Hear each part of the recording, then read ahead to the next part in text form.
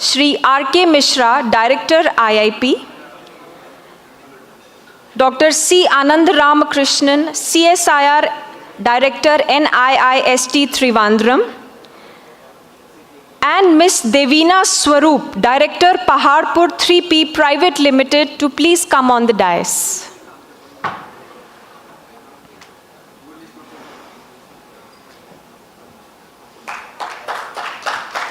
Thank you so much, everybody. To start the proceedings, I take this opportunity to acknowledge the generous initiative of Paharpur 3P, which has offered to extend scholarships to support students from EWS category, girl topper and single girl child pursuing BS and MS packaging technology courses at IIP Delhi. This thoughtful contribution will help the deserving students pursue quality education in the field of packaging technology and further strengthen the talent pool for the packaging industry. So may I humbly request Ms. Devina Swaroop to kindly say a few words. Ma'am, please. Please say a few words.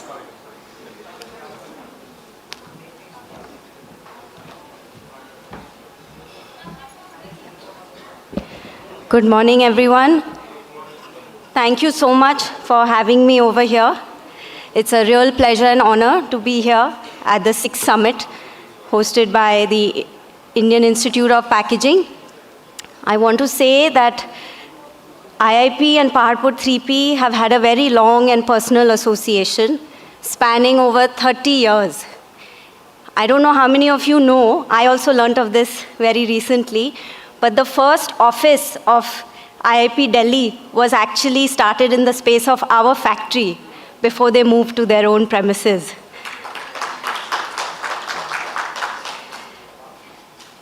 We look forward to hiring graduates and talent from IIP every year. They form a very core part of our team. Many of our most valued team members are proud IIP graduates.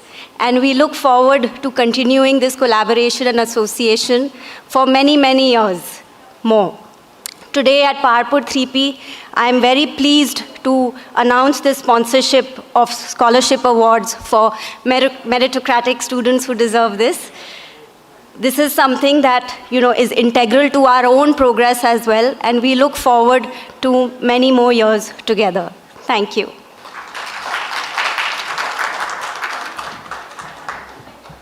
Thank you so much, ma'am. Much grateful for your contribution and support. May I humbly request the esteemed dignitaries on the dais to please take the center stage and award our students. I invite Ms. Khushi, who has secured a scholarship, Paharpur 3P scholarship of 80,000 rupees per year. Next, Mr. Pankaj Singh, a scholarship of 80,000 rupees.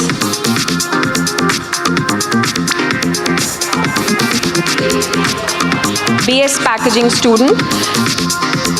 Mr. Tehzeebullah Khan, BS packaging.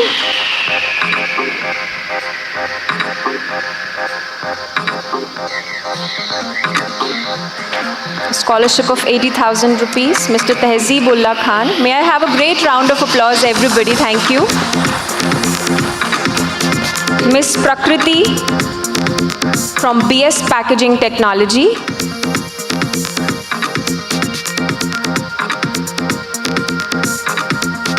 For a scholarship of 80,000 rupees. Ms. Tanya Kamboj from MS Packaging, securing a scholarship of 1,65,000. Next we have Ms. Kavya. Please come forward, securing a scholarship of 1,65,000.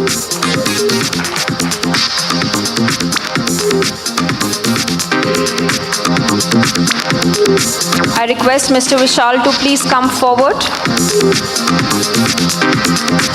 Vishal.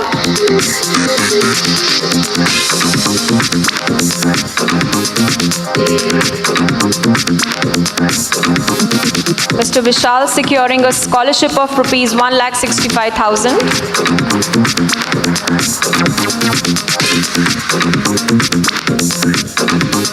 And Mr. Lavkesh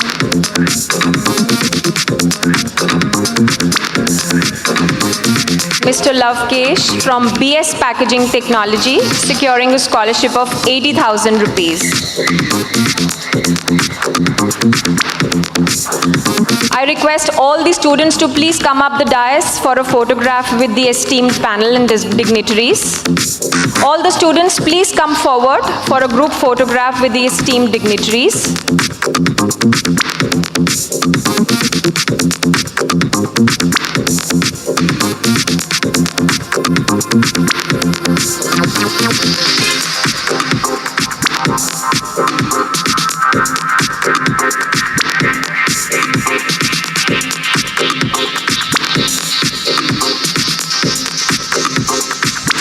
So 5 BS Packaging Technology students and 3 MS Packaging Technology students have secured scholarship from Paharpur 3P.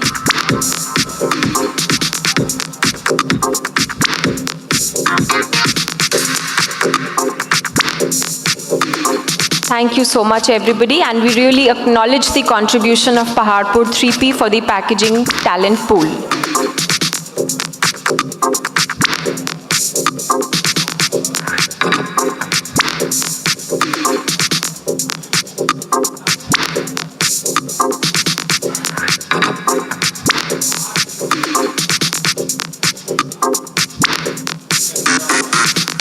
MOUs. IIA.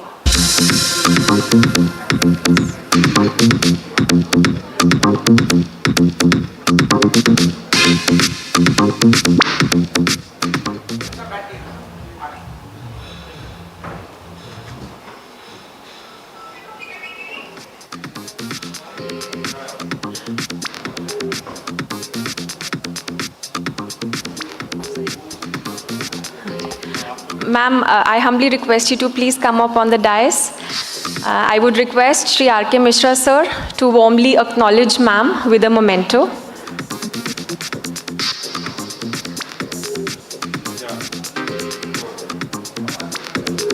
Can I have a huge round of applause, everybody? Thank you.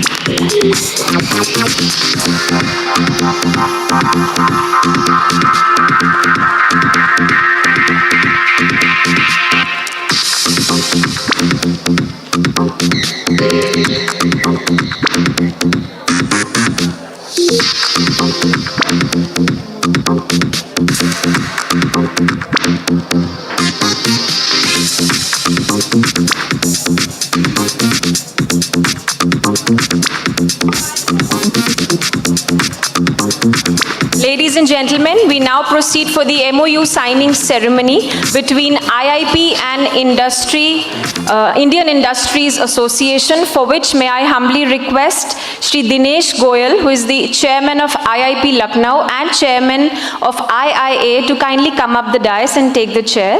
And I request Shri R.K. Mishra to please proceed for the MOU signing.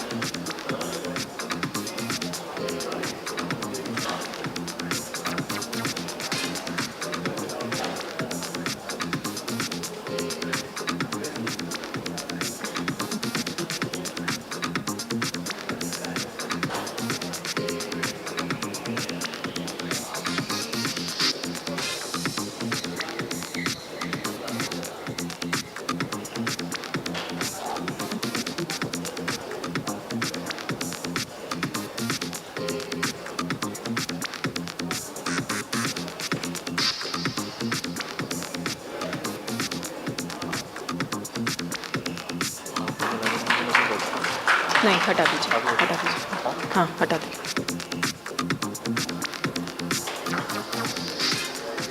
Thank you so much, sir, and we look forward to a fruitful and productive collaboration. May I request the team to please set the dais for the next session.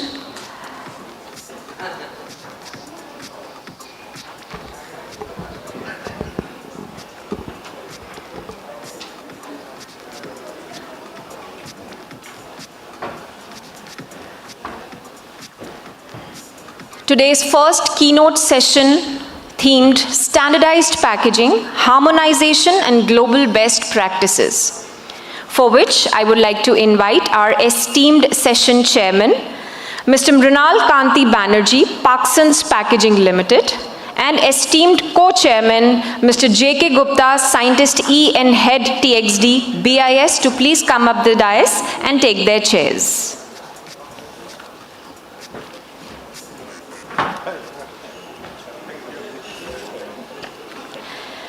It is an honor for me to humbly introduce Mr. Mrinal Kanti Banerjee, who is a seasoned packaging industry professional currently serving as a management consultant at Parsons Packaging Limited. He brings over more than 35 years of experience from the EPL Limited, where he retired as Global Director of Creativity and Innovation. He is widely recognized for his expertise in laminate tube manufacturing, film production, and packaging R&D. We welcome you, sir. I am also honored and humbled by the presence of Mr. J.K. Gupta. I would like to introduce him. Sir is Scientist E and Head of Textiles Division at the Bureau of Indian Standards. In his leadership role, he oversees the formulation, development, and implementation of Indian national standards in the textiles and related product sectors, ensuring alignment with quality, safety, and performance benchmarks. For this session, we have some excellent speakers. May I humbly invite Dr. C. Anand Ramakrishnan, Director, CSIR, National Institute for Interdisciplinary Science and Technology, Trivandrum. Welcome you, sir. Mr. S. Swaminathan, CEO, GS1. Welcome you, sir. Mr. Rajiv Kumar Dwivedi, Director, TTRC Lohia Corporation Limited. Request you to please come up the dais, sir. And Mr. Joseph Ross Jackson, immediate past President, Asian Packaging Federation, Philippines. Humbly request you to please join us on the dais.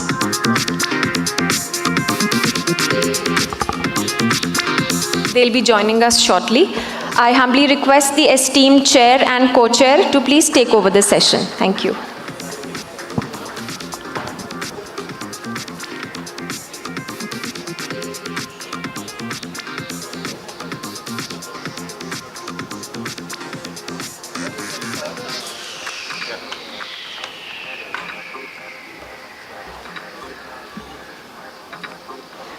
बस ये दे दोगे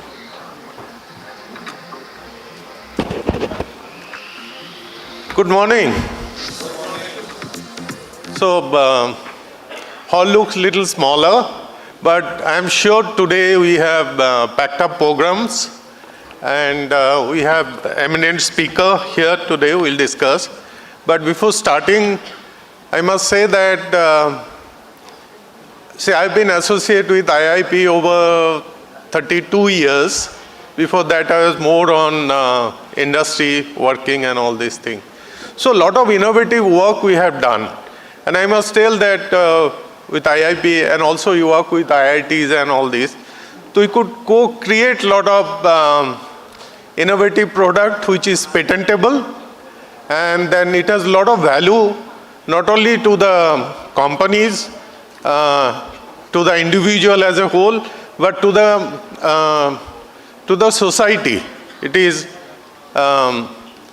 it's more durable, more sustainable, and yesterday we know one thing, less is more. So, all these 3R, 4R concept, we could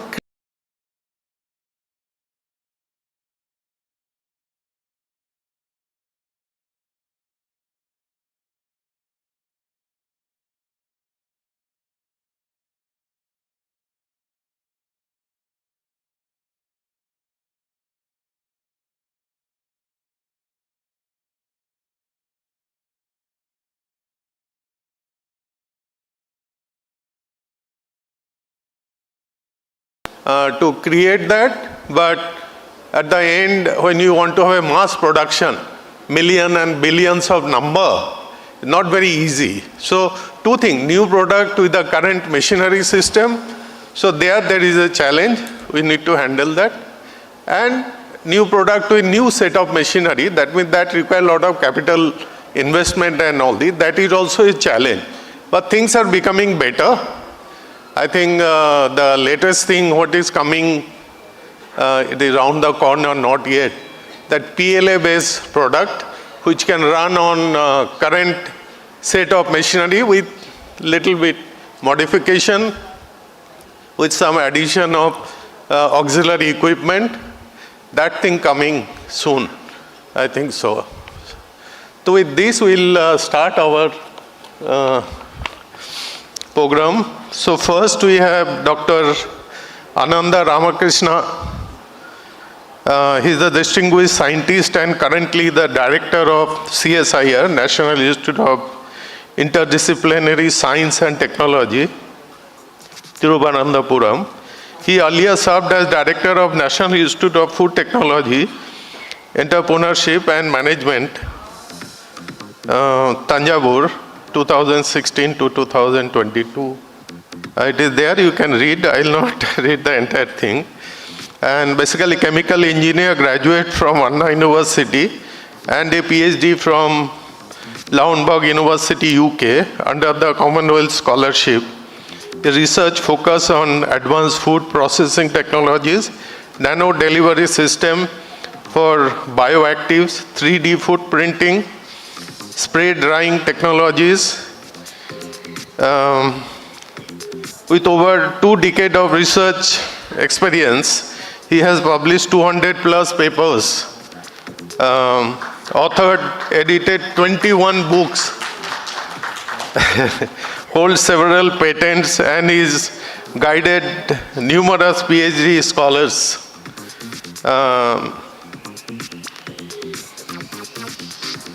I think with this we'll ask sir to come and present your paper. Thank you so much.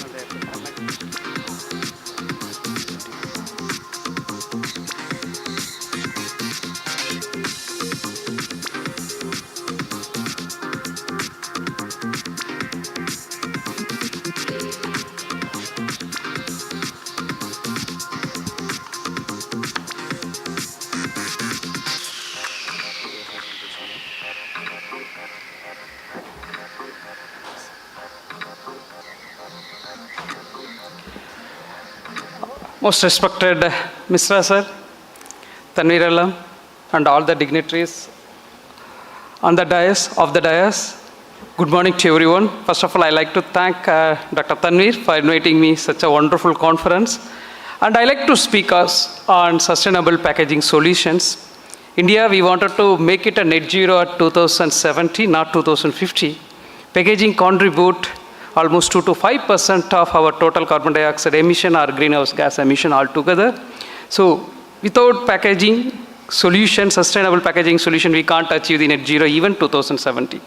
That's what I need to touch upon, where we have to start looking into that sustainable packaging and what are the innovations needed in this packaging industry.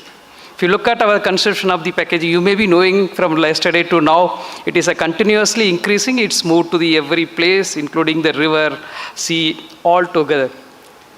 What is the greenhouse gas emission 2050? It is going to be 1.34 gigaton CO2 emission, which is almost close to 300 coal plant, 500 megawatt coal plant.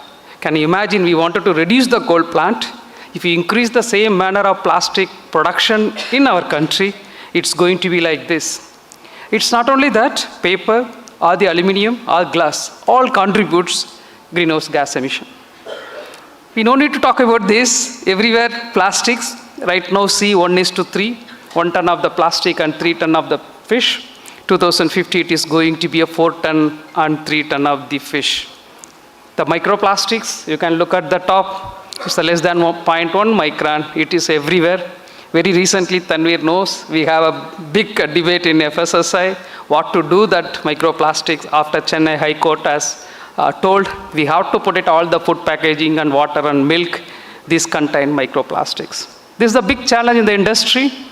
For example, if you take the salt, if you harvest the salt from the seawater, microplastics are present. It is not come from the packaging. It comes from the sea itself. That's what, how to mitigate, how to find out what are the solutions in front of us. Everywhere plastics. Yes, our industry is growing fast, but same time we need to think about environment. Mountains of mountain plastics are there. We are taking 5 grams of microplastics every week, equivalent to 1 credit card size of the plastics we are eating. You believe it or not, that is the truth. It's moving very, very rapidly. We never expected the rate in which microplastics migrations, it's going on. But our industry is growing very, very good phase. Look at right now packaging market size is the 1.14 trillion. I don't want to go detail on that. All the flexible package or rigid or metal, glass, all the growth rate globally and India. If you look at the global growth rate and Indian growth rate is higher than the global growth rate. That is added to the food industry growth. Right now, ready to cook product growth rate is 24%. Food industry growth rate is 12%. $856 billion worth of the business in the food industry alone. Last 10 years, the one industry is growing more than 10% is the food industry. Automatically, packaging also grows the same manner, and online food ordering aided to this. Wastage is more because we are recycling in principally 14 to 15%. That case, loss is almost 95%. If you convert that loss into the value, it is close to 80 to 120 billion size of the material loss. That means that much amount of worth of the packaging material we are losing. What is the other alternative for the plastics? Immediately we look into the paper. Paper is not a good alternative. 15 billion trees are cut globally every year. Converting paper from the wood need 4 times higher energy. 70% it creates more air pollution. 50% more water pollution. So that's what it is not the ideal alternative for the plastics. Then we look for the multi-layer packaging. That's what all the layered aluminum layer to layer. If you increase the layer, recycling will be a very, very tough. That's what we could able to achieve only 54% of the recycling in the multi-layer packaging. Then we'll think about other alternative is glass. Again, glass releases CO2, SO2 or NOx, all the gas. Recycling happening only 22%. Doing the recycling, again CO2 is released. We talk about aluminum. Can we go for the alternative to the paper, plastics or the glass? But look at the CO2 produced from the aluminum and compared to PET. 1 ton of the PET bottle produced 2.23 tons of the CO2. In the case of aluminum, it produces 12.22 tons of the CO2. 4 times higher CO2 is produced in aluminum. So we don't have any material in front of us to go for the alternative to plastic. In principle, if you talk, that is the way the scenario is going on. One side, industry is wanted the packaging. Second, we don't have the material to aid. Policymakers wanted to cut the plastics. Now regulatory has come. They are telling to put all these things. So we need a real solution. Look at the global warming. Last year, 1.38 degree temperature in the surface temperature of the earth. We can't allow to go beyond 1.5 degree. What will happen? Antarctica melts everywhere. That is happening exactly after 1990. You can see that here the temperature what is going on. after 1990, how fast it is going. That's what you can see, the linear increasing after the 1990, the industrial revolution comes. It's obvious, one industry revolution goes, automatically global warming will increase. But one fact, food industry. We are talking about vehicles. All the vehicles put together releases 28% of the global greenhouse gas emission. The food value chain, including the cultivation to the final packaging, aided 26% of the greenhouse gas emission. 26%. Out of which 4.6% contributes packaging. 39% is contribution to production, processing 3.5%. Packaging is the highest, second highest in that 26% of the greenhouse gas emission in the food. Where it comes, when you move to the ready-to-eat, ready-to-cook product, packaging added into that. That's what, that 4.2% we need to consider. For the simple PET bottle, you take that one example of carbonated beverages. Packaging alone releases 58 gram of CO2 equivalent to per liter. Per liter of the carbonated beverages, if you add into the PET bottle, it releases 58 gram of CO2. The solution, we started thinking about this solution under the CSIR Sustainable Packaging Mission. I am leading that mission. More than 13 labs is working under the single mission. We wanted to make it alternative to multi-layer packaging, alternative to PET bottle, alternative to single-use plastics, indicators, spoilage indicators, and the testing capabilities. I'll give some example of what we have done till now. And our director, Mishra sir, is the monitoring committee member. He is monitoring the progress of this mission. And it's a very time-bound mission. We are working on it. And one is that alternative to PET bottle. We made this PET bottle, CSIR NIST is working on it. This is a very simple starch-based material. Strength, transparency, everything we optimized. Coming June, we are releasing this technology. More than 10 companies already listed wanted to take this technology. We have done all the testing, including the strength and barrier properties, and also biodegradability testing. Our institute has the both aerobic and anaerobic biodegradability testing, and we have done all the testing, including the lid has been developed at CSIR NIST. This technology is available. We'll see that how best it can be penetrated.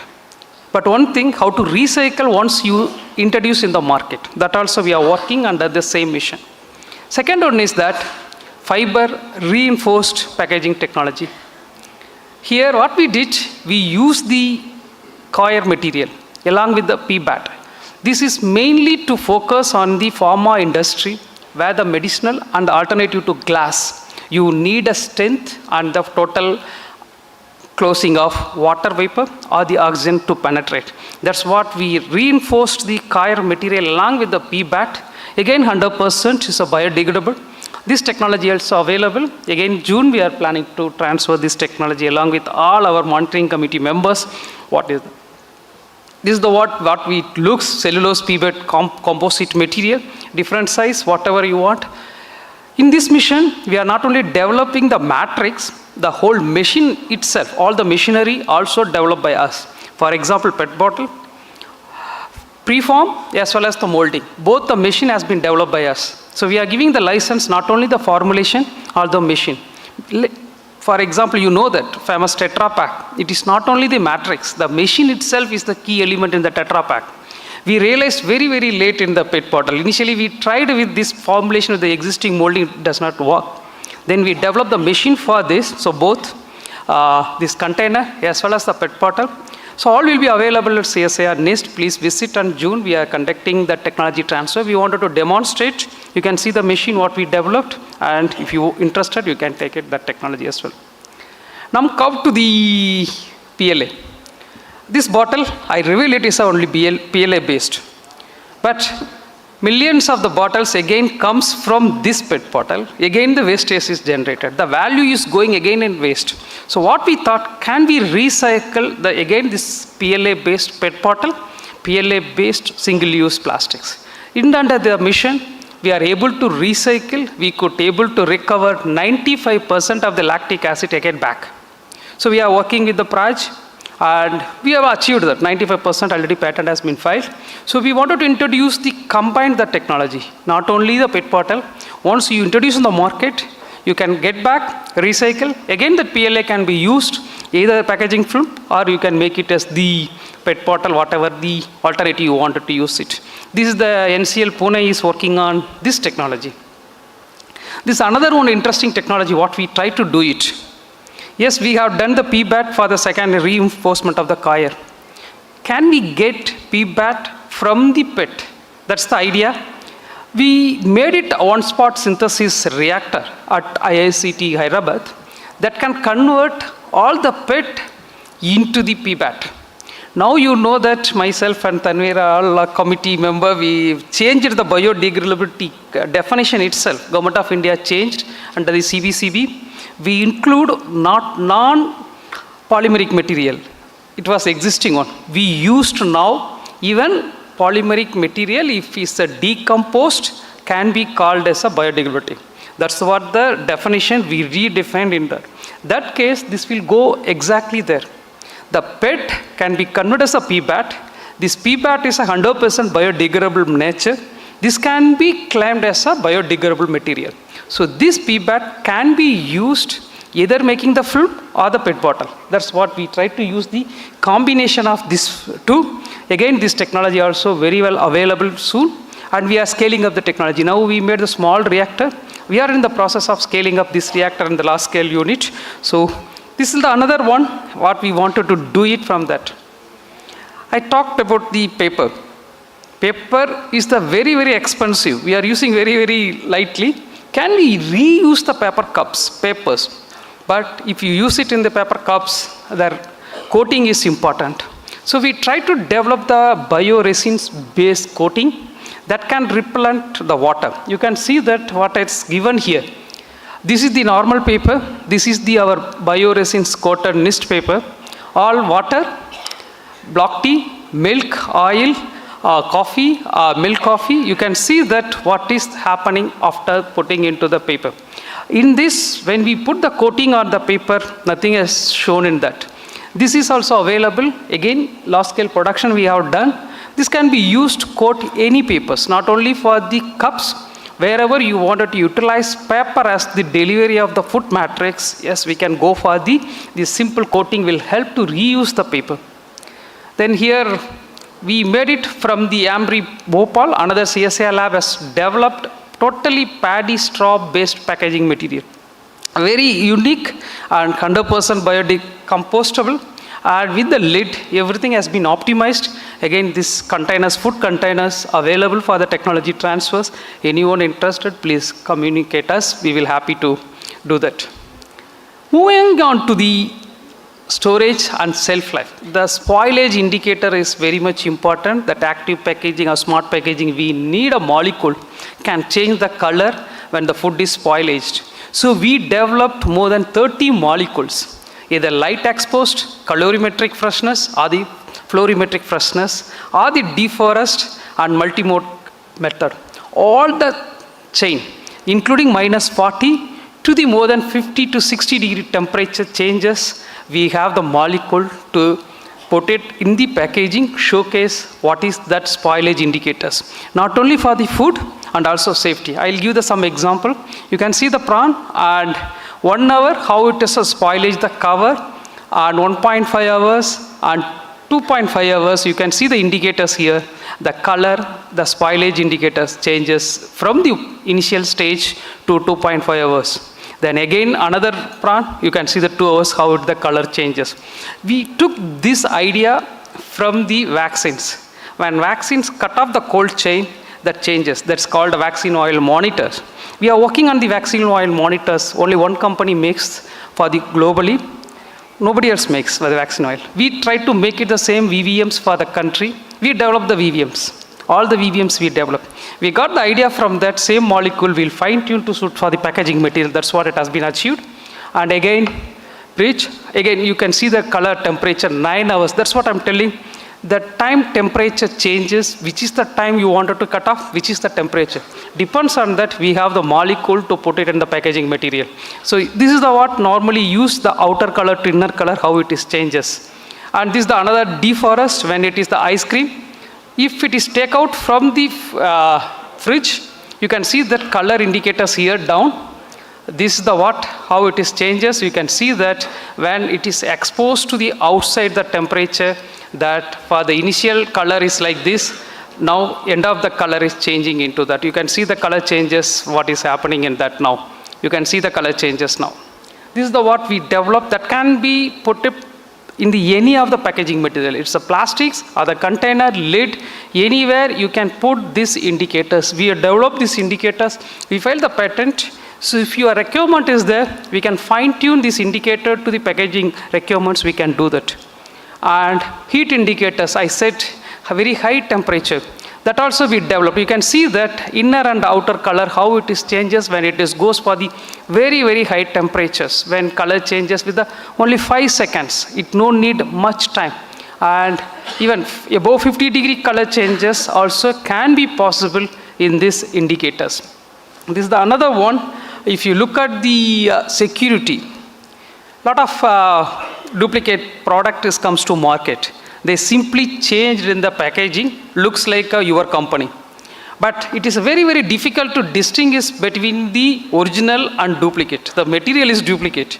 But can we have the security code outside? That's what we developed, that security code. Just under the UV light, you can visible. Normal light, it can't be visible. So normally this technology used in the currency notes. We developed this technology originally for the currency note. We took that ink, modified to make it in our packaging security ink. It can be printed according to your logo. That can be easily visible, which is the one is the original, which is the one duplicate that can be done.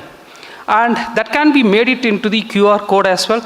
You can see the unexposed. When it comes the exposed, total color is changed. That's what we developed. This is where it will help. For simple example, now a lot of online trading is happening. You buy some shirt or whatever it is comes, in between they tampered, they change into the system. Just they open to the light, the color changes. Then you know that it has been tampered during the transport. That's what this will help to the packaging industry to make security code encrypt with the packaging line itself we developed. I will conclude with my last talk on the microplastics. These are two articles. One is that blood-brain barrier is so strong in human, still it crosses. It's a well demonstrated article. You no need to have any doubt on that. So total imaging has been taken. Second article, another interesting article of this. European Food Safety Authority took 2015 to 2025. 1,700 research papers they analyzed. Finally, they told we don't have any method to detect microplastics. All are different. The same place, same brand has shown microplastic of 10. Another report is showing that 1,000. How to believe? The fluorescence or FTR, Raman spectra, these are the methods are available in front of us. But none of the method is very, very conclusive, very, very effective. That is the problem right now our industry is facing. So we need as quick as possible to make a method to detect. Otherwise, regulatory on side, legal already Madras High Court and other courts already lot of litigations are there.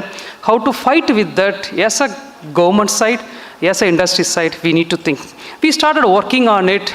We know that two methods, we can go for the spectrophotometer or the fluorescence method or the Raman spectra. What we did in my lab, I'll finish it at another 2 minutes. We use the fluorescence method, Nile red we use. That's how globally we are using to put it into that. Another one is the Raman spectra. Surface enhanced Raman spectra, you need a substrate to attach with the microplastic, either PE or PET or PBPS. It will attach, but it takes 10 hours to find out one particle. So how to merge these two? What we did, we used the AML based technology. We give the input of fluorescence method and output using the Raman spectra, we could able to detect microplastic. That you can see the difference here. First one is here. Is a pure water. Again, pure water itself, we are getting 2 microplastic in the fluorescence. When we go for our method, this is the, we use the both Raman spectra and the fluorescence method along with the AML based 0. That's true. Then brand one, we collected the commercial water brand from the market. One is showing 18, what our method is shown 2. Then 3 brands in different temperatures, and it showed some microplastic.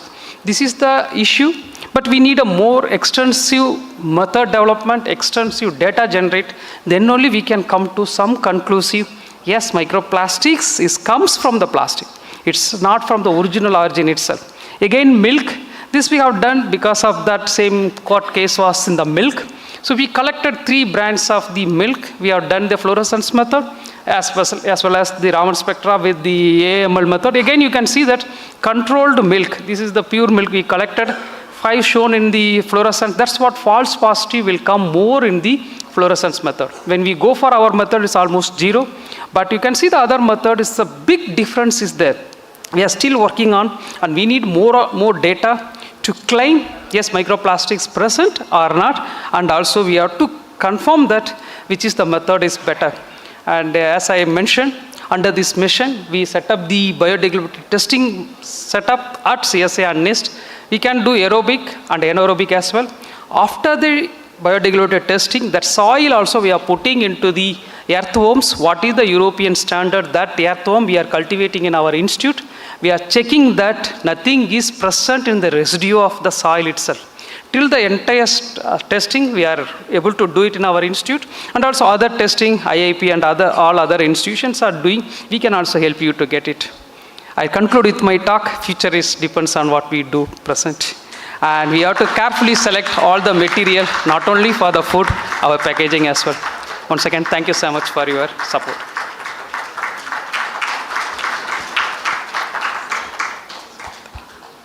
Thank you, Doctor. We have a lot of questions. I have 2 screens, but I think, we should give some time because these are very applied, and, being a scientist, research scholar, we also wonder some of the things what doctor says is very relevant to the industry. So I'll point out 2, 3, sir, if you answer, and this is for the benefit of the audience and industry. See, last one, I know we are also struggling. That microplastic, the test method at this moment is very complicated, and water bottling and all this, almost every district or every mohalla they do that. So is there any simple way mechanism like all-in-one kind of thing? You put water sample and that indicatively, like how we do FTI or DSC or GCMS, these are all very established. Whereas microplastic for water or milk, now everybody wants that certificate. Is there any easy way out? So that's what I have shown in my slide entirely for that. We have made the Raman spectra. That's what surface enhanced we used. So we collected the data. We are going for the fluorescence is the easiest method. Just you attach with the Nile red, any dye will attach with this polymeric molecule we can get. There we are getting the false positive. How to reduce this false positive in the fluorescence method? That's the easiest method. Next method is FTR, next method GCMS. We'll get there we can get only concentration. We won't get the number of particle in GC. But Raman spectra, you get the number of particle along with the size and the shape. So that's what we went for the Raman spectra. We wanted to minimize that data to fit into the fluorescence. So simple fluorescence, we can get the results of Raman spectra. That's what we tried to use the ML model. So that ML model, that n number of data presented into that, we run that with the background modeling. So that's what we tried to do that, sir, but validation needed more time.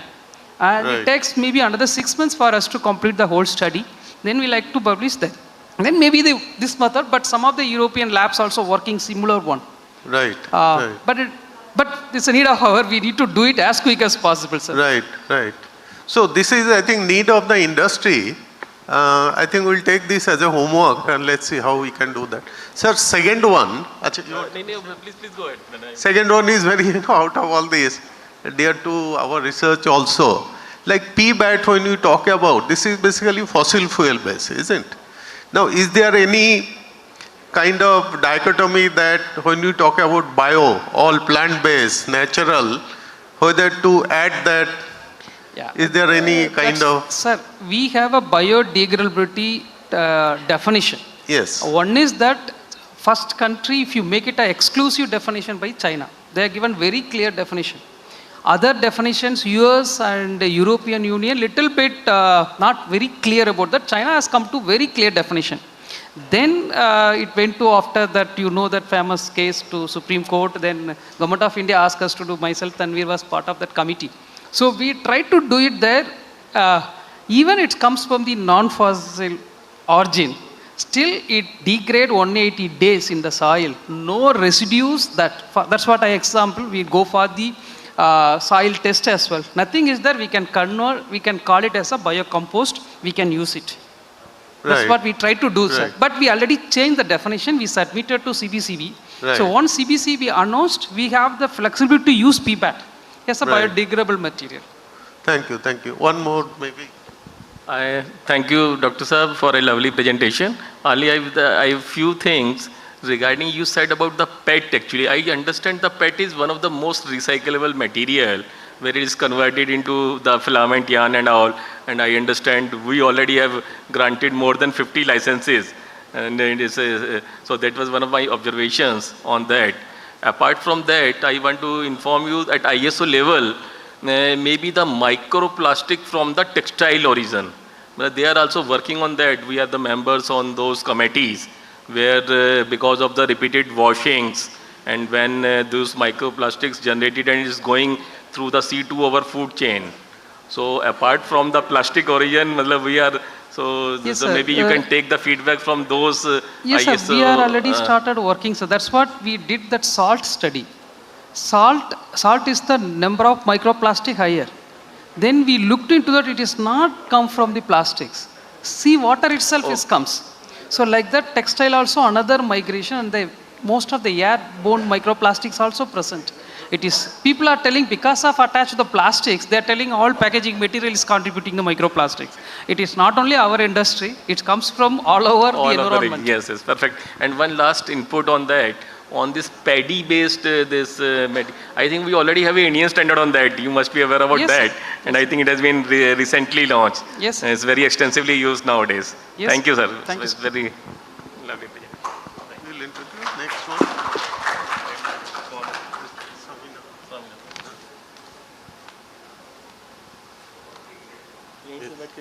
हाँ करो ना. So I think we.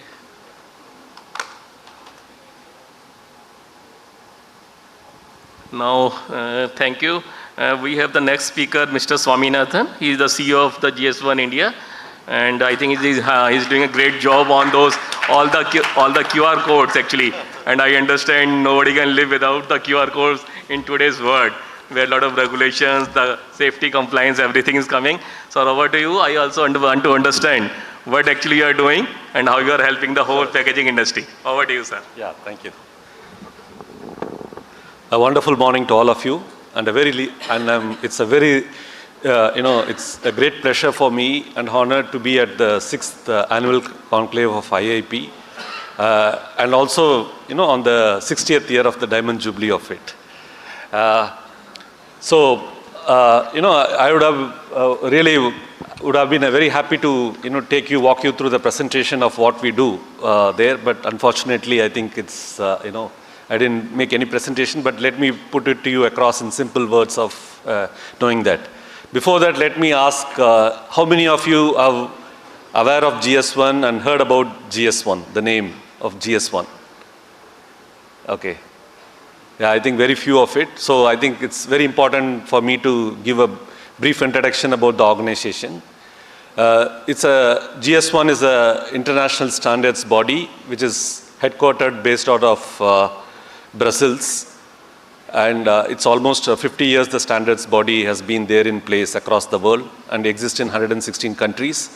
And just few minutes back, I understand my co-panelist and there is also from the Philippines, happens to be the Vice President of GS1 Philippines on that, which is there. And in India, we are very fortunate enough, after the, in terms of liberalization in 1994, the Ministry of Commerce took up the initiative to set up this body in India, co-opting members from various government departments, industry, and IIP also was one of the co-founding, board of governors on that, which is there. So to explain to you, all of you, we are like what the UID does for issuing an Aadhaar number for any, identity across, there. We issue an identity for all products, which moves across the supply chain. So any product that you have been seeing so far conventionally all have a 1D code, a barcode below that which is there of, if you see a water bottle, anything that starts with 890, that means the membership of origin starts with India. Like a telephone code, starts with 91, any product that is there. So today the 5S is a very, very important, and it's at the right time, the conclave of integrating with the AI. You talk about all this, to be safe, to be secure, to be sustainable, and to be smart. The basic essential component or the pillar or the basic key pillar for it, the bridge is the standardization. That's very, very important of it, which is there. So normally when we talk about the packaging, I am from a very different industry altogether, but I can correlate as a consumer or as a user of it. We talk about packaging, so far conventionally as something which is to do with protecting the product inside, to giving a look, to giving a more of a consumer trust. That's what when all of us buy, shop, buy products physically, that's what we do, But today, if you look at, there is the fundamental, in the last 7 years, the changes that has happened are unprecedented. Not only the changes, but the generational change is also very fast, right? So we talk about earlier, for every 10 to 20 years, there is a generation like Gen Z or Gen X, Bloomers, all these things has to take years to make a change. But today generation is moving at a very fast. You have a Gen Alpha coming in. So the consumer is also evolving much faster pace. And going forward in the next 25 to 30 years, it's all has to be a digital, right? The packaging is going to go digital. So the packaging also needs to evolve, and which has to be much smarter on that. So it's not only the packaging, it's also the technology that is going to integrate it with each and every packaging of it. Now coming to the subject of the best practices and also to do with that, we all know that there are a lot of counterfeit products which are coming in the market, and it's mind-blowing. I recently read a couple of days back an article that in the crypto and other world, in terms of it, the counterfeit and other citate, the economy is, if you look at in terms of the economy size, it is the third largest economy across the world. So how do we do that? We cannot eradicate counterfeit, but we need to have mechanism, tools, and which we need to do to identify, or the tools that we need to develop for it, which is there. So the fundamental shift that is going to happen the next 5 years is, like so far, if you look at the product, identification has been on a product. Then in the last several years, because of traceability and other thing, the identification of product moved into serialization. That means you have a product, you have a batch level, that's how you track the product. But in the next, if you look at in the next 5 to 10 years, unit level traceability is going to play a very, very important role. That means if I manufacture 100,000 of water bottles that we all having, everything will be having a unique ID. Apart from your product code, apart from your batch, you also will have a serial number so that you can track each and everything of the product packaging that are there. So as an industry, how do you gear up for it? I was just seeing the presentation of Dr. Ankrishnan on that, which he was talking about the QR code in the product packaging of it. The next generation is going to be all the QR code. And the QR code is going to do a lot of things which are very important. But as a packaging experts of it, you also need to make sure that, the code that you are going to do on the product packaging, or the technologies of a covert or a overt that you are going to do that to make it more secure, has to be, standards has to be integrated on that. Like all of us speak in a language that each one of us can understand. Hence, it is also important that the product, when they move across the supply chain, because unlike identity which is of a very national level. Product has no boundaries across. They move across, from one part of the globe to the other part of it. So they also need to be more, in terms of it, they make sure that whatever the product packaging across it is there has to be standardized form of it, which is there. So we have talked about, standards of how things which are there. When I talk about the QR code, this is going to be again for a packaging industry. We have already seen in the healthcare. In the healthcare, if you look at, earlier what used to happen is you incorporate barcode as a part of your packaging, as a part of your artwork.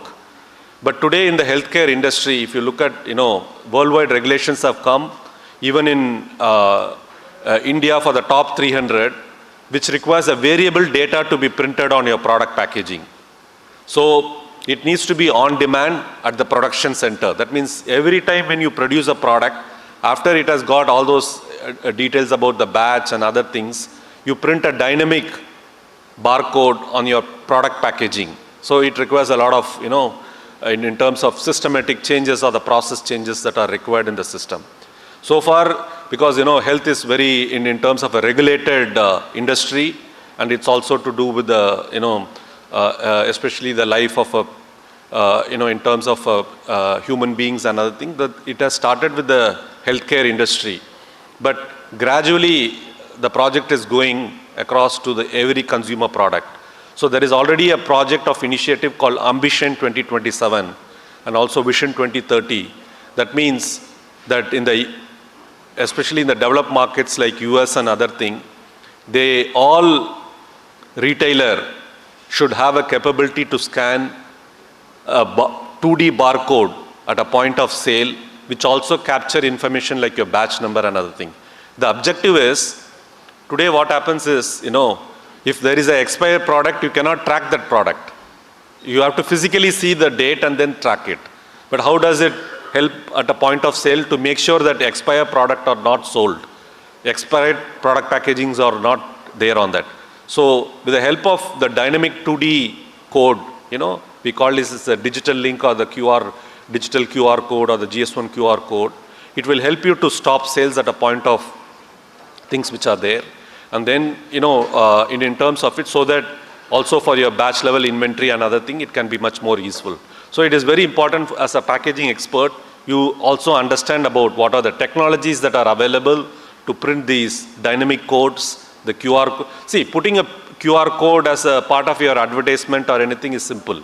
But really putting a dynamic QR code on a product packaging, it requires a lot of, piloting. It needs a lot of systematic changes which are required on that, which is there. The next more thing which is evolving around is, as we are getting into the digital, the products, if you look at today, most of us buy products, on an e-commerce site, right? So what it started with food and grocery has turned into apparel, consumer goods. Now even everything is going in towards the digital part of it. So when, people buy products at a latest, get the physical product at a later stage, right? Now the important thing is how do you twin the product packaging or product which is there in the physical world to the digital world. So that's going to be a very, very important phase of it, because you need to have the physical presence of a product, the packaging, the aesthetics, everything need to convert into the digital twin of it there. So in India, we already have started developing a national repository of product packaging details. That means any product that is sold in a retail, you enter that unique code, we call it as the EAN or a G10 code, or you scan it, you will get all details relevant to that product in there. So I'm sure that all of us will have a smartphone. Maybe after the session, you go and download an app called Smart Consumer app, and you start scanning a product which is there. When you buy it, you will get, we are getting all details of the product, and that will also facilitate to do that. So all these things from a physical world is getting converted into a digital world. So the packaging needs to make sure that, the concept of linking Whatever is so far it has all been only on the physical layer. How do you link this physical layer of a product packaging data with the information layer? That is going to be very, very important on that, which is there. The other thing which is also important is the technology is playing a very, very important role. In a product packaging, I said, the QR code, but there are other technologies which are helping you to, for counterfeit and other thing, which are like your RFID enabled packagings are coming up, and also the NFCs, NFCs are also coming up, which is there. So especially which are very, very, high value products of it, the technology is embedded into the product packaging to get those data available on that. Apart from that, other important thing of a product packaging is also on the traceability of a product. So that is going to be very, very important. So what is going to happen is, if you ask me whether, barcode can be copied or whether barcode cannot be there, yes, barcode can be copied. But the information behind the product or the layer of traceability cannot be copied. That's why if you look at, in terms of data related to that, the product movement across the supply chain, all these needs to be integrated across. So that, for example, you look to barcode and you want to know which is genuine or there. Of course, you need to send it to the quality lab of it, but you can find out from where it originated, because you can, you can capture the coordinates when you scan. The geotagging, everything can be captured onto that, so it will help you for the better traceability of things which are required on that. So as I was mentioning to to the director IIP also, that today if you look at 2010, I remember of framing a national policy for the vehicle identification. So that was the evolution of one nation, one tag. Earlier, between 2010, 2008 to 2016, if you look at every car, used to have almost 5 to 6 stickers of it, because there will be 4 or 5 operators, toll operators across. If you go from, for example, from Delhi to Jaipur or from Ahmedabad to Mumbai. So we brought the concept of one nation, one tag, which was rechristened as FASTag. So that time I remember we wrote a position paper of saying that if you have this, the interoperability becomes easy. It can be used for your parking lots and other thing. That's what the concept which we did around almost 14, 15 years back. Then almost 2-3 years back, GS1 has been very instrumental in developing the FASTag, which all of us have on our windshield of our cars, right? So we said that the data needs to be standardized. Today I'm very happy to see that whatever is the vision that we had, along with the Ministry of Road Transport and other thing, if you look at now all the parking, lots and tolls, everything, there, and also for the tracking of the vehicle movement. So it is also important that traceability is very, very important of it to, there, not only on the products and also which is there. And also, very importantly is because today, as you need to be competitive at the end of the day, it's also important that whatever the information is required needs to be at the source. The source is the product packaging, which is there. So you need to capture all the informations are there. And today the competition is not between, companies or which is there. It is between one supply chain versus the other supply chain. So you need to have a mechanism of traceability and to be more faster in that. The other concept of it is very important is the AI, since the theme is also on the AI part, you need to really look at how do you embrace of it. I don't see that, wherever there is going to be a repeated task, it can help you to do that. But you also need to look at from a packaging expert of how do you augment it and make it more from a productivity and efficiency gain of it. That's going to be very, very important in the product packaging and design. It's going to play a very, very important role. We are seeing already lot of sign. So my, based on my limited knowledge of it, let's start to embrace it, because whether we like it or not, it's going to be there. And it's also the skills which are very, very important in the packaging industry for an AI adoption of tools which are very, very important of it. I think that needs to be there. The next very important fundamental change that is going to happen in the packaging is the emergence of the you call it as e-leaflets or, in terms of e-label regulations. Because the product packaging is so small that you don't have space at all. So how do you do that? So especially when you have enabled a QR code with the information linked to there, that's what the packaging is going to change about. So you scan it, you get all the information related to a product, the ingredient, the packaging, and all those things which are there. So you also need to look at how do you conceptualize the digital packaging in your product packaging of it, which is there. To conclude, I just have a couple of minutes to there. I also want to take some questions if you have. To conclude, I would like to say that, packaging is no longer a wrapping of a product. It is about protecting the product, connecting it, and building a digital trust around it, which is there. And if you have to do that, definitely there is no other alternative. You need to have embrace standards onto that.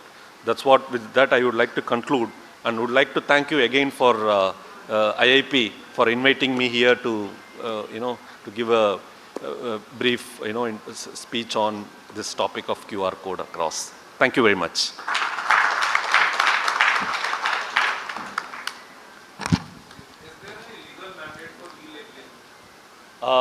For the e-labeling, currently there are mandates in the pharma sector for whatever the exports are which are happening.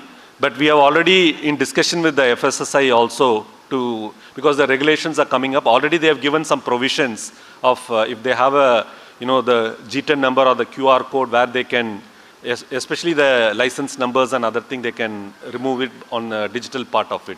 But as of now, the regulations are emerging in. Like for example, in the pesticide, there is already a regulation which mandates not only e-labeling, but it says that when you scan a QR code, these are the information that you need to get. So already there in the agri industry, and now I think gradually we will see across in other sectors which are come. So, Yeah, any questions? Yeah. Any questions from the audience? So we thank you very much for your lovely presentation, sir. Thank you, and have a wonderful day ahead. Thank you. Thank you. I was just actually going, I was also not knowing about GS1 yesterday once I went on the flight from Hyderabad to this place. So there I find they are doing something for this Gir. There is a ghee from the Gir region where I think you have done some project. So I will suggest that there is a Pashmina. Pashmina from the textile origin is one of the, where you will find a lot of counterfeits. So maybe you can explore this possibility also to do that. Thank you very much. Okay. Our next speaker, Dr. Joseph Ross Joshan. Joshan or Jackson? How you? Joshan. Yeah, Dr. Joseph Ross, licensed chemical engineer from University of Santo Thomas, with advanced training in business strategy and national security, and served as a lieutenant colonel, salute sir, in the armed force of Philippines. Dr. Joshan, you are the immediate past president of Asian Packaging Federation, a director at the Packaging Institute of the Philippines, vice president and trustee of GSI Philippines, and an Asian Goodwill Ambassador. So it will be interesting to know, sir, in Philippines, how you manage such a complex packaging. I think they are very advanced in terms of packaging per capita consumption. Yes. Over to you, sir. Thank you. Okay, thank you very much for that kind introduction. Good morning, everyone. In the Philippines, we say magandang umaga. Magandang umaga sa inyong lahat. Good morning, everyone. So today, thank you very much for IIP for inviting me, to my dear friend, the new Asian Packaging Federation President, Director Mishra of IIP. And I'm glad to be here in India. And I'm here to discuss about sustainable packaging for sustainable environment. We hear this a lot right now about sustainable packaging or sustainability. Everywhere, especially in the packaging sector, this is what drives the industry right now. Who are here? Who are engineers here? engineers? Okay, chemical engineers. Hi, sir.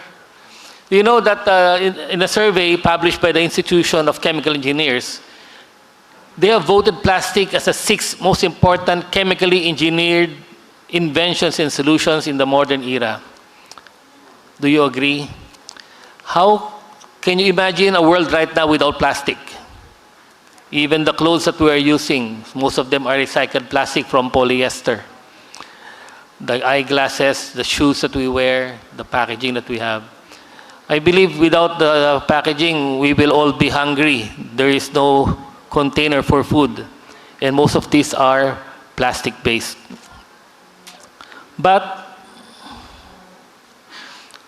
they come with a problem.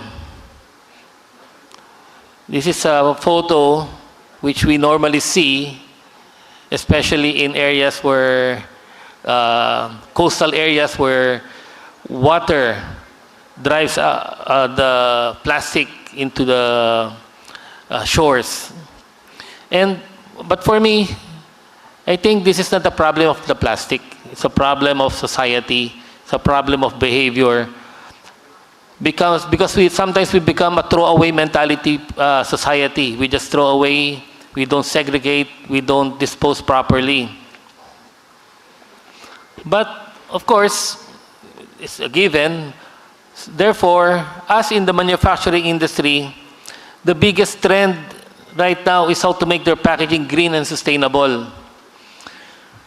Before, when you go to hotels, you can see your shampoos, your toothpaste, or your other essentials in the bathroom. They're in all small packaging right now. But right now, they're all already in the containers that are reusable, refillables, because they're trying to make it sustainable and green. But it's not just in our hotels and workplace. It's going to be, we see it in a lot of places right now.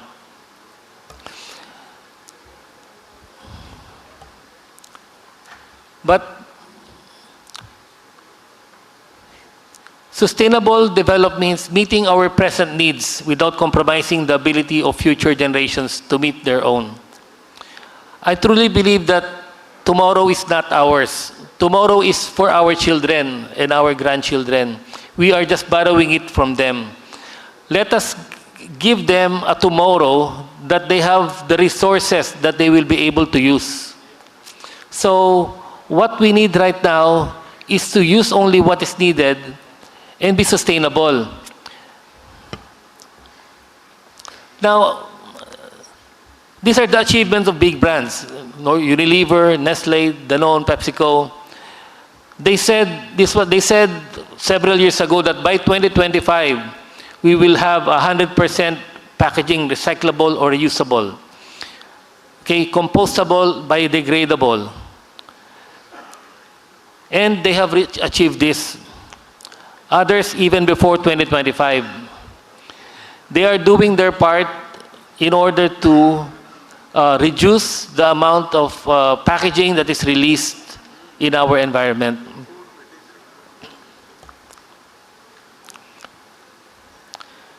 Currently, sustainable packaging focuses on circularity, featuring monomaterial plastics, plant-based and edible materials that are easily recycled or composted. So this is what most of the industries are going into right now. Trying to have a mono-material plastic so that it's easy to be segregated and recycled. Now, the key innovations include smart tracking for reusability, plantable packaging, paper-based barriers for food, driven by strict regulations reducing plastic waste.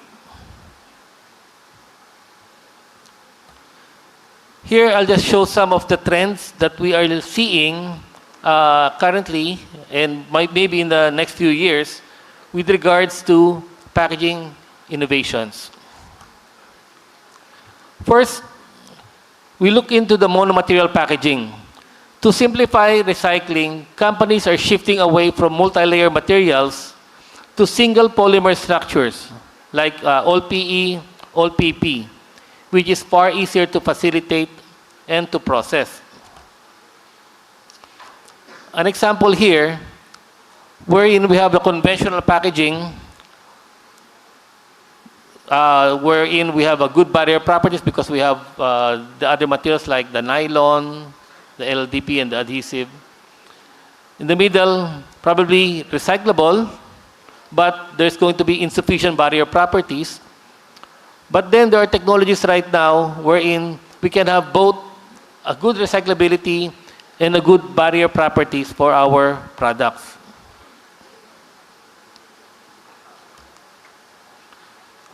Next are plant-based and biodegradable materials.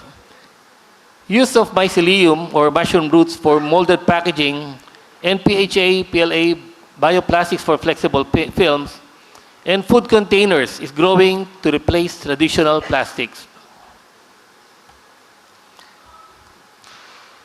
Here's an example of a bioplastic, a category of polymer derived from renewable biomass sources, such as cornstarch, sugarcane, or other plant-based materials. These materials offer a more sustainable alternative to traditional petroleum-based plastic, as they can be produced using renewable resources and typically have a lower carbon footprint.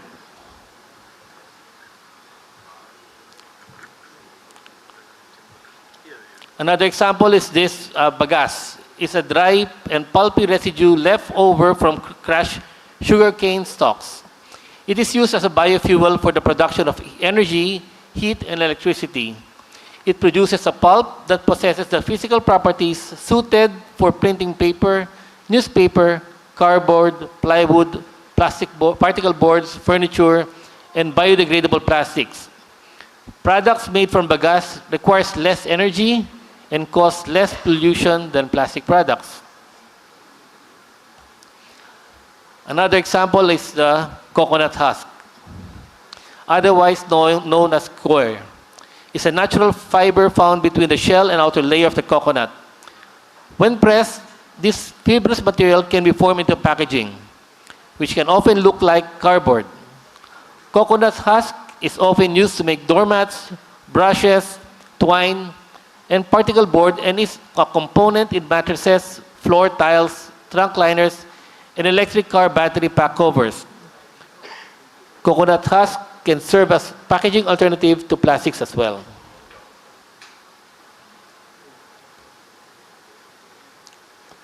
Smart and connected packaging. As discussed earlier by our first presenter, IoT, sensors, and blockchain are integrated to track product freshness, minimize food waste, and improve supply chain transparency. Now, to be able to have a smart packaging, we have three factors. First, we have to have the intelligent packaging, connected packaging, and the active packaging. The smart packaging, as shown here, in a nutshell, provides some sort of real-time information or action depending on the circumstances. For example, it might contain a chemical that can make the package cold if exposed to a hot environment. Or it could leverage a small digital display to communicate a pending expiration date.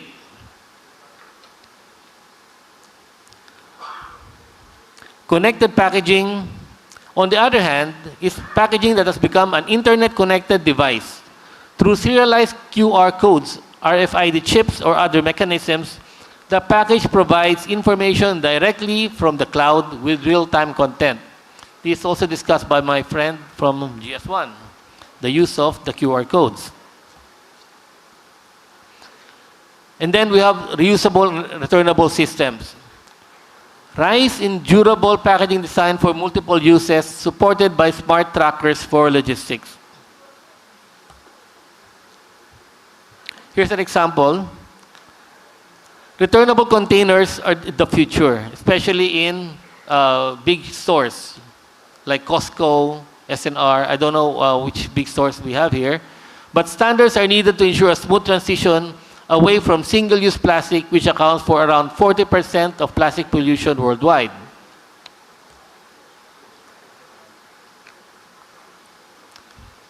We also have this returnable system for light and medium weight bulk materials. The stackable, reusable Falcone container from CHEP was developed for the handling, storage, and transport of light and medium materials, weight bulk goods. This is reusable. So after using, go back to the manufacturer. Next is we have the plantable and edible packaging. Innovations like sea-embedded paper or edible seaweed-based films are emerging to achieve zero waste goals.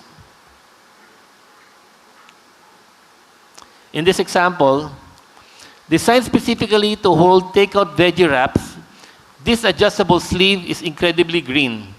The paper consists of a recycled paper material and embedded seeds of basil, parsley, on oregano. Imagine, in the paper itself, there are seeds in the paper. The graphics would be printed with environmentally friendly soy or vegetable-based ink. To grow your own herbs, wet the packaging and bury it in the soil of your garden, a planter or a flower pot. Water it and give it plenty of sunlight and it will thrive. So you can use the packaging if there's seeds embedded in it. Then another trend is lightweight and reduced materials. Brands are reducing overall material usage, which use significantly less plastic. These advancements aim to meet consumer demand for eco-friendly products while adhering to increasing global regulations designed to reduce plastic leakage. Here's an example. Yesterday, our friend from Alpla discussed this. So they made bottles lighter by reducing the plastic content. Also, lighter means less CO2.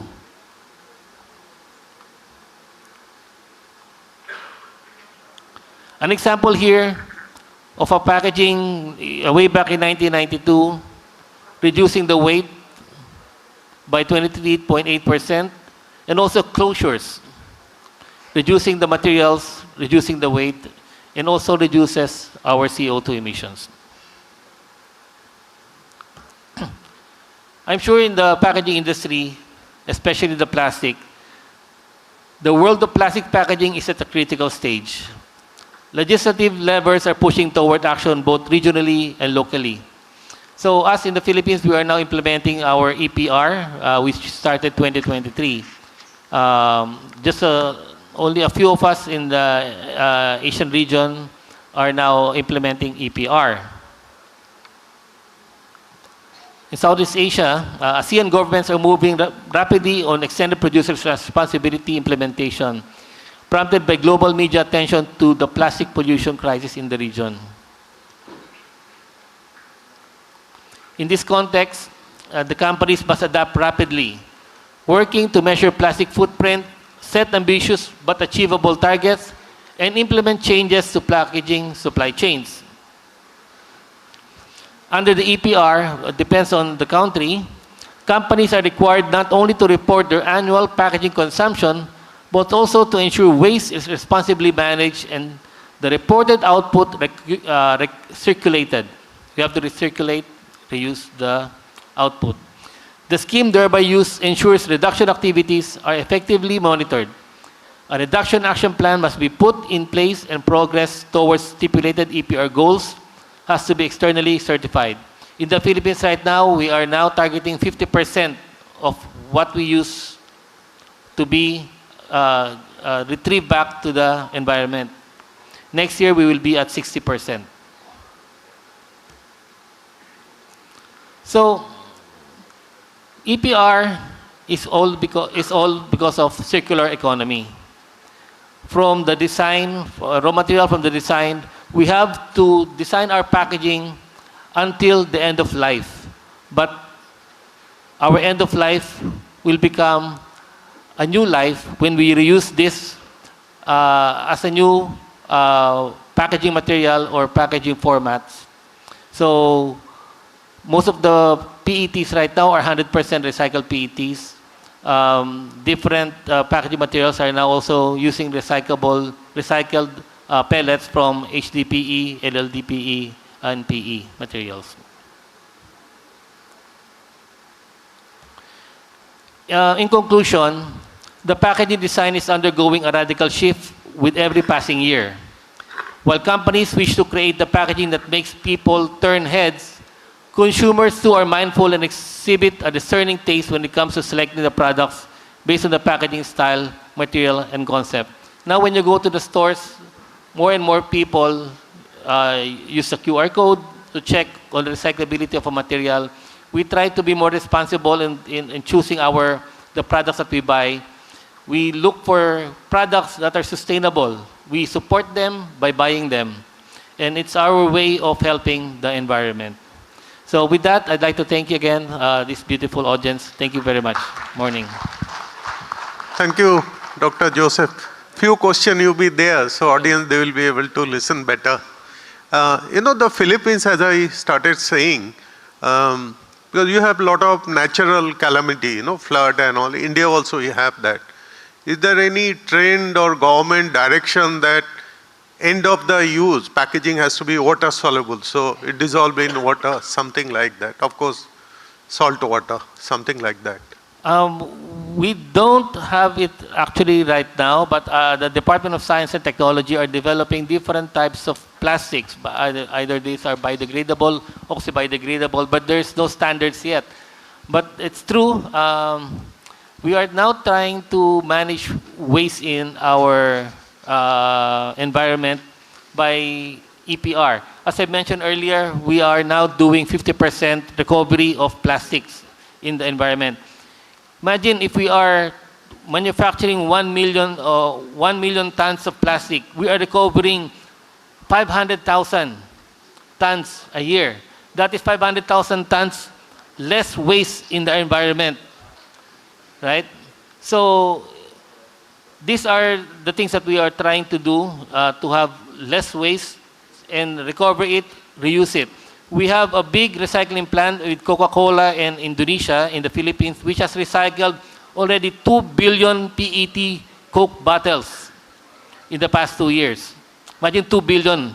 The Philippines, we are one of the largest drinkers of Coca-Cola. And imagine if those 2 billion plastic bottles are out there in the waste stream, not recovered. Imagine the impact in the environment.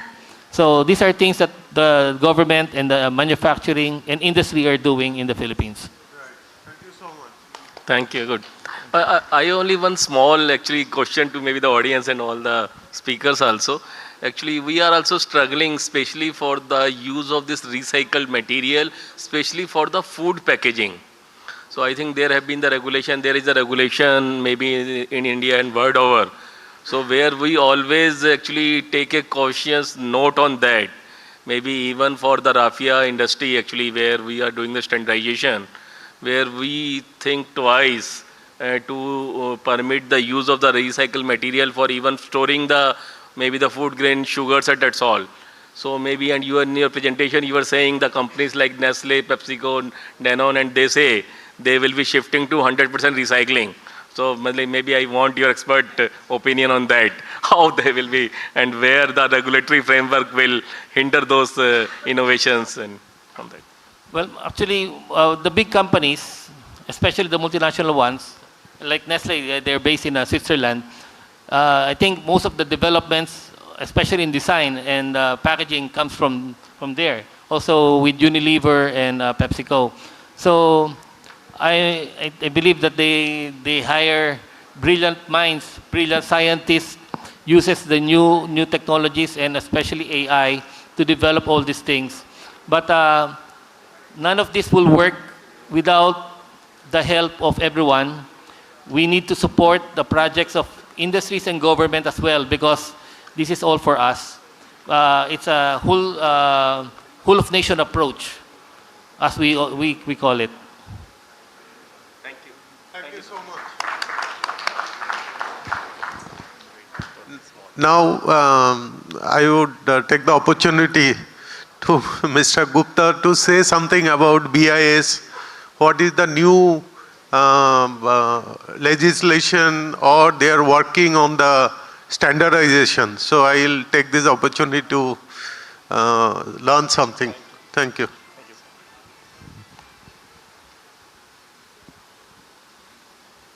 Good morning to all once again. Actually, I now, I think this is audible. Yes. Thank you. I am heading the textile department where we are carrying out the standardization in the field of textile, including technical textiles. And the PECTEC is one of the very, very important segment. And I am very happy to announce that we have developed more than 1,600 standards. Out of this, around 21 standards are on the packaging side. I am very happy to, Mr. Tanveer Alam is chairing those committees who is carrying out the standardization in the field of packaging for raffia industry. And the best part of this standardization, the TXD 23 committee, I find few of my stakeholders out here, is one of the very vibrant and important committee. And where whatsoever the standard we make, they all come into the QCOs, and they are very extensively implemented also. And we have granted more than 550 licenses in this important area. And because you know, these raffia bags are used, especially made from HDP PP, and I know this because of this Iran war, there have been an issue and there is a lot of price rise have been there. And for this food grain package, the government of India has already released the order for 50 crores bag. But I do not know how you people will take up that thing. That is going to be a challenge for all of you on that. But on a positive note, what I can say, we have taken few of those sustainable initiative in this standardization of this raffia material, where we are permitting the use of the recycled material, especially on the non-food side. My officers especially are working with GAIL, where for the polymer material, they are doing some studies by introducing the use of maybe 10, 20, 30% of the recycled material. And definitely all the performance requirements should be met. The challenge is that, and the quality of the recycled material, these are the two aspects. And we have already, the Department of Chemical and Petrochemical have permitted the 1 lakh bags for this study. Apart from that, this QCOs on this raffia bag have been a great success, although I find for every time we will find some of the new innovations happening in these raffia bags. Especially I want to introduce or maybe want to say something on this block bottom, this laminated bag, where by doing innovation in the design, how you can reduce the spillage, how you can reduce the counterfeiting, where those bags which have a stitching thing. So this 16709 is the Indian standard, and I think there are more than 40-50 people who are making this, and it is a better stickability, and when you are even filling it, you have a better environment, and maybe the loss of the cement is also. So this type of the innovations, they can definitely help in a long way. And one important thing, again, we are working on this hermetically sealed bags, especially for the longer storage of the this food grains. We are working on a project, and very recently we will be releasing that standard very soon. And apart from that, I want to bring to the notice of all the August gathering out here, what are the important initiatives which we have taken in this domain of standardization, where we have made all our processes on an online platform. Now the time has gone where maybe I will ask my stakeholders to come and write the standard and work on the standard. Now the Gen Z or the newer generation, they want to work there as per their own wish and will. So we are working, we have already launched a platform on the OSD, this online standard development in line with the international practices.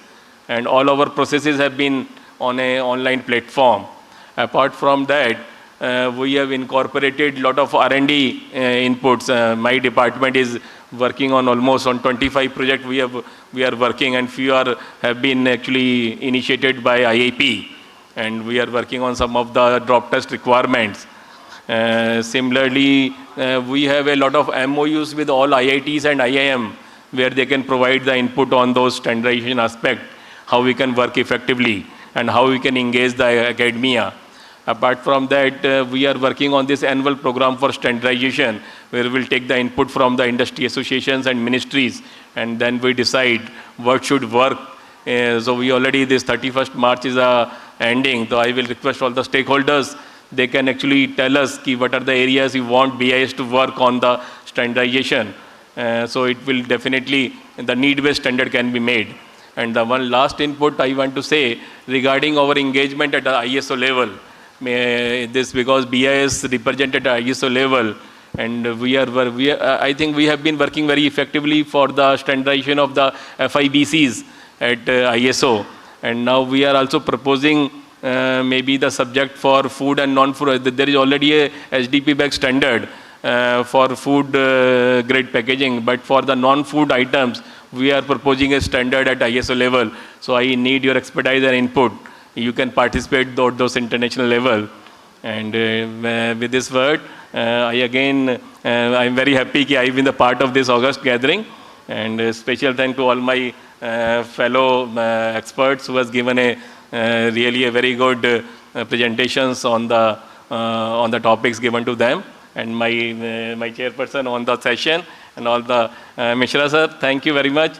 It's a lovely, IIP have been we have a very strong association with IIP, and we have been made, under the chairmanship of Dr. Alam. We have been convening a lot of meetings, although there have been a lot of issues like the edge content requirement, which we are struggling for last 5 years, we cannot do it. So I thank you for permitting or maybe for a close interaction with BIS. So thank you very much for the patience listening. Thank you. Thank you, Mr. Gupta. I always feel, is my feeling, but it may be true. The train without rail, it cannot work. But because of these two rail, it is always on track, minus that accident happen and all this. So I would say 90% time it is on time and it, moves. Unlike, four-wheeler with Ferrari and all these, you have accident almost every second days. So our BIS and then, FASAI and all these, they are regulating so nicely, and that gives consumer confidence. And our packaging institute and all this, we are working together. Salute, sir. Salute, sir. So, the consumer get the confidence. Yes, there are institutions, academia working for us, and not only in the rural area, urban area also. Now with the smartphone reach and all this, they can verify, the product they are buying, whether it is authentic or it has some kind of, the question or doubt on that. Only one question I always wonder when you talk about QR code, anti-counterfeit, overt and covert. As soon as consumer, they get to know that this particular medicine or this particular product in the market, some segment, it is spurious, they totally avoid that brand. They go alternate. If I find, I don't want to name it, particular A brand, somewhere you get spurious, they will change over to B, alternate and all this. So I don't know whether there is any mechanism to put a red alert. So automatically, it will notifying to the nearest regulation center or something. So that one question always I have. Thank you so much. It was, I think, very helpful and lot of knowledgeable session on that. Thank you so much. Please put your hands together for our eminent speakers. Thank you very much for an enlightening session. May I request Mr. R.K. Mishra to please join us on stage for the presentation of mementos. Mr. Mishra, IRS Director, IIP, sir, to take the center stage, and we'll begin with session chairman, Mr. Mrinal Kanti Banerjee, sir, to please step forward. Would request Mr. Mishra to present a token of appreciation, a token of respect. And ladies and gentlemen, this is our opportunity to thank all our learned speakers with our applause. So kindly keep the applause going. Mr. Mrinal Kanti Banerjee, Parkson's Packaging Limited. Thank you very much, sir, for your able moderation. I now request a session co-chairman, Mr. J.K. Gupta, to kindly step forward. Scientist, EN Head, TXD BIS. Kindly keep the applause going, ladies and gentlemen, for next few minutes as we present a token of appreciation to all our eminent panelists, and we thank them for sparing their valuable time for us.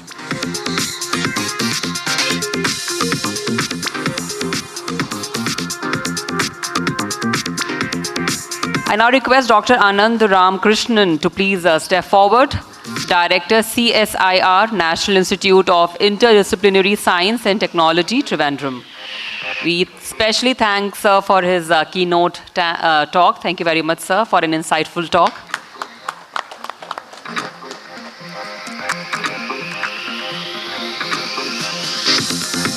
Up next, I invite Mr. S. Swaminathan, CEO, GS1. Please give it up for Mr. Swaminathan, ladies and gentlemen.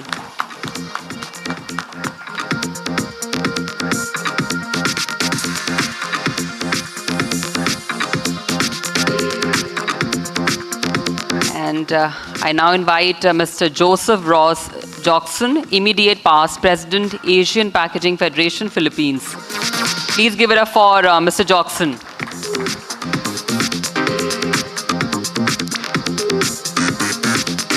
Thank you very much, sir, for coming all the way from Philippines and sharing your valuable insights with us. Thank you so much. And I now request all our esteemed speakers to kindly come together and step forward for a group photograph with the directors, sir. Kindly come together and step forward for a group photograph. And with this, we conclude the first session, which is a keynote session for the day. And we'll begin the next session post tea break. Ladies and gentlemen, we'll take a quick 10 minutes tea break as we are a bit behind schedule. We would request you all to assemble at sharp 11:30 a.m. for our next session. Kindly be on time. Tea is organized outside the hall. Please enjoy the tea and kindly reassemble at sharp 11:30 a.m. Thank you.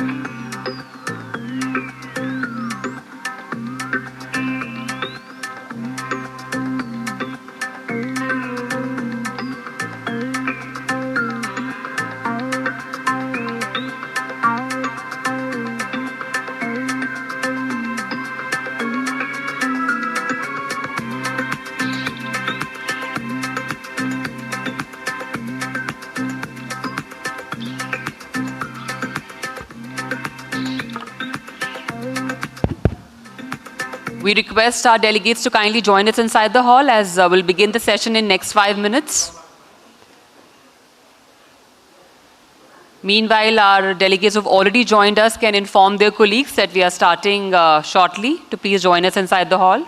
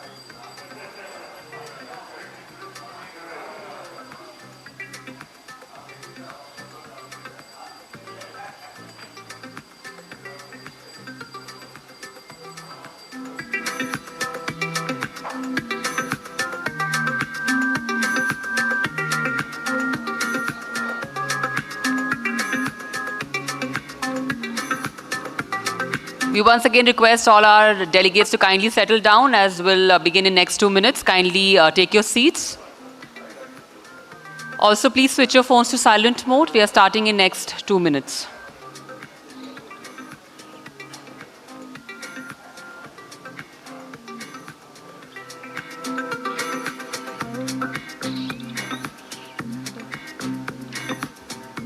Welcome back, ladies and gentlemen. After a refreshing tea break, let's kickstart our next session, which is a technical session on smart and intelligent packaging systems and export packaging for local, for global. Please join me in welcoming session chair on stage, Professor Bhimraya Maitri, Director, IIM Nagpur. Can you please welcome Professor Maitri on stage? A very warm welcome to you, sir. I'll now invite our esteemed panelists. We have with us Mr. Amitava Ray, Management Advisor, formerly Board Member and Group President Packaging UFlex. Dr. Ajay Kumar Nema, AVP, Alok Resin Functional Division, India. Dr. Jong Kyong Kim from Seoul, Korea. Mr. Marakant Apalwar, Vice Chairman IIP and MDEM MBI. I request the panelists to please take their seats on stage. Mr. Animesh Jindal, Assistant Technical Manager, Windmoller and Holster Group. Mrs. Rachel R. Jacob, AVP Operation, BCI and Surface Coating, Suprabha Protective Products Private Limited, to kindly take their seats on the stage. Mr. Jatin Thakkar, Head of Brand Owner, Segwork. I would request all our esteemed panelists to kindly take their seats on stage, and meanwhile, I'll introduce our session chair. Professor Maitri is a distinguished academic leader. Can you please slow down the background music now? And researcher currently serving as the director of Indian Institute of Management, Nagpur, and alumnus of IIT Bombay, where he earned his PhD. Dr. Maitri is widely recognized for his expertise in supply chain management, project management, and quality management. Prior to his tenure at IIM Nagpur, he served as the director of IIM Tiruchirappalli and held senior leadership roles including Dean at MDI Gurgaon, IMI New Delhi, and L&T Institute of Project Management.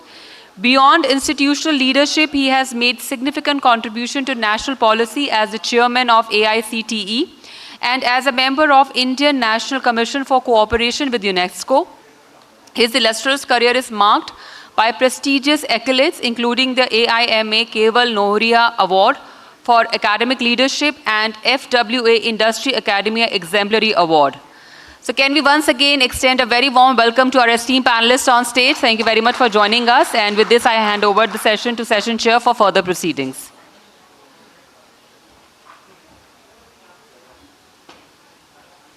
Thank you very much. Very good morning. I welcome all of you for technical session on very important topic, smart and intelligent packaging systems and export packaging for local for global. So as all of you know, we have already moved from industrial era to intelligent era. And that is where the smart packaging come into picture. Today we are in the world of high tech and high touch. And our Honorable Prime Minister always promote life for environment, LIFE. So keeping all those things in mind, it is extremely important, smart packaging, smart regulation, and also by the smart people, and the most important, 21st century belongs to India. Therefore, now the time has come from India to the world. So that is where local for global. So with this, I welcome all the distinguished panel members for this panel, and the only lady member in this technical session. Very recently we have celebrated International Women's Day. So I'd like to invite Ms. Rachel R. Jacob, Assistant Vice President Operations, Viscia and Surface Coatings, Saprabha Protective Products Private Limited, for the sessions.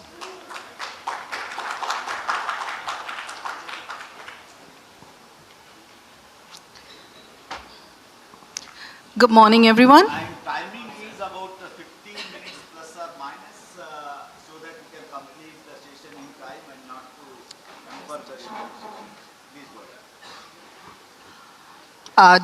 Before I start, I think I will start with a grievance that I have, that I want to report to the organizers. You always seem to think that everyone who's a speaker is somewhere around 5, 6 and above, but some of us just barely make it to 5. So do make an arrangement near the podium in future. Okay, that's it. I'm very happy to be here. Like Sir just mentioned, we recently celebrated Women's Day. And it is very encouraging to see that more and more women are part of such seminars that are being organized. Once upon a time, when I was coming to these, I used to be the only woman. But now I'm very happy to see more women presence here. So, imagine a container that is loaded with precision machined metal components. It travels across, anywhere from 45 to 90 days over the oceans. Finally, when it reaches its destination, the boxes are intact. The seals are perfect. The documentation's top class, no problem. But when the customer opens the boxes, there it is, rust. Now this is not because of a structural failure in the packaging, it is because of a scientific failure in the packaging. And that is exactly what I want to talk about today. How can we prevent such an issue from happening? So I think some of you here might very well be familiar with the statistics. Corrosion eats up to 4 to 5% of the global GDP. In India, it is estimated that around $127 billion is lost to this rampant issue of corrosion. And around 25 billion is the avoidable cost of corrosion. And that is what Suprabha as a company has been working on since its inception in 1970s. Now, why does a traditional packaging usually fail?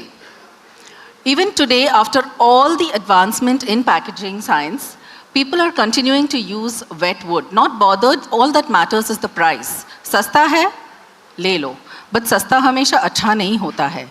And particularly if you have metal components to ship, Wood, the choice of wood is something that is of great importance because wood releases organic acids such as formic acids, acetic acid, and if it comes in contact with your metal components, you can be sure that you are going to have rejection on your hands.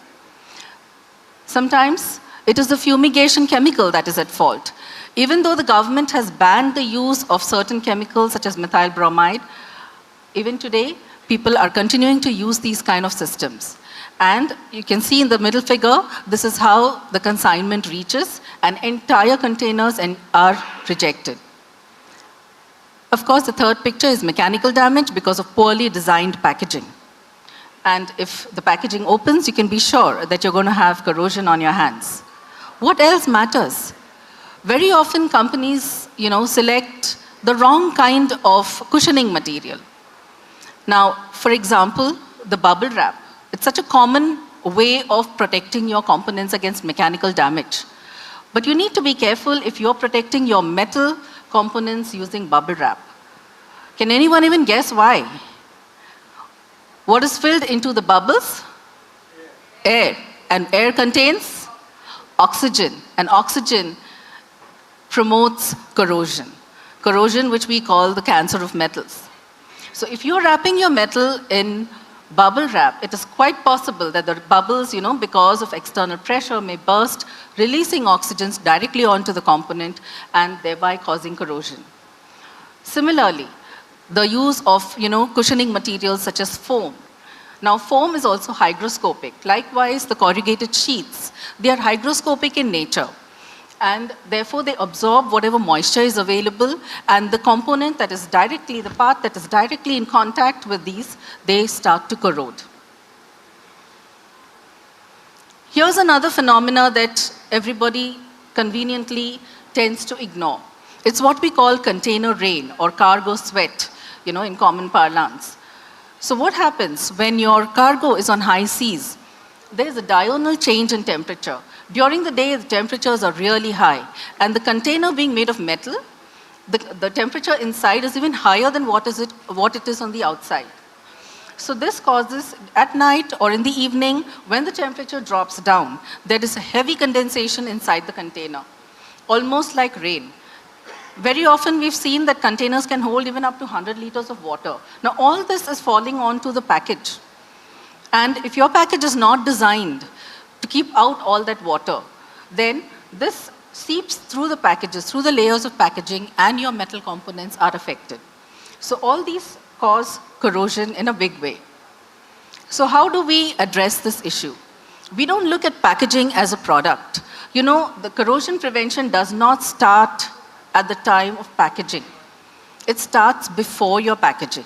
In fact, it should start from the time you receive the raw material at your factories. So we look at packaging as an entire system. And what does the system comprise of? The first and foremost is your surface preparation. It is of utmost importance. And here by surface preparation, we mean a proper cleaning before any packing is done. Of course, selection of the right kind of material, and the smart choice that we consider is a VCI protection. This should be followed by a secondary packaging, a barrier film or a barrier packaging.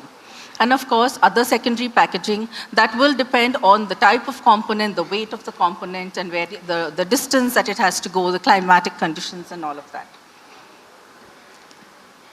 So let's talk about SOVCI chemistry. Let me just introduce you to SOVCI. SOVCI stands for Suprabus Organic Vapor Corrosion Inhibitors. So how it works, basically, VCI are certain solids that directly vaporize without going through the liquid phase. Something like your naphthalene balls, I'm sure you're all familiar with that, or the kapoor that you're more used to. They just evaporate over time.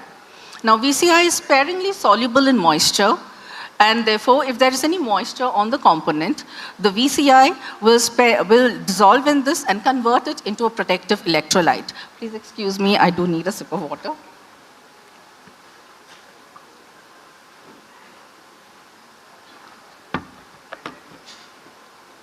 A very interesting feature of VCI is that it migrates. It migrates so that you do not actually need to take the trouble to take a brush and push oil into all the recessed areas of your component. The VCI will migrate and cover all these recessed areas and protect them against corrosion. And finally, it has a self-healing and a self-replenishing property, which basically means that if your packaging is opened for inspection or for anything else, and then you seal it again properly, the VCI action starts all over again, and your component is protected. Or imagine that you have a component on which you've applied a VCI oil, and from some part that oil layer is disturbed. The part that is exposed ideally should corrode, but the vapors from the surrounding parts will come and protect that area, protecting it against corrosion. So that's how it works. So talking about the first step, which is surface preparation, we use green cleaners, and we call them green because they can be used at room temperature. No heating is required, thereby saving companies lakhs of rupees in terms of, in terms of the electricity that they are spending. VCI displaces moisture, so after the final cleaning, before the previous stage before cleaning, if it has a water-based process, the VCI cleaners will remove or displace this moisture. It will remove any oils and residues. It's very important. And most important, especially in our Indian context, is the fingerprints that are transferred onto components. We do not realize it, but even today in many industries, our workers are only comfortable using their bare hands. Now our hands tend to sweat, and sweat contains lactic acid, which is passed directly onto the component. And therefore, it is of paramount importance that any metal component before packaging should be cleaned, and the cleaner should have a fingerprint neutralizer to neutralize the effect of the acids passed on to the component. And of course, our SOVCI cleaners, they not just clean, but they also protect for a duration anywhere between 1 day to 7 days, depending on the customer requirement. Next, if called for, then oils can be applied. Choosing a VCI oil is always recommended because most oils in the market are contact inhibitor oils, which basically means that if the film is disturbed, that area will be exposed and there will be no protection. Whereas if it's a VCI oil, like I said earlier, even if the film is disturbed, the VCI from the surrounding areas will protect the exposed part. This is followed by an adequate barrier packaging. Again, this will be decided by the nature of the component and the kind of mechanical protection that is required and all of that. So there are various options to choose from. There are VCI papers. These are craft papers coated with VCI chemicals. Suprabha's VCI chemicals are 100% organic, safe to be used, mostly food, not mostly, always food grade. You also have the option of using VCI films. The films, normally in the market you will see VCI, it has to be yellow or blue. Has anyone ever wondered why VCI should be yellow or blue? It's usually because people use inorganic chemicals such as chromates, and nitrites to make these chemicals, and they lend their natural color to the film. At Suprabha, we add color because our VCI is transparent. We do not need to add any, it doesn't have any color on its own. So we can give transparent, see-through packaging. How does this help? At ports, the packaging does not have to be opened for inspection. So they can directly see what's inside. And one of the major issues is when the package is opened, it is never ever resealed properly. And that is another reason why export consignments get corroded. So Suprabha came out with this concept of a see-through VCI packaging that has helped the industry in a big way. Next comes multi-layered packaging. When we talk about multi-layered, it can be fabric that is laminated to paper. It can be multiple layers of plastic itself. The combination can be aluminum laminated with VCI film. So there are various options to choose from. And these are designed to be waterproof and designed also to take care of mechanical damage. Besides this, the system must always have enough built-in redundancy, and that is why we introduce VCI desiccants into the system. Now, what does a desiccant do? There are two types of desiccants that we have. The first one is what we call a positive rust preventive powder. We call it as Rusto powder. Its job is primarily to produce the additional VCI that may be required because of mishandling or because of the long duration of protection that is required. The other one is what we call dehumidifier. Its job is basically to absorb or to absorb the moisture inside the packaging. Between the two powders, they control or they they treat the entrapped atmosphere. Now, DHF's job is to bring down the moisture in the packaging to below 40%, so because that is when it is above 40%, that is when the chances of corrosion are more. Now, these two powder systems can also be very effectively used, even whether you're in FMCG or any other industry. Within your own premises, if you're using control panels, this very simple two powder system can be used effectively to prevent the tarnish of the SIM cards. The SIM cards, the data cards, they're very expensive. And because of tarnish, it can lead to a breakdown. Now, this two-powder system can ensure that the tarnishing of the SIM cards is avoided because the VCI protects the contacts and the DHF keeps the moisture below acceptable levels.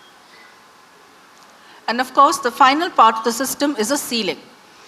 Sealing is of utmost importance because if you allow even a small gap to be left, we are allowing moisture and other pollutants to enter the package and render all of our efforts useless. So therefore, achieving 100% sealing, heat sealing is always better because it welds the packaging properly. And if not possible, then use a pressure-sensitive, temperature-resistant tape so that during the high temperatures or in extreme low temperatures, it does not give way. Coming next to safe and secure. How do we ensure the safety of our products? First, of course, is to make sure that whatever chemistry we are using is safe for our people. In over 55 years of our existence, we don't have a single case of adverse health reported by a single worker in our factory because of the chemicals that are being handled. Likewise, at our customers. The corrosion inhibitors that are used, like I earlier mentioned, are food grade. I don't have a picture here, but I usually show it. All the surgical blade manufacturers in India, they use our VCI paper to protect their surgical blades. That should tell you how safe it is for the human body because those surgical blades that are protected with Suprabha's VCI paper are used to make an incision in the human body. These are food grade, absolutely safe. Regulatory compliances are met with REACH and ROHS compliant, which makes it easy to export your goods, packed in our products. And of course, protection during multimodal, whether, multiple handling is all taken care because of all the built-in redundancy in the system. So going ahead with safe and secure. We've earlier seen that when you're talking about a system, there are so many options to choose from when you're talking about the secondary packaging. Suprabha is now introducing what we call One Wrap. What does One Wrap do? It's a very smart choice in packaging.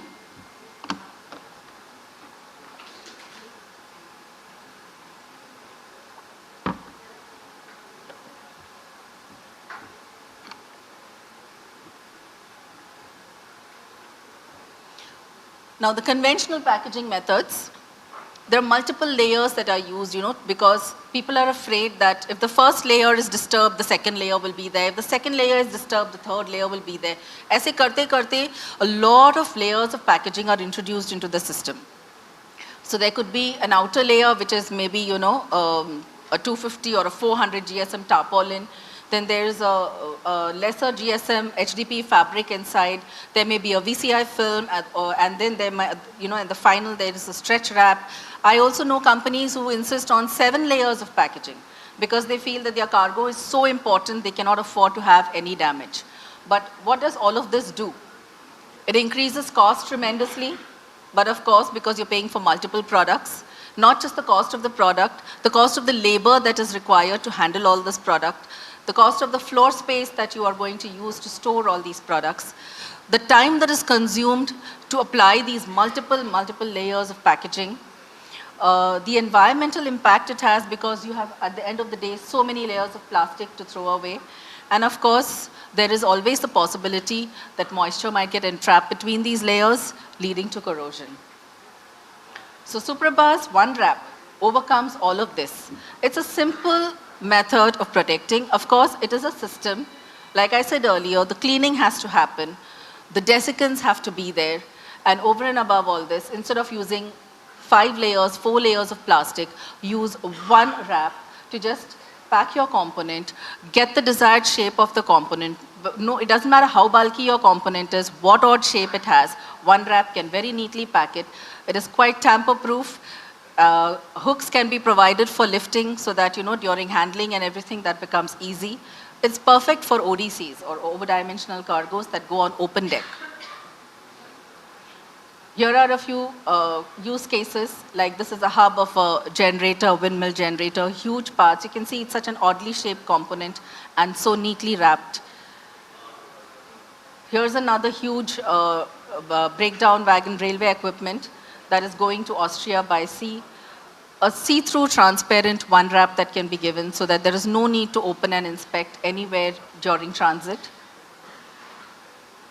I'd like to now share a real case study. Like, we have thousands of case studies that we can share, but I want to go back to this one that we are proudest of. It dates back to 2015, so it's not about one wrap. This is how we protected the Make in India lion. I think you're all familiar with this lion, made of over 420 shiny aluminum gears. This lion was made in BHEL. They did what they do best. They made this lion. And at the last minute, they realized, oh, this has to go to Germany. It does not get into any container. Now, this lion had to go by open deck. And they floated a tender. Of course, multinationals quoted. Suddenly, someone there remembered, oh, the Suprabha team is here. Let us ask them. So our team, of course, was game for this. We got exactly 48 hours to pack this lion. And we were fortunate that on site, we had the right products. So we had our raster paper that is designed specifically for aluminum. Of course, this was cleaned first. We don't have pictures of every step, but the cleaning was first done with our green cleaner, followed by wrapping with the paper. Inside, there are the raster powder that is put, then the stretch wrap, and between this, there is actually the DHF, the dehumidifier to absorb any entrapped moisture, and finally, 100% waterproof enclosure that was heat sealed to make sure that there would be no moisture ingress. Now, this lion covered a distance of 45 days by land and sea. When it reached its destination, here's what happened.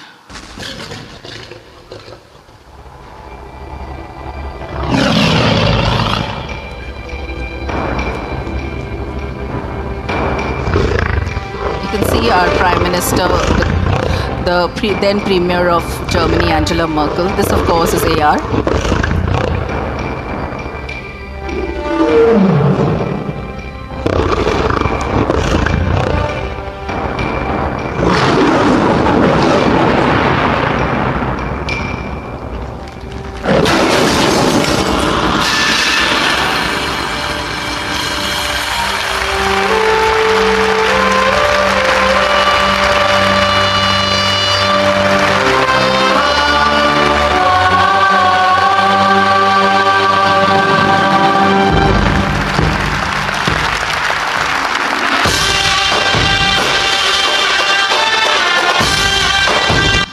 This was one of our proudest moments, and I cannot resist from showing this video, though I know that some of you are here every conference and seeing it, but I still enjoy showing it.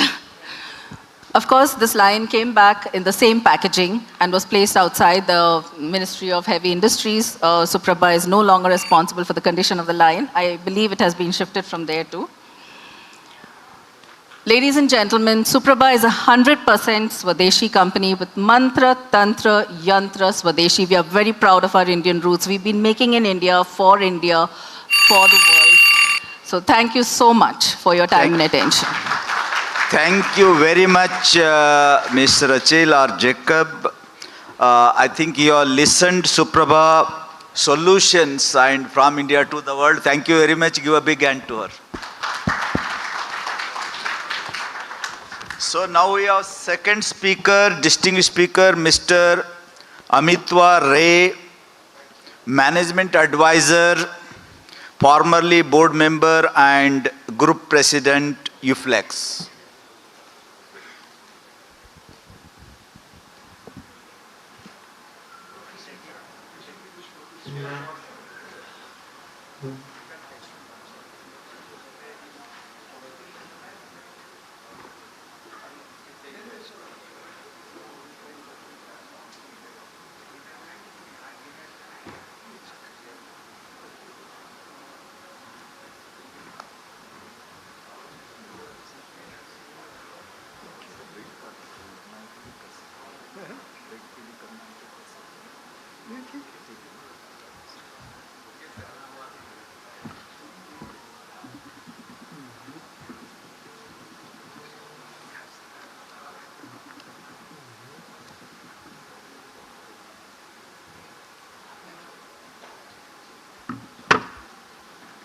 Good afternoon, everybody. Thank you very much for having me here.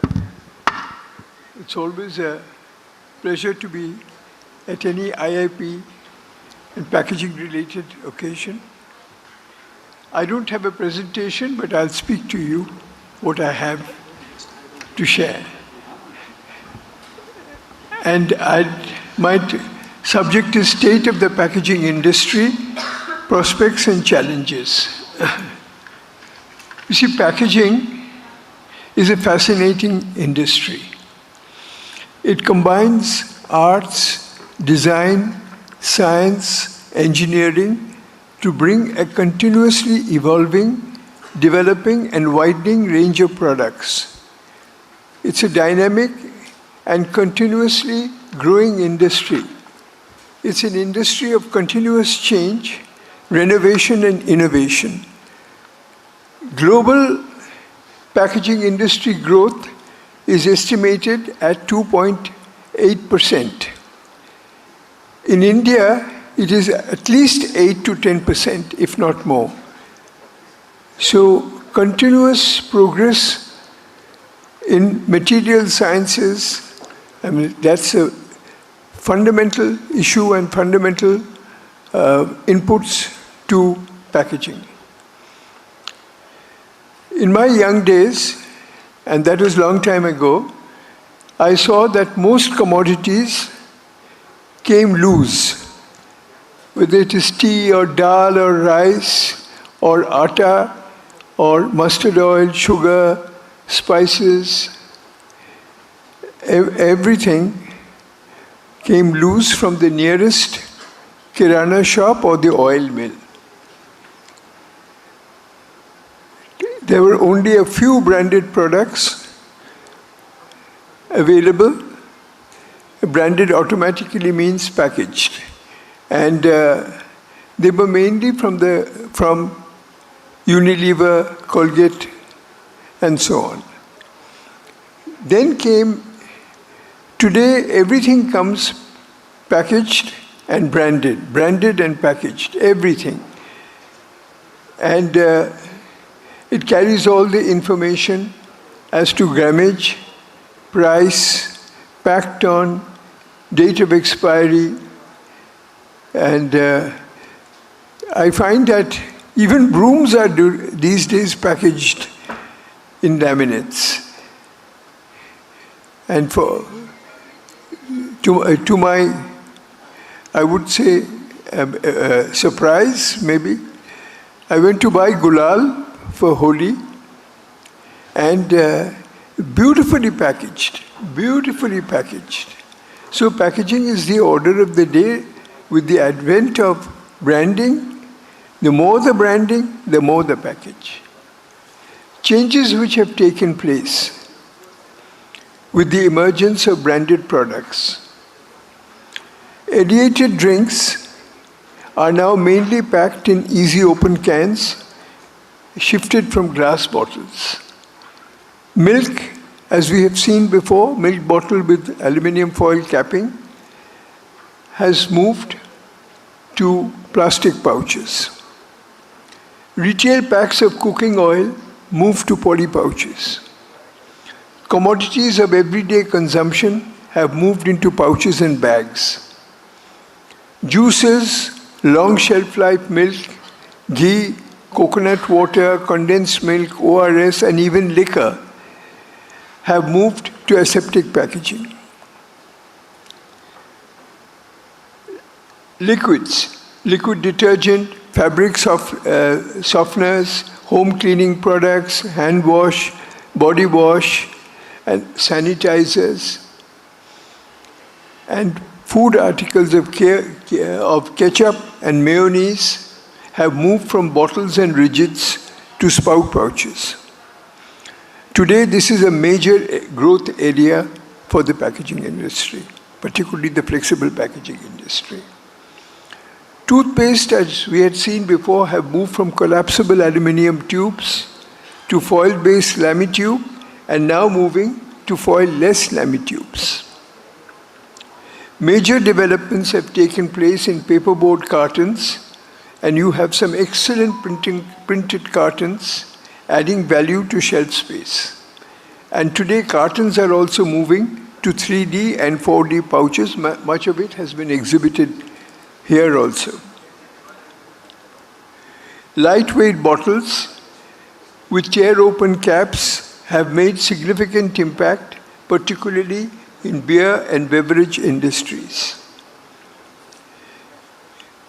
Bathing soap has moved from the traditional hot melt paper wrappers to superbly printed BOPP laminate. Cold Seal has revolutionized the chocolate industry. I launched domestic foil from India Foils many, many years ago. At that time, there was a maximum sale of 600 kgs per month. A few years later, I launched the aluminum container. Today, this industry, I understand, is valued at 7,000 crores per annum. 7,000. Somebody said 7 to 8. I've taken 7,000 crores per annum. So you can imagine how much growth there has been in this sector. Pharmaceutical packaging has moved to alu-alu laminates for better protection and shelf life.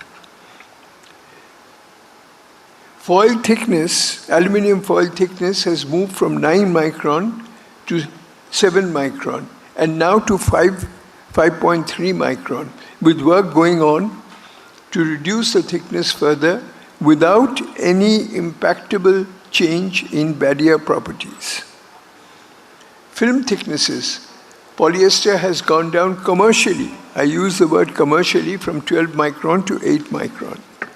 BOPP to 12 micron, CPP to 15 micron, and lower.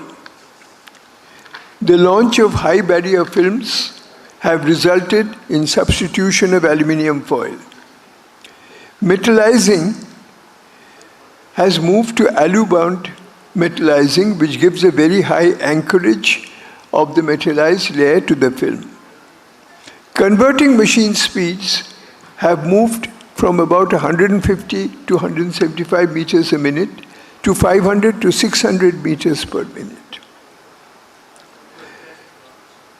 Customers' packaging machinery speeds have also skyrocketed, requiring highly enhanced specification and quality of packaging laminates.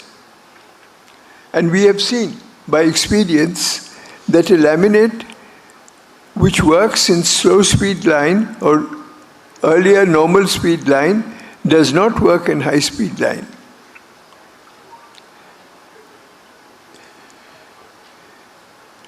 Now,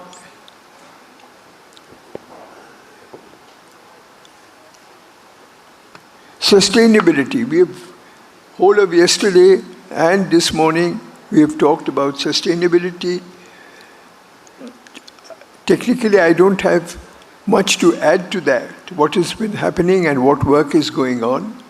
But to protect the environment, today's focus is on sustainability. Lot of work is going on. Recycling, reuse, and reduce.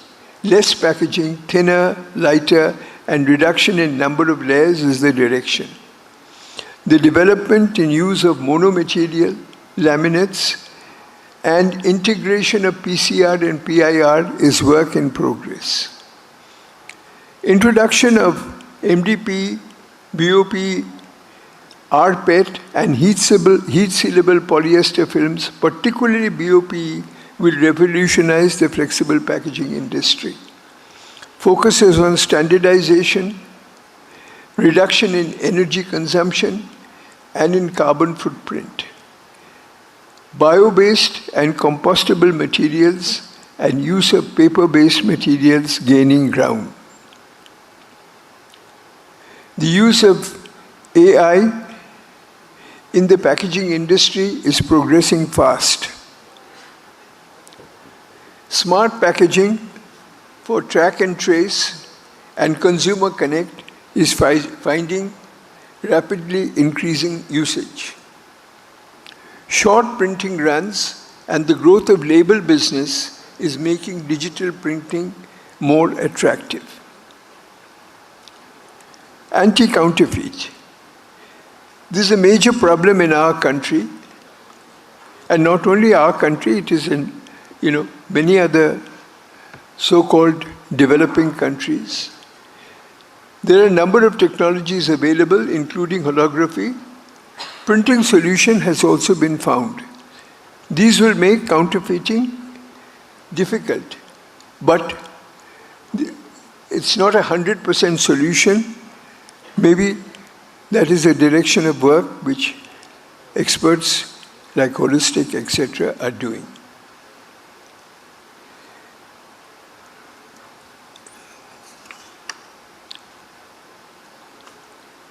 Development of barrier materials and coatings, nano, ALOX, SiOX, and water-based available and progressing. And equipment designed to use these is also now in place.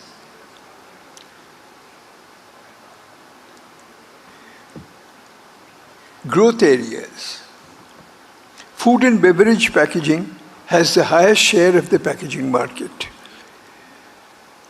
In this, the significant growth areas will be packaging for ready-to-eat and ready-to-cook products, and development of recyclable monomaterial retort pouches, also progressing fast. Commodities are coming branded and packaged. Almost all commodities today are branded and packaged. Spout pouches for domestic use, hand wash, liquid detergent, home cleaning, and also in the food sector. Major growth area. Various types of pouches, particularly 3D and 4D pouches and bags and bag-in-box. Growth in industrial packaging. Building sector in India is high growth, is showing very high growth. Insulation used by the building sector. Then printed adhesive coated polyfilms for stainless steel, colored and coated steel, glass facades, automobile and defense spare parts packaging, specialized packaging for exports of fruits, vegetables and flowers to enhance shelf life. What are the challenges that the packaging industry faces? Firstly, significant overcapacity. There are plenty of challenges. Significant overcapacity. Continuous despite that, continuous investment in upgrades and technology, otherwise you will be out of place.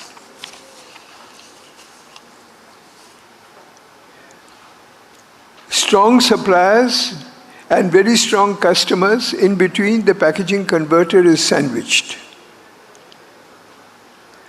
Poor return on investment and margin. Here, product mix has an important role to play. What can the converter do under these circumstances? we can't, it's all there, so we can't throw up our hands and say, no, we have so many challenges, what do we do? Every day is a new challenge. Right now, there are plenty of challenges at this point of time. But anyway, what can the converter do? We have to work to be the most efficient and lowest cost producer. Every item of cost has to be scanned, has to be worked upon by teams focusing on those areas. Reduce energy consumption and cost, and improve the energy mix, biomass, solar. Reduce, recycle, and reuse wastages. Work on raw material changes, supported by all the changes taking place in material sciences, and in inventory reduction. Work on technology development and continuous innovation. And of course, focus on exports.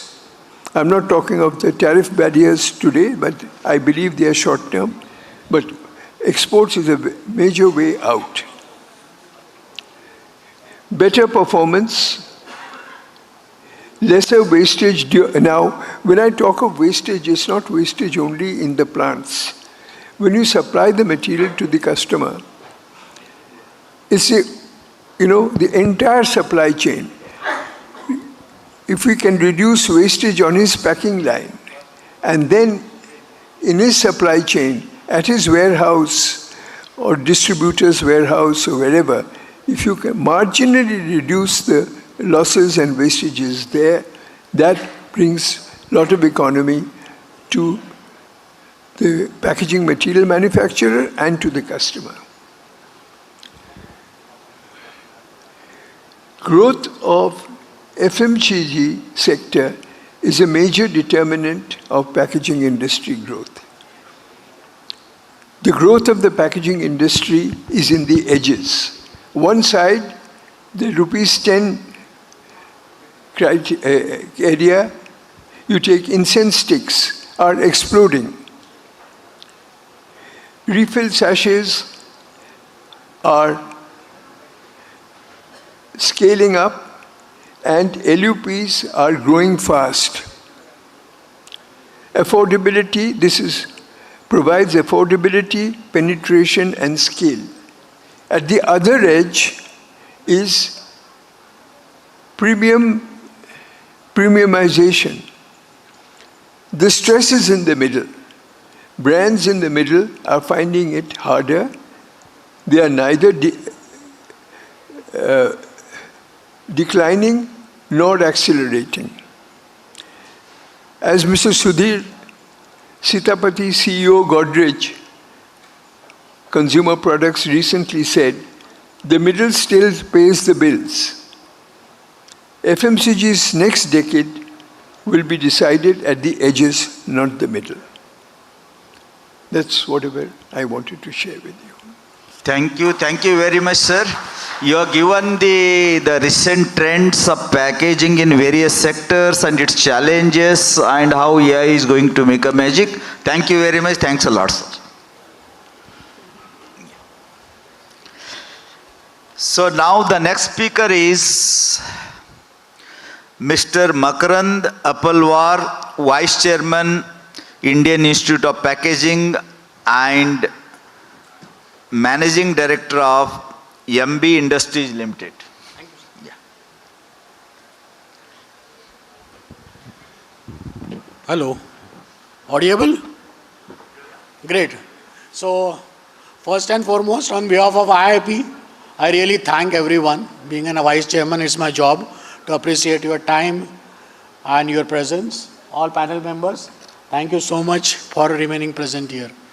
So, that was my primary introduction as a speaker. And I belong to a company, MB Industries Limited. I must tell you little about it in just one slide. So we are leaders in global bulk packaging activity. We have a presence in almost 70 different geographies across the world. And I don't know whether you are aware or not, but Indian FIBC industry is one of the most vibrant bulk packaging industry in the world. We have a consolidated export of more than $1 billion out of India, which I think most of the other packaging sectors don't compete with us. So it's one of the highest exporting packaging commodity out of this country. So it's one of the most technologically sophisticated and developed, I would say again, packaging. So just give me a shout that how many of you are from the bulk packaging sector? Can I get a hand raise or say hi? None? That's the challenge. Like that is one of the challenge which we are trying to address as a sector, that we are quite hidden in the whole thing. So today's topic was about smart packaging. So we just wanted to redefine the word smart. Typically, smart nowadays gets always connected only to something which is electronically controlled, or something which is programmable, or something which is have some interface connected to computers, or I would say a technology which is connected only by the software. But the smartness is not just creating or writing a program. Primarily, packaging's idea is to save the property, to save money, to ensure that it reaches its decided or destined location. So we have chosen, or we have integrated these 7 different types of important packaging what we offer as a bulk packaging industry out of India. So I don't know again how many of you are connected to static dissipation or electrically conductive polymer. So let me tell you, India is one of the front leaders in creating global static dissipative material. Static dissipation is basically dissipating, it's not building, stopping the build-up. So there is always people confused between anti-static and static dissipative. Static dissipative with the build-up ho gaya, if there is a build-up, how do you dissipate it in the thin air without earthing it?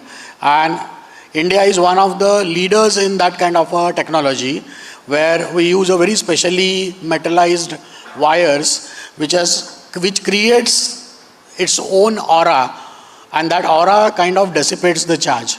Anti-corrosive, I will not spend too much time because I think Rachel has already given you enough knowledge about it, so I will move on, but that is also one of the major areas. Fire retardants, antibacterial and antifungal, pest repellent, tracking based and color changing polymers. These are going to be my 6-7 topics. I'm not going to go in detail of any of these subjects because I knew that most of you are not going to be from the bulk packaging, so I just decided to let you know that these technologies are available in India, and at the right time, at the right place. You all are from the packaging industry and you need to focus using either it for your purposes or get attracted towards the primary packaging to secondary packaging. So Chromic is one of the global front leaders, and they have 5 manufacturing partners, highest in any countries in the world, in India, who are producing static dissipative FIBCs. So the record of this static dissipative FIBCs is 0 accident in last 40 years. There is not even one recorded accident because of fire got ignited after using chromic blue or chromic white FIBCs. And my company MB is also one of the partners. And of course, type C is another FIBC which is also used for fire, or I would say electrically charge control, which is basically a wire which is made from the graphite. Carbon graphite is doped into the plastic, and plastic is made conductive. So typically we have a thought in our mind that plastic is an insulator, but with some kind of a property change, we can actually make polymer a conductor. And that conduction can be used for discharging the charge buildups. So that is about the static and conductivity control. Anti-corrosive, because our previous speaker has already given you a fantastic overview about it, so I don't want to spend too much time because there's a limitation of time on every speaker. So I will just move on this slide. If you have any question, you should ask Rachel. This is another very important aspect of packaging. I don't know again how many of you are aware.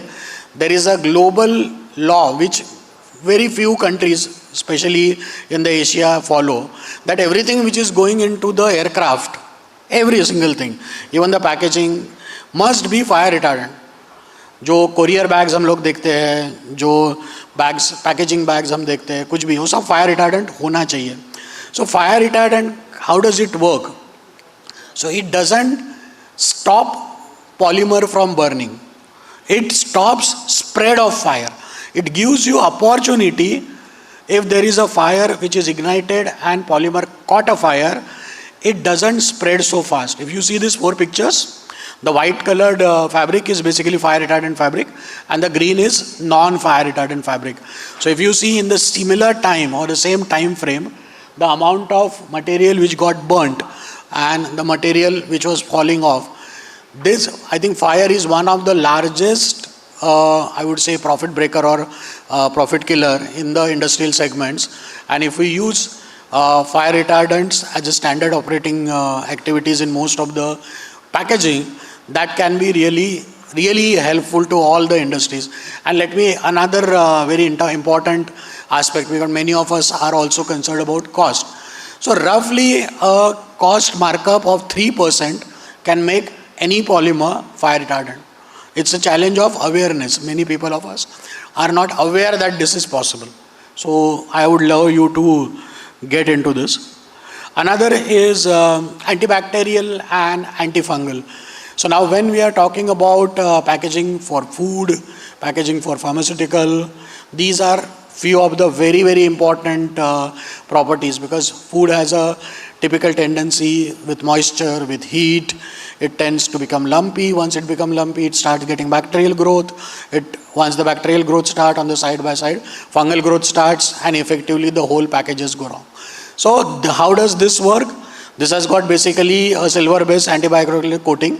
So it kind of reduces the opportunity of moisture trapping into the molecular level of any food item or pharmaceutical item which is packed. So by using this, of course, this is not as cost effective as fire retardancy.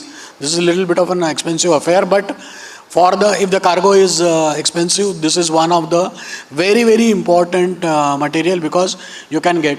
So globally, most of the pharmaceutical companies, larger pharmaceutical companies like Pfizer, Sanofi, and those guys are already using, like we are already creating the products for these companies using these kind of properties, and this is very much available in India for usage. Again, there is a complete lack of awareness, because I think one of the largest sector of packaging in India is food, and most of our food sector is not using it.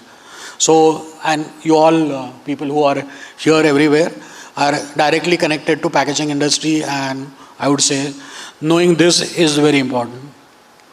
Next, I would like to tell, this is probably one of the smartest and very directly connected to our challenge as a country. As you know, we keep on hearing that country wastes too much of grain to pests and rodents. Our storage areas or storage warehouses has average loss rate of more than 6% of the global storage, which is phenomenally high. So how does this work? This has got both the possibilities. Either you can have a natural deterrent or a chemical deterrent, depending on type of material you are using, type of the thing. And I would say, I always feel very sad that we do this for Malaysian Food Corporation, we do this for Kellogg's, we do this for all these companies which are knowing that there is a problem and they want to solve, but most of the Indian companies or Indian corporations are not keen to save their own things when the technology is available. And this technology, so these are all basically technologies. These are not necessarily to be used in any specific format. You can make rodent repellent pouch to rodent repellent crate to rodent repellent FIBC or an rodent repellent cover. So these are technologies which are available depending on what is your requirement, what is your application, where you and how you want to protect it, you can use this technology. So all these 7 things which I am mentioning are technology connected things. They are not necessarily product connected things. You can swing them to anything which you would like to. So I would love you to take this as a note. Next is GPS tracking and RFID tracking based packaging. This is, I'm going to a software sector.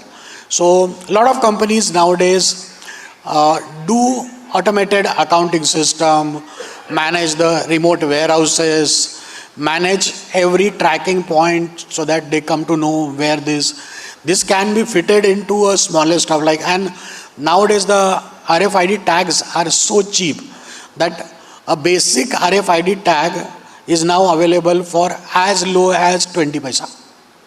And if you want to print it, it comes down to as low as 3 paisa. You can print a RFID tag on your packaging just 3 paisa per. And that can tell itself. हमारे यहाँ जो भी आप लोगों में से people are there who are running the factories or industries, managing inventory is one of the channel. है अपने पास कहीं तो वो कहाँ रखा है मिल नहीं रहा है sir. This is a typical challenge in most of the industry. Yes, it is seen in our inventory. I don't know where is it. It's yeah. हम लोग we go to some shops and I ask, okay, ये blue color का shirt चाहिए. मेरे को 40 number यहाँ दिख रहा है, 42 नहीं दिख रहा है. So can you check in your inventory? Do you have? They'll go टिक टिक टुक टुक कुछ करेंगे, बोलेंगे हाँ 42 नंबर है अपने पास. अच्छा फिर दे दो. फिर then 15 minutes they will run here, there, and they will come and say, sir, वो मिल नहीं रहा है सर, कहाँ रखा है, I don't know. So that can be easily addressed using this technology. This technology literally shouts out, hey bhai, मैं यहाँ हूँ, I'm here. Just have a wand, roam around in your warehouse or your stocking position. The product itself will tell where he is or where it is. So this can be used for, it depends on your own imagination, your own ability to put it on the possible place. So this is one of the very, very important thing for accounting, tracking and 100% utilizing your stocks, because many a time stock मिला नहीं और बाद में वो expire हो गया. ऐसा भी बहुत होता है. या ग्राहक आया, कस्टमर आया, उस समय शर्ट मिला नहीं, कस्टमर चला गया, बाद में मिला. That is also happening. So this can be used for this. Last 2 minutes bell is already rung, so we'll go to the last slide. This is about the color changing polymer. I'm sure many of you, if you are part of the polymer packaging, this is now one of the latest and the most advanced way to identify for a layman whether the usable thing inside is good or bad. Just imagine we have a bread pouch or a bread cover which is generally उसके ऊपर date लिखा होता है, फलाना to फलाना, the bread is good, usable. But if I have color changing polymer already embedded in it and I tell my customers that when it will become brown, समझ जाना, your bread is spoiled, you cannot use it. Or you have an FIBC and I can tell my customer कि when your loop color will go from red to say pink, understand is the bag is not having enough integrity, you cannot lift it properly, वो टूटेगा loop उसका.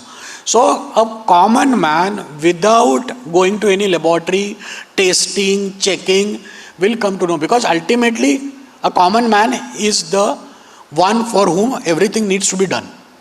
It's all. So this technology is one of the phenomenally important technology, and I think one of the most ignored technology in the entire packaging. So on this platform, because all of you are directly connected to polymers, and again this is completely independent of the product. This is a technology platform, wherever you want to use, you can use. So I think last bell has rung, so I must stop here. Thank you very much for this opportunity. Dr. Alam. Thank you very much, Makarand Appalwarji. I think you have given 7 ideas. I call it as a 7 tools or 7 mantras for packaging industry to make the things faster, cheaper, better, and smarter for the smart people. Thank you very much.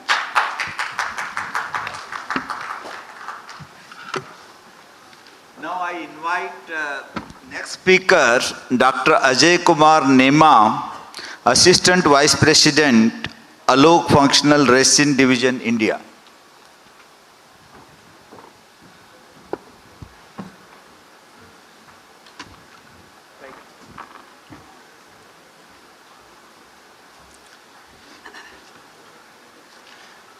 First of all, thank you so much for calling us and giving this opportunity. Thanks to Dr. Alam, thanks to IIP.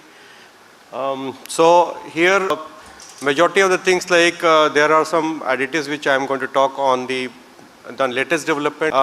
So our thought process is always like, we always thought like by combining the power of chemistry with the technology, we make plastics safer, affordable and sustainable. So this is our mantra, to develop the complete new chemistries to cater the need of the flexible packaging as well as the complete industry. Now, when we talk about the primary flexible packaging applications and customer, there are 4 different segments. Here you can see the rigid packaging, flexible packaging. So there will be a primary packaging and secondary packaging. So this is the segment wise, we have given the complete scenario as a picture. To understand the requirement for the flexible packaging, what is the requirement type of packaging which is required. Now the complexities are going to be more when we talk about the barrier requirement. Now here the barrier requirement, if you see, the low complex requirement to the high complex requirement for the barrier requirement. You can see the low complex applications for like layer wise requirement is keep on going for the processed food, meat, pharma, beverages, tea and coffee, where the barrier requirement is quite higher.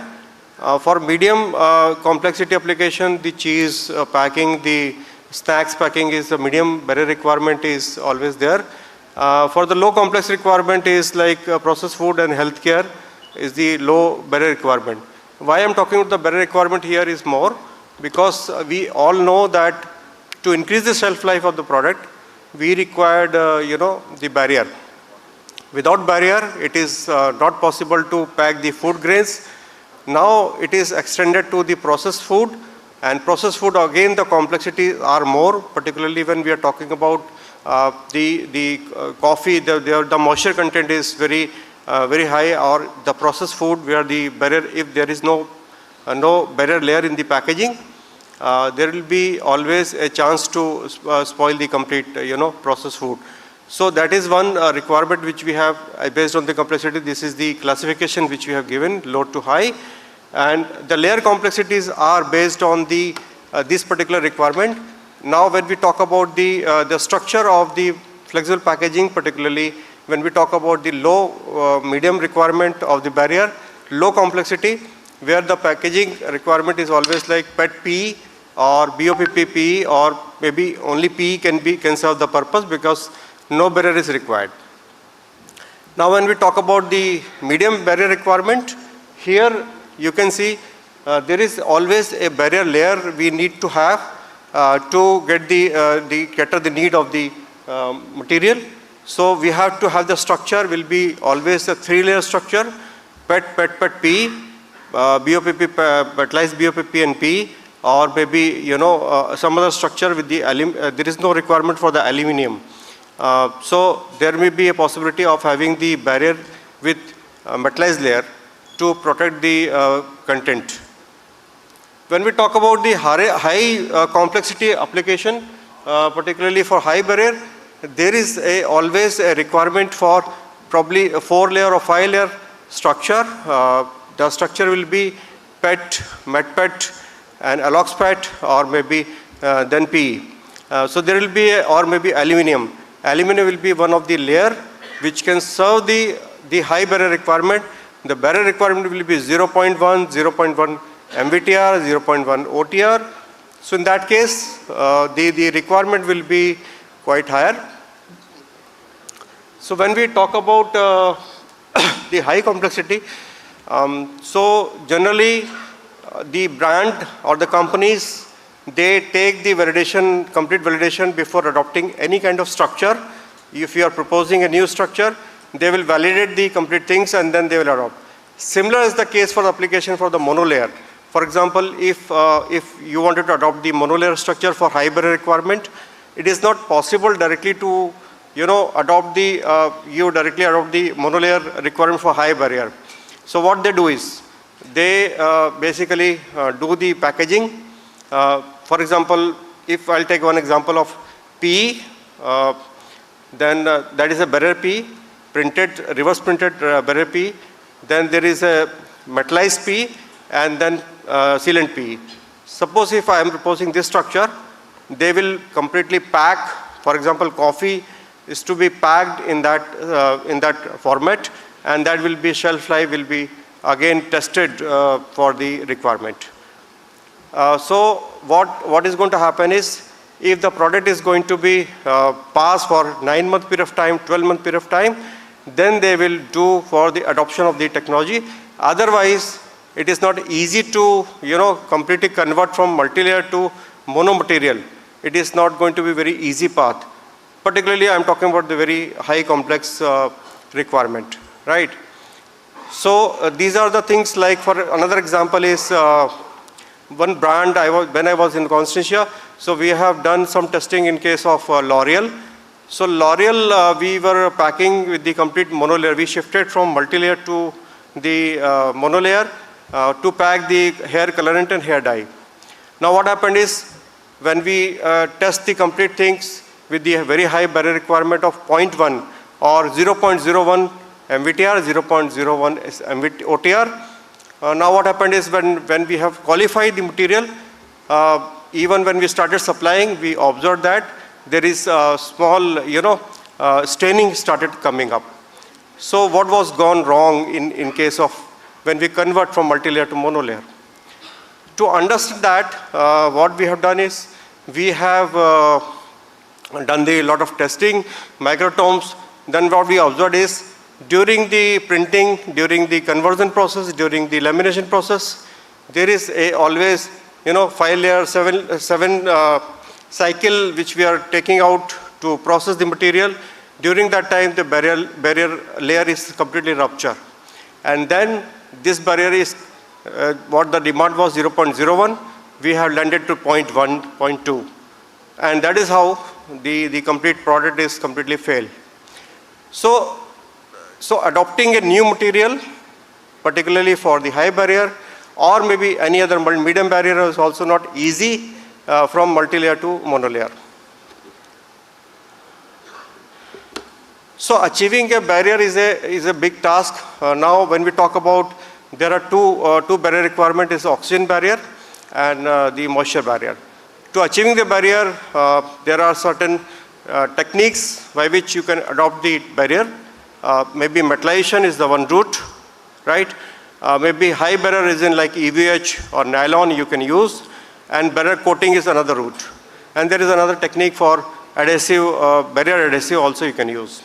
Now what happened is, when you do the metallization, there is improvement in the barrier, like you can improve the MVTR, but again you have to compromise the OTR.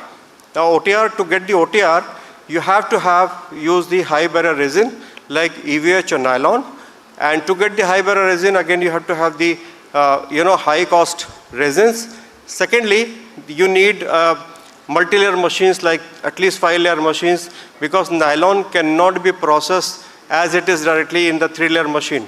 So you have to have the nylon in the core layer, then you have to have 2-layer in the tie layer. Then it is possible to process nylon or EVH. So that means 5-layer, without 5-layer machine you can't do that. So that is again a restriction to use, and that too, if you process nylon or EVH, you will get only OTR improvement, you will not get the improvement in case of MVTR, right? For example, next is barrier coating. If we are talking about the barrier coating is really good, but again, there are a number of barrier coating which is available. which will give you a good amount of barrier, particularly with the oxygen barrier, not with the moisture barrier. That is again a restriction. That means if we conclude in that way, so oxygen barrier is possible to achieve by resins or by coatings, but to achieve the moisture barrier, it is very difficult to achieve the moisture barrier unless you are not doing the metallization. So metallization is the only route, but the problem is, suppose if the pack requirement is transparent, then metallization has to be done by ALOX or COX coating, and that ALOX coating is quite costly. So, and that is a secondary process again. So again you have to have the, to achieve the moisture barrier is again a difficult task. So we have done a lot of work on that. We came up with the new molecule. It's called high barrier compound. Now you can see the high barrier compound is, we achieved, this compound can be directly, you can add in the middle layer of the core layer during the 3-layer blown film, and need not to have to use any kind of tie layer. Tie layer can be avoided, and you can see the normal blown film when we add 10% in the process, then the MVTR value is achieved, 90% reduction of the MVTR is observed, and 50% reduction in the OTR, which we have already tested so many times, and reports are available with us. Also started supplying to some of the OEMs, some of the converting agencies. We also tested the similar material for MDO. So MDO means, again, you have to use an MDO, that means you are doing,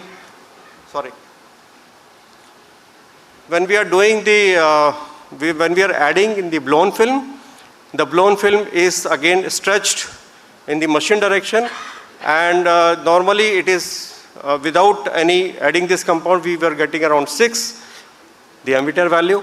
When we added this, it was coming around 1.8. So this was the improvement which we observed. In case of blown film, it was like from 25 to 2.5 we achieved. So this is the kind of the material which we came out, which will serve to improve the MVTR value. And this MVTR improvement is approximately 90%, which is not required any kind of special machine or special tie layers to be added during the process, and that can be, improve the 90% of your MVTR value. This is the achievement. Now, this also one part of that. Second part of that, this can be processed in blown, cast, or even extrusion. So this is possible to, because this is just a polyethylene-like a molecule, and without any migration also. Now I'll show you some of the advantages which we have got with this molecule. It is, key benefit is like, it has got a very good functional behavior, increased MVTR, OTR, and it is dead fault stable, right? It has got the low acidity. Now coming to the second technology, which is intelligent packaging technology versus the active packaging. Now when we were talking last 2 days, intelligent packing and active packaging. So active packaging means it is a scavenger technology, either it is ethylene or oxygen or moisture or diffusion. Whereas in case of intelligent, there is an indicator technology which I think last 2 days we were listening that how the indication is happening so this technology is called intelligent packing. Rest is the active packaging technology. So active packaging is ethylene scavengers. You must have seen that when you are using your material is getting ripened and soft over a period of time. So when we are using ethylene scavengers, this will help the material to absorb the active ethylene which is coming from the packing, and then this will be absorb the ethylene, so this will not allow the material to get it yellowness or the complete spoilage of the material. So that shelf life of the material is increased by 2 to 3 days or 4 days. So 4x it has give the improvement. So this is ethylene scavengers which is very useful, particularly in case of the the food, particularly when you wanted to get the more shelf life. Another important development which we have done is PPA material which we developed. Normally PPA is a fluorine based, but in Europe and in America also there is a lot of ban started coming because it contains the fluorine. Now this also is a very new molecule, completely new, which has siloxane free, which has almost free from 4,700 fluorine compound. It's a completely new molecule. So you can see that there is a lot of fluorine compound which is being added when the film is blown, or even in the resin also contain these fluorine compounds. So this fluorine is completely banned in the Europe, and this PPA is even must for having when you process the material. So what we observed is PFAS free material, which we have done the complete analysis. We have done with the white, including the white when the film is white. We have done with the material which has slip and anti-block. So we have observed that within 30 to 40 minutes, you are getting a melt fracture less material. And this material is completely, we have run in 36 hours in the long period of time, other than the lab studies. And this is proven material which is already started going in Europe. A lot of countries has started taking. And this material is also siloxane free, because in India there is no as such norms are there. But Exxon, I think Exxon is completely free from fluorine resins. Dow is also working on that. I think Dow is also completely coming out from the fluorine PPA. When we produce the material in the blown film or cast film, we have to use the PPA. So this PPA has to be again free from siloxane, free from fluorine. So this material we developed, this is also a completely new molecule which will give you within 30-minute melt fracture clear. Haze will be very less, around 4 to 5 haze value, and it is again giving you a bubble stability. And the output was which we have taken is 725 kg per hour. That means very high output also we have taken. So this is the complete new material which we have come out. Another development which we have done is biodegradable compound. So this biodegradable, again, biodegradation means a lot of things which we talk about. There is aerobic degradation, there is anaerobic degradation, there is a oxobiodegradation. So again, there are a number of standards which deal with that. That again depend on what kind of the atmosphere is required to degrade completely. This is the complete list of that. Some methods are required, bacteria, fungi, and some is not required.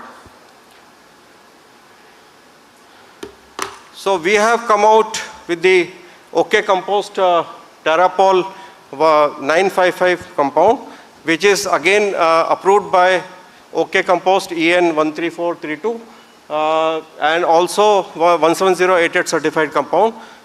So this is again is a 100% industrial compost material. Within 90 days, which we have got the report, is free from, completely it has disintegrated into the soil, and we have the complete reports. If anybody is interested, I think this can be utilized. Again, it is a PL and PBT based material. So this is used for the blown film as well as in the injection molding compound. So this is new development which we have done other than what we are offering you, like in case of PPA and acid scavengers. Thank you so much. Thank you very much, Dr. Ajay Kumar ji. You have spoken about fixed packaging, flexible packaging, and also how to go for achieving barriers, HBC, intelligent as well as active packaging. So give a big hand and great and connection with ISO. Thank you very much. Now the next speaker is Dr. Jong Kyung Kim, Seoul, Korea. He is a professor at Korean University in Seoul. Welcome. Thank you.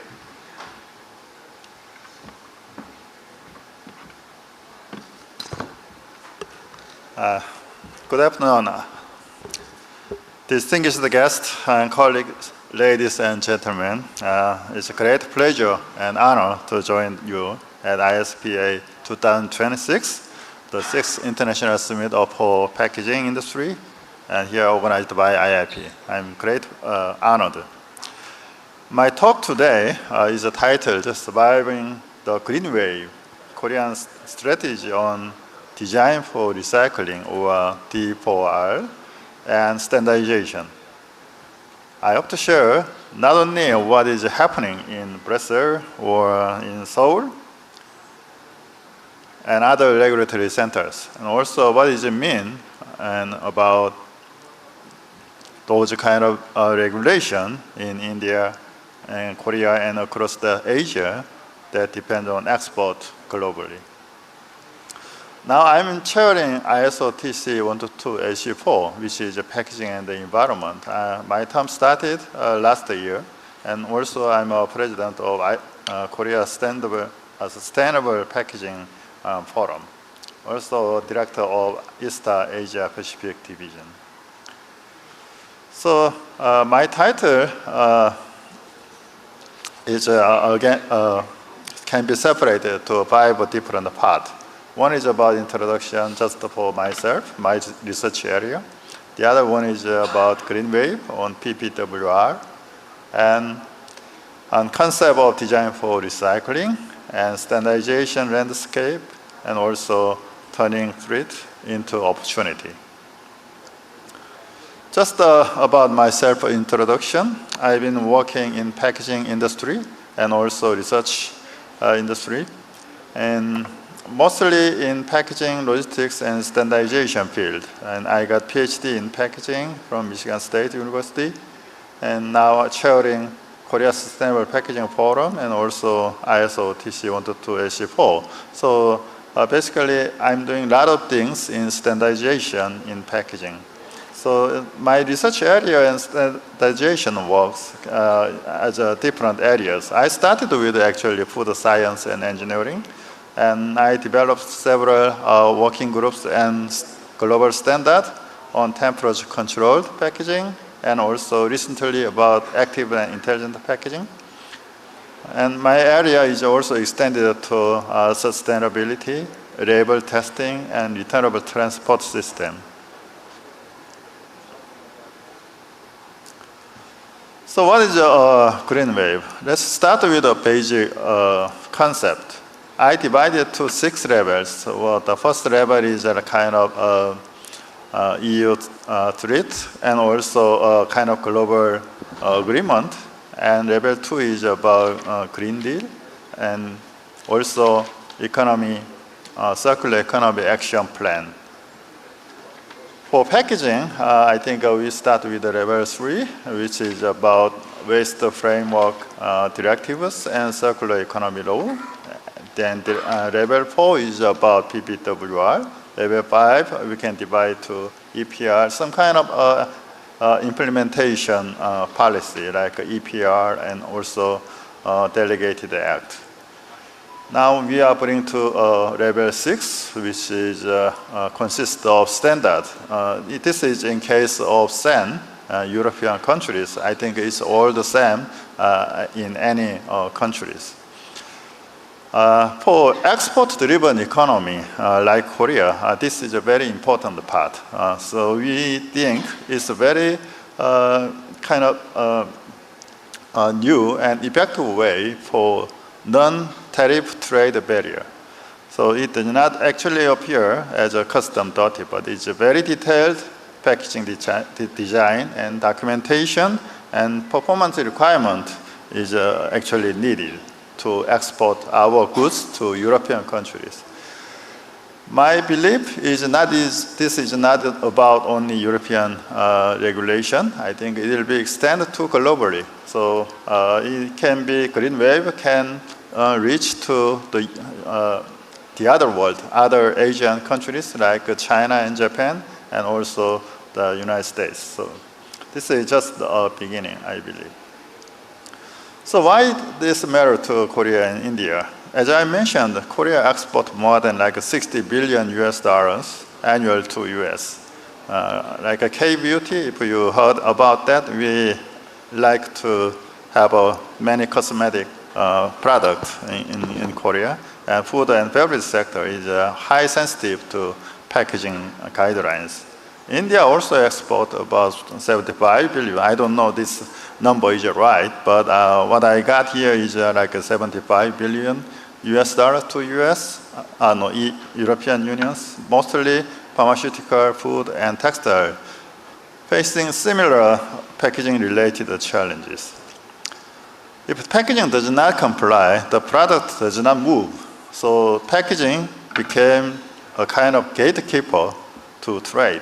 So packaging is not just about design or facilitating a movement. It's a kind of gatekeeper and must be defined and follow the guidelines that has been set in globally. So we'll discuss a little bit about PPWR. From directive to regulation, it started to have a strong regulation. If you know about the PPWR, technical documentation, which is Annex 7, is a very important part that require Bill of Materials or BOM for recyclability mapping and D4R assessment checklist and also test result. And at the result, the company is required to submit DOC if it is required. So they should prepare all the time, at least about the kind of technical document, also DOC at his end. And it will start from this August. So now we have a transition to design first paradigm. So we see the clear transition from end of pipe waste management toward upstream design intervention. So Article 6 focuses on recyclability by design, and Article 10 is on minimization. And some of our regulatory philosophy is that design determines around 70% of environmental impact. So before we even discuss about other material or other things, design actually determines environmental impact.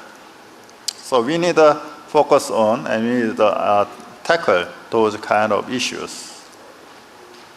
So what is design for recycling or D4R? It's not you, but it is a design packaging from inception to ensure maximum recyclability in existing collection, sorting, and reprocessing infrastructure. They have 4 different pillars. One is material selection, the other one is structure, sorting compatibility, reprocessing quality. I think we all mentioned about this kind of technology in this convention summit. So I think it is a very, very good move. We actually compared some of the issues between EU and Korea. To summarize what we compared, EU and PPWR side, D4R and economic recyclability is kind of mandatory and is more strong. But in Korea, we even already have some mandatory requirement, like 10% of rPET is required by 2026, which is this year. And we also have a recyclability grading system, and we also have an eco-modulation system. But we need a strong policy shift from simple increasing collection rate to achieving actual circularity and high-quality PCR use. That's quite challenging right now. So there is a gap existing. And also digital transformation is another emerging dimension. So EU is actually pushing toward with a digital product passport. I think most of the textile company, they already know. So it is approaching new paradigm for packaging. So you need to have a life cycle data, traceability, and also use a QR code or blockchain technology for packaging information. Even Korea digital infrastructure is strong, but we don't have those kind of data. It's still early stage. So we need to target investment on DPP-ready system. That was a kind of our gap we have to achieve compared to the regulation, which already set online. So my job is helping Korean companies in the field of standardization. This is what I have. If you look at the European standard structure, they have a SAN TC261 on packaging. And on the TC261, they have a AC4 on packaging and environment. They have many working groups. The most important working group recently is working group 10, which is about design for recycling. This is what I am talking about. Because EN 13430, previous already existing standard, is asking about material recycling requirement, about recovery by material recycling, assessment of conformity, and also it is a basis of PPWR recyclability grade. So it will be updated in 2028, but it is an important part of EU regulation. So based on those kind of basic standard or fundamental standard, SAN TC231 AC4 working group 10 established series of standard, which is called EN 18120. That will be published within this month. Actually, March 24th, that's the target date. So this standard is about design for recycling of plastic packaging for each part, like starting with a definition and process and governance, and also sorting, evaluation process, and design guidelines, and design guidelines for each different materials. So I believe this is a very important standard to meet the requirement of EU regulation. So this is my response as ISO TC122AC4 chair. So we already have several working groups, but we established AH1, which is a review of packaging environment standard. We started last year. We will have several meetings this year too. If you are not aware of TC122AC4, we published ISO 18600 series about more than now 12 years ago. So starting with 1861601, which is umbrella standard, and until like organic recovery. This is kind of old. So we are on the review process. So we are comparing each regulations and also EU standard, EU directives, and also EU ISO 18600. So with the gap analysis, we are proposing new ISO standard. There can be a new ISO standard, and we may also need to modify some ISO standard. So I believe standard is like a common language to allow regulator and brand owners and converters and recyclers and laboratories to talk about same page in consistent way. So that's why I believe this is important. So we are turning the opportunity. So I believe PPWR, that's what it's called. So Korean government is responding, and also they are changing the policy paradigm to meet the requirement from European countries.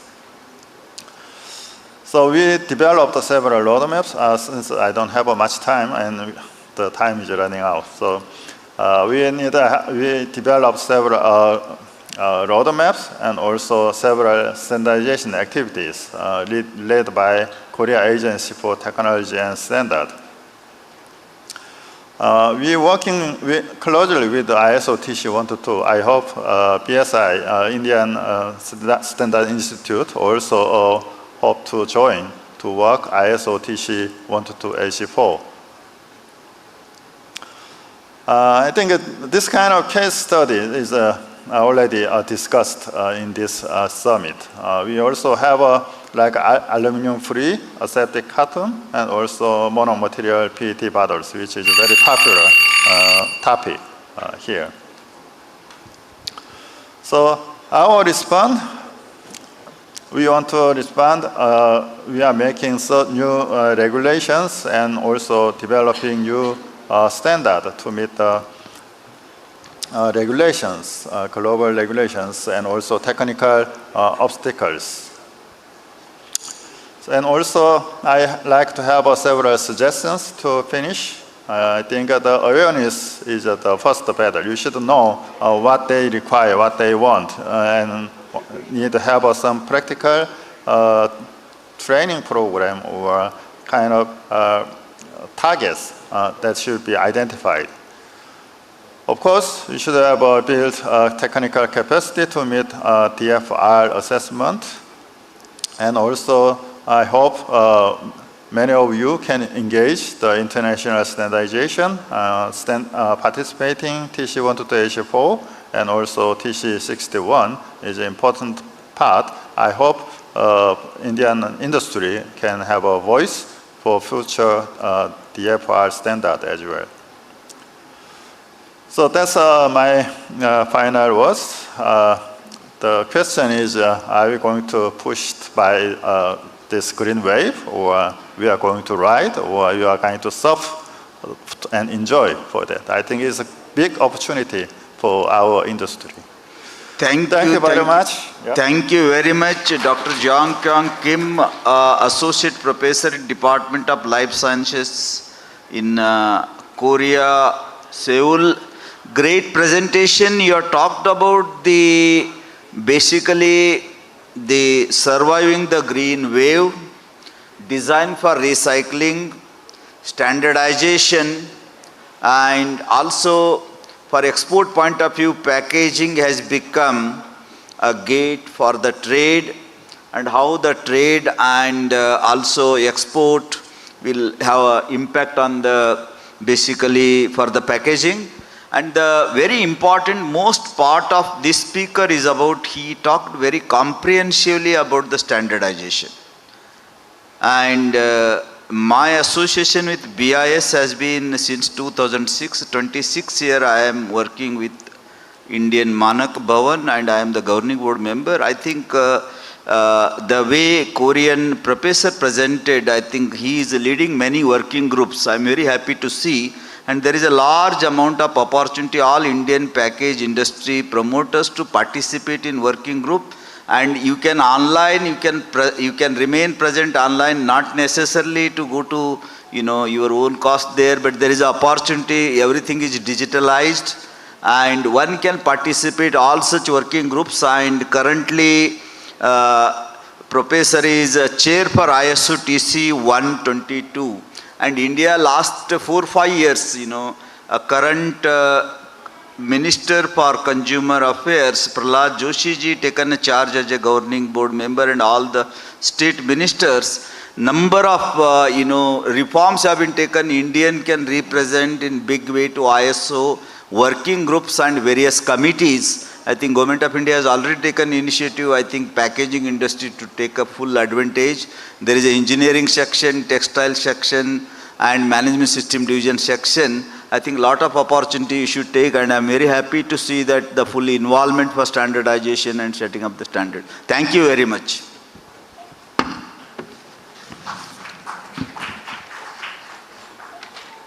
Next speaker is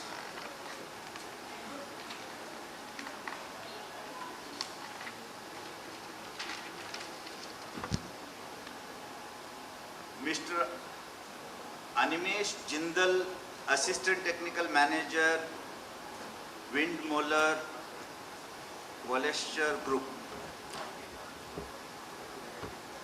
Animesh Jindal. Yeah.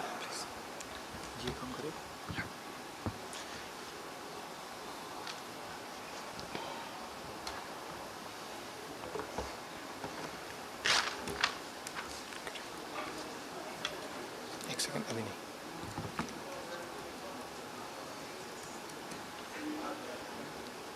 One second.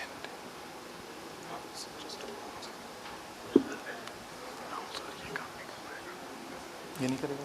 कोई बात नहीं. Hello. First of all, greetings everyone, and thank you Indian Institute of Packaging for organizing such a wonderful and insightful event, bringing all the industry leaders together. It was really a pleasure to be here. So my topic for the presentation is engineering circularity, and I'll be discussing about our approach as a company towards sustainable blown film solution for tomorrow's packaging. Before I start with my presentation, I would like to give a brief about what the company does and where we stand. So we are a 157 years old company, headquartered in Germany, with our presence in more than 140 countries, and we have more than 10,000 machines operating worldwide. We truly believe that technology and innovation is the key towards sustainable future. And we invest a lot of our resources to develop technology. And I'm proud to say that we hold more than 1,700 patents across design and technology. So what we do, from extrusion to printing to converting, we manufacture machines for the flexible packaging industry. Now moving back to the blown film lines, you see a number of products on the screen, and I'm quite sure all of you must have used one or quite a few out of them. All of the packaging that you see, the film that you see, or a part of it is made from blown films. And what do we expect from a machinery? We expect it to be efficient, it to produce minimal wastages. It has the ability to process PIR and PCR and difficult resins. It should change from one product to other quickly, and it should be energy efficient. We make machines which has the capability to cater to all the requirements, and we are the leaders in blown film machines. Today I'll be talking about three major aspects. First is a transformative technology. How are we progressing to make the packaging more recyclable?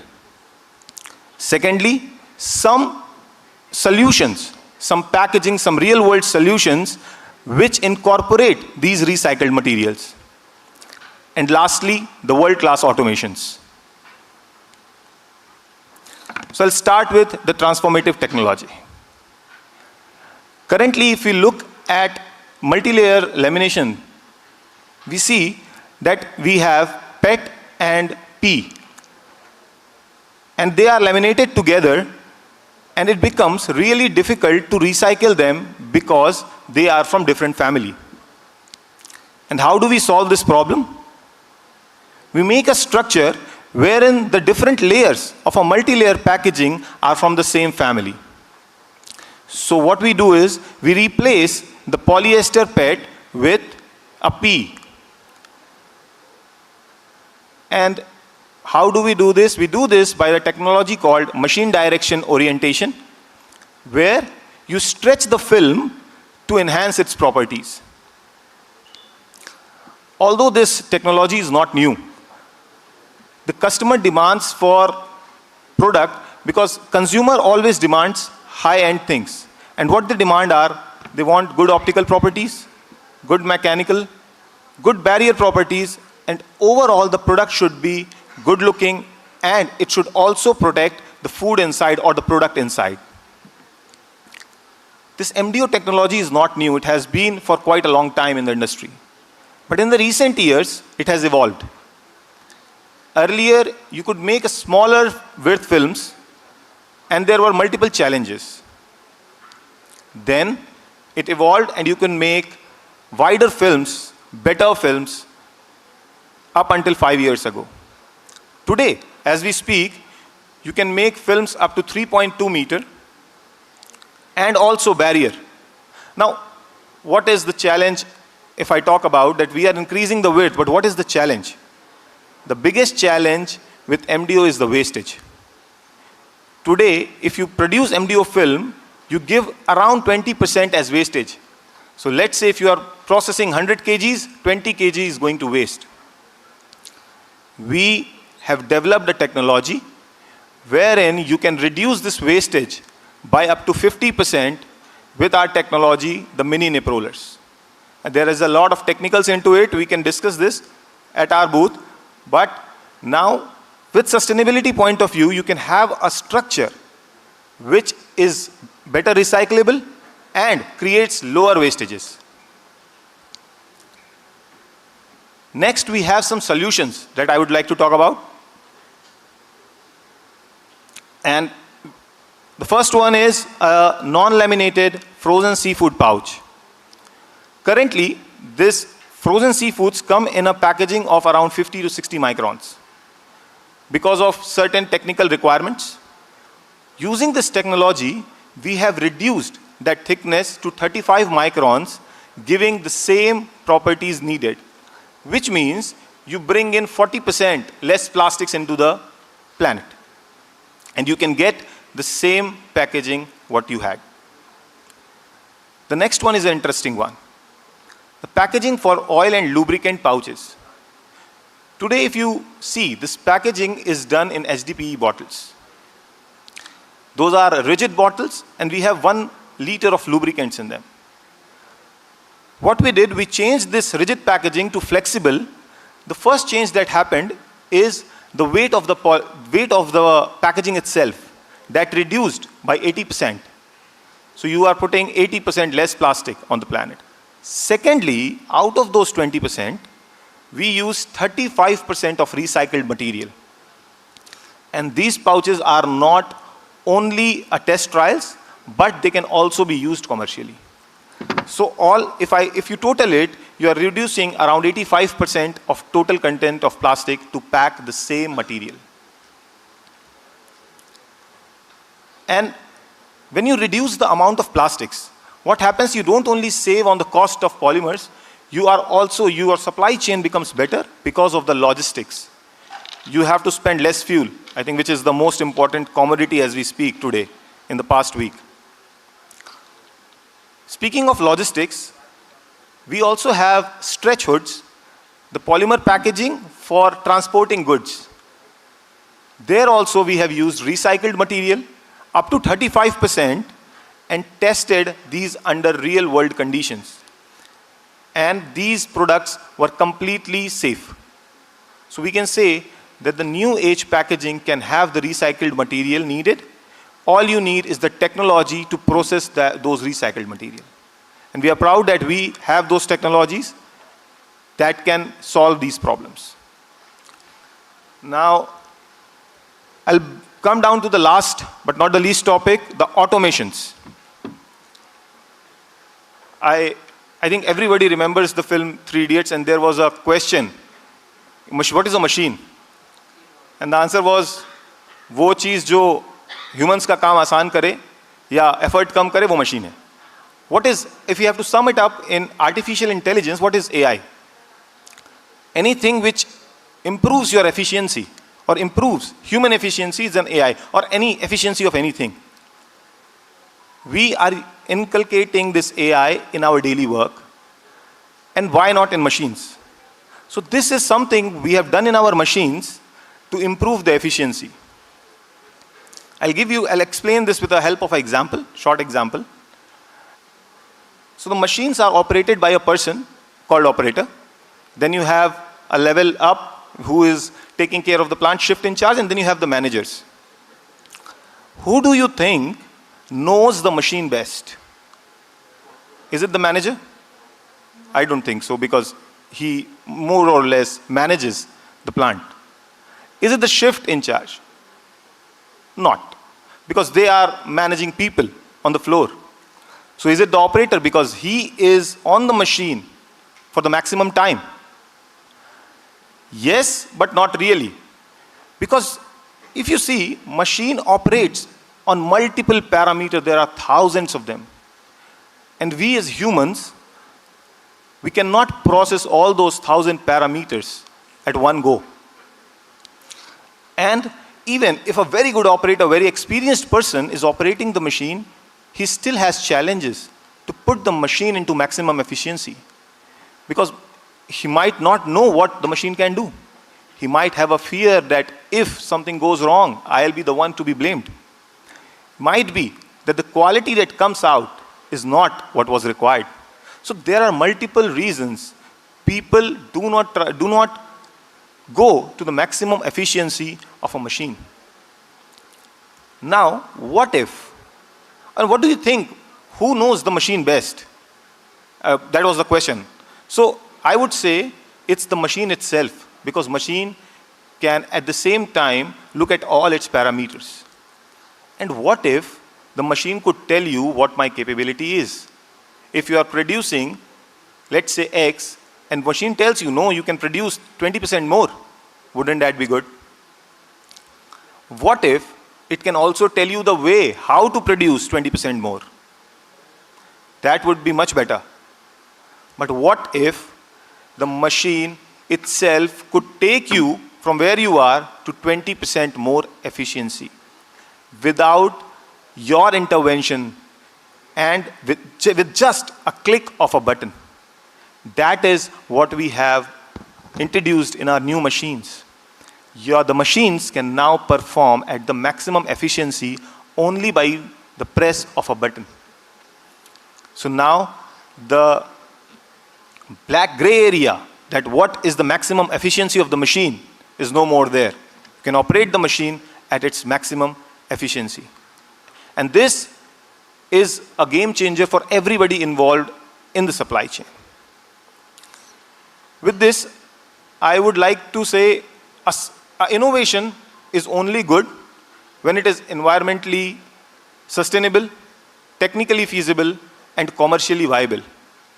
And we are trying to be at the intersection of all these to create something which could be sustainable for the future.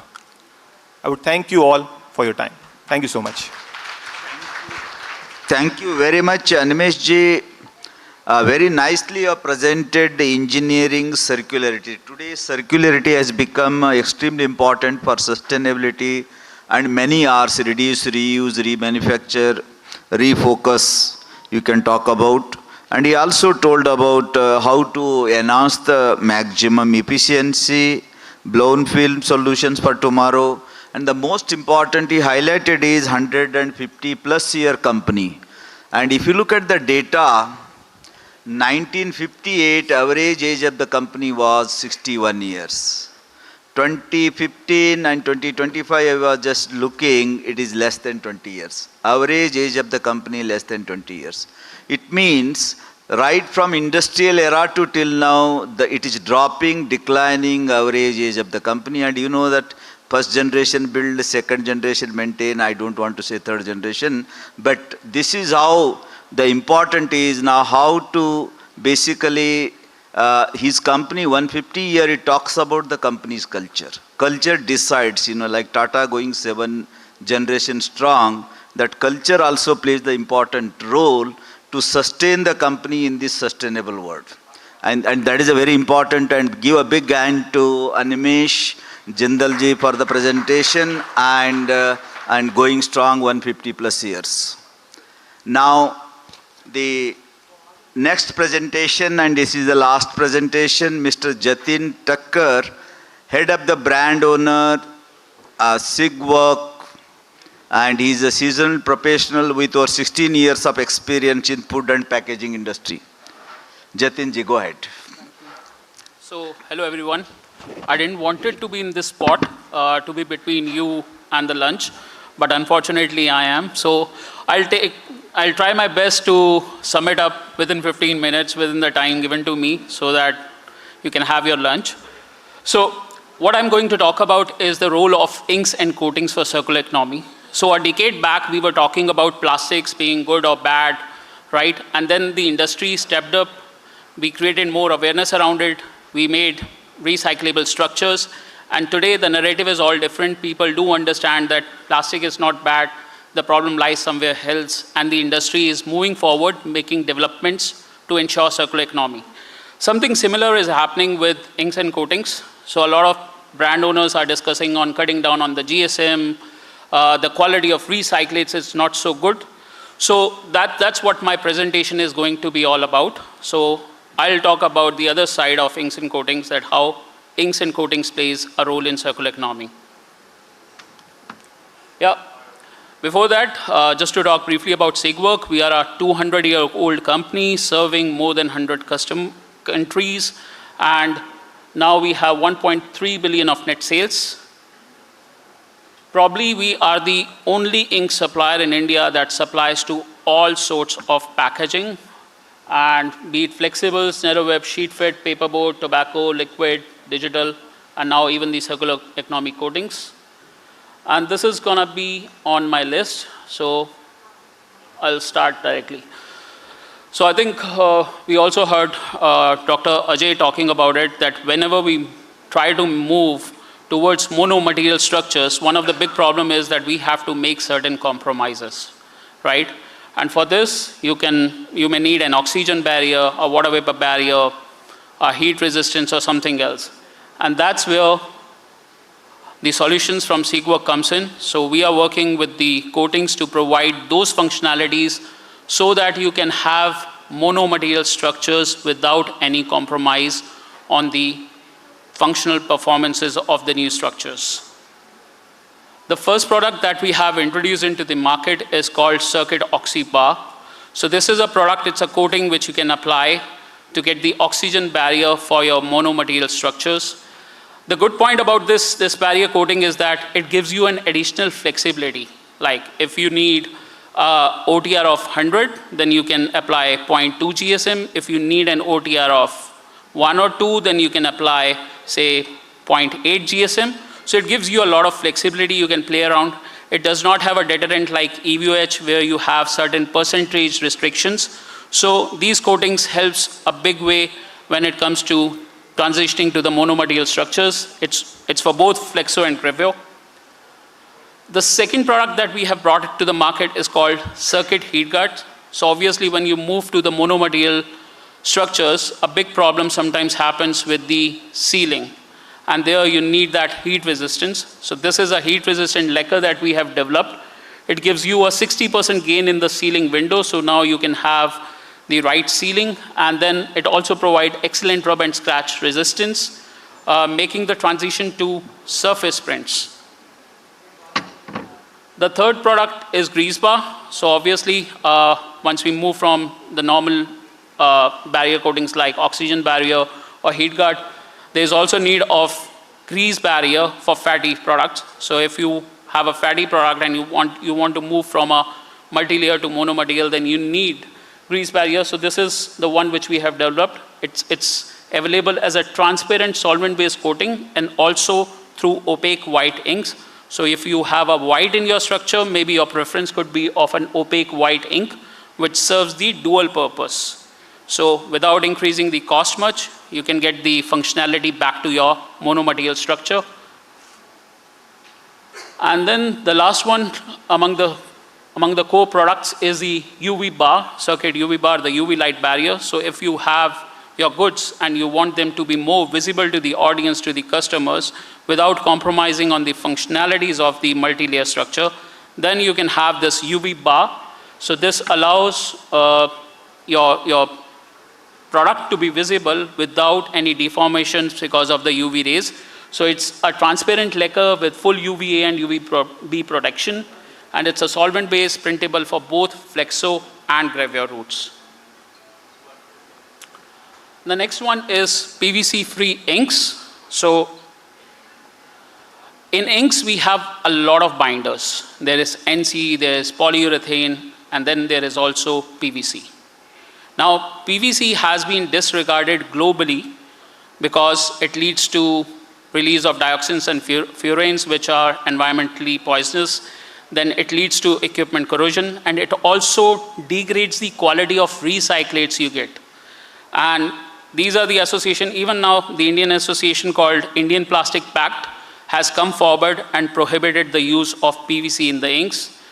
But just to give you a fact is that today 80% or more of gravure inks are based off PVC. And this is happening all unknowingly. Because for decades, the ink manufacturing companies have been claiming the titles to be NC-based inks or PU-based inks. So normally when somebody says it's a PU-based ink, people would believe it to be 100% PU-based inks. But that same PU-based inks always used to contain PVC. And this is a big problem for the Asian entities because in US, 85% is flexo. So they anyways are rid of PVC. Similar trends for Europe. But if we talk about India, we are majorly dependent upon the gravure printing. So we have a lot of PVC into our inks. And if we want to be actually recyclable, actually sustainable, then we also need to move away from the PVC-free inks. The third thing is on de-inking. So the next thing that comes to the mind is that when you have inks, you cannot have clean recyclates. There will be order issues, there will be color issues. I cannot use it for clear packs. And here, if you see, this is the reality of the ink today. If you have a solvent-based ink or an offset ink, then probably you can de-ink it if it's a surface print. You can de-ink it to an extent. Maybe do a bit better with some kind of an additional surfactant. But then when you talk about 2K solvent-based inks, 2K coatings, or UV inks, and above all, laminated structures, which is a big portion of our flexible packaging, then it's clearly non-de-inkable, right? But here, we have brought a product called Clear Prime, and this Clear Prime does not only allow the laminates to get separated, but allows ink to get removed from there. And then you can have a cleaner recyclate. Whether it will be fit for food application, probably more testings are required, but certainly a very, very cleaner recyclate. And now I'll speak about a case study. So we have been working with our partners. So we also worked with Windmoller for creating this dog bites pouch. But the structure which I'm going to talk about now is this one. So it's a recyclable full PE barrier pouch. So what we did here is we applied Clear Prime and our oxygen barrier to provide the oxygen barrier, but also to have de-inking possible. So once you put into the caustic wash, these two breaking layers, the red layers, they allow as breaking points. So it allows the two layers to get separated. And once this gets separated, you can remove the ink easily. And then what you get is this printed material which is delaminated and de-inked. So delamination is possible, de-inking is possible. Now, since I'm here, I always love talking about food contact materials, so I cannot miss my chance to talk about consumer safety, which unfortunately people don't talk about. So in these 2 days, we have been talking about oxygen barrier, water vapor barrier, all those kind of things, but nobody talks about the consumer safety. So I'll just share something from an inks perspective purely. So inks has a lot of chemicals which are harmful. Toluene is today used even after the ban in 50% of flexible packaging. Mineral oils, probably 80% of the packaging, cartons packaging, and it's a known carcinogen. Benzophenone, yet another prominent chemical which is used in inks. PFAS, now FSSAI is talking about banning it, but yeah, it is currently being used. Heavy metals, cobalt carboxylates. So this shows that certainly the ink industry are using a lot of chemicals which ideally should not be present. And these have given good headlines to the media all across the globe for consumer safety problems. We have new standards coming up. And it's good that we have now a standard which says that your packaging should be food grade. But I have a problem when there is not a clear definition of food grade. It says it should not endanger human health. But then what does it mean for an adhesive supplier where there is no standard existing, right? So currently, just to mention, in the Indian standards, there is no packaging standards that explicitly bans the use of chemicals which are carcinogenic, mutagenic, or reprotoxic. So technically, people can use these loophole and they can use materials which are carcinogenic, and that's why we find toluene, mineral oil predominant in the ink industries. Sigwork, by the way, is 100% free of toluene, mineral oil, benzophenone, PFAS, but yeah. So while we talk about these transitioning to circular economy, everybody is talking about surface properties, bond, but are we giving due consideration what's happening to the migration of chemicals? Now, when you move from a multi-layer to a mono material, you reduce the plastic thickness. Are the chemicals which were there migrating more? Maybe the cancer-causing chemicals were present there, which were not able to move before when there was a multi-layered structure, are moving today to your food because now it's a monomaterial structure. So this is a topic which is largely untouched, and I think this needs a lot of consideration when we talk about sustainability, because I think consumer safety is something that also affects each and every one of us. So we can talk about sustainability, but I don't think we can miss the consumer safety element out of it. The next thing, now this year, we have this use of recycled content. There are brands claiming we are putting in a lot of recycled content into packaging good. What's happening on the other side is UPI is raising concerns. So UPI is European Printing Ink Association. It is the biggest ink association. Probably the top 6 ink players are 80% of the ink suppliers in India. And they have put out a paper clearly stating that there is a use of CMR substances which is a big, big threat.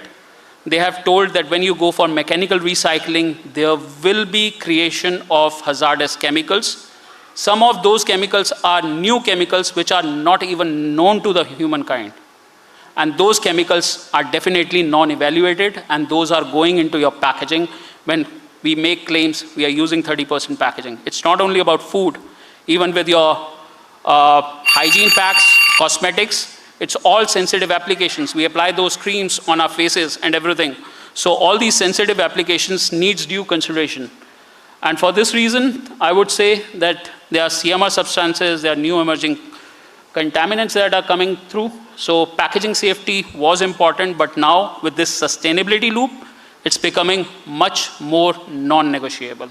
So this aspect, I think, a lot of us needs to give due consideration. Thank you. That was it from my side. Thanks.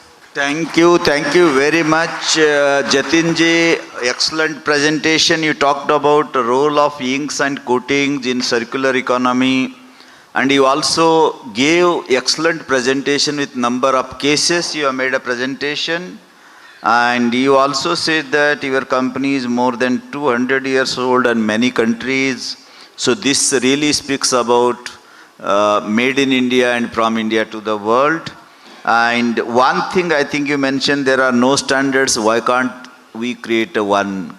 If it is not there, the national standard bodies, BIS is open. I think you should participate, and you have to again part of the working group one can create. So with this participants, all the 7 speakers, they made an excellent presentation in respective area. They brought out the new things in the respective area, innovation and standardization, in real sense 5S and artificial intelligence. In all the 7 presentation, they are touched. Excellent presentation. Once again, give a big round of rounds for all of them, and thank you very much. Now it is organizer. Thank you very much, sir. I request you to kindly take the center stage for the presentation of mementos. We'll begin with Mr. Amitava Ray, sir, to kindly step forward. Mr. Ray, sir, please give us this opportunity to thank you for sharing your expertise with us. And we thank you for your thoughts and your presentation. Kindly take the center stage. Ladies and gentlemen, please join me in giving him a huge round of applause. Mr. Amitava Ray, Management Advisor, formerly Board Member and Group President, Packaging UFlex.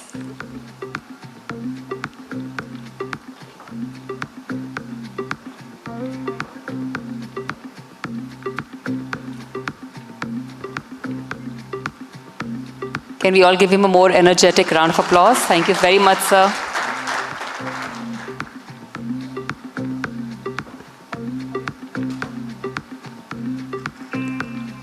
Seeing you grace the stage at this age really motivates us all.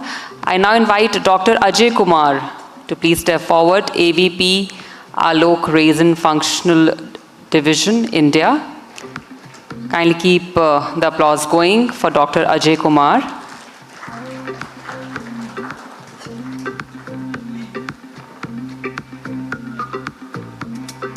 Up next, I invite Dr. Jong Yong Kim from Seoul, Korea. Thank you, sir, for coming all the way from Korea and joining us here in India.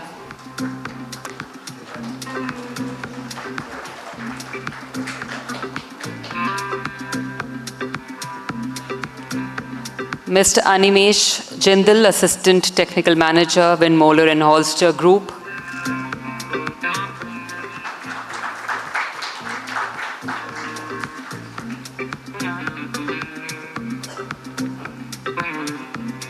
Thank you very much, Mr. Jindal.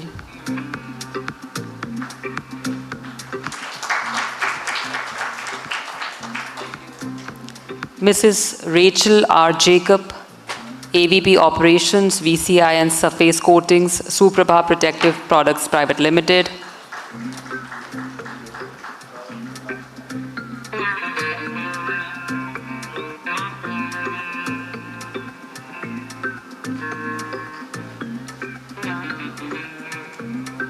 Mr. Jatin Tucker, Head of Brand Owner, Segwork.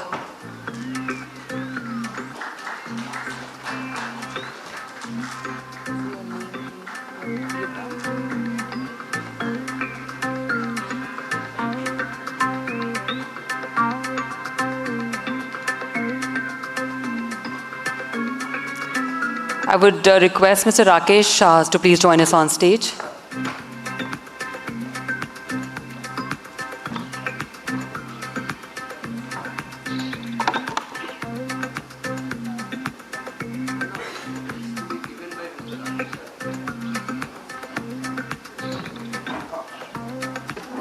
So your body language really confused us.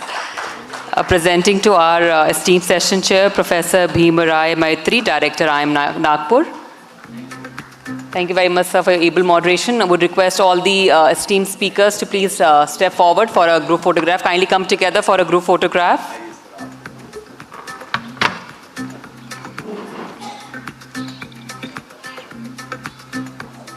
Kindly come together for a group photograph. Ladies and gentlemen, we'll take a 30 minutes quick lunch break. We would request you all to kindly reassemble in this hall at sharp 2:30 p.m. for our next session. Thank you very much. Enjoy your lunch. Also would request the delegates to kindly collect the delegate kit from the registration counter in case you have not collected yet. During the lunch break, you can collect the delegate kit from the registration counter. Thank you very much.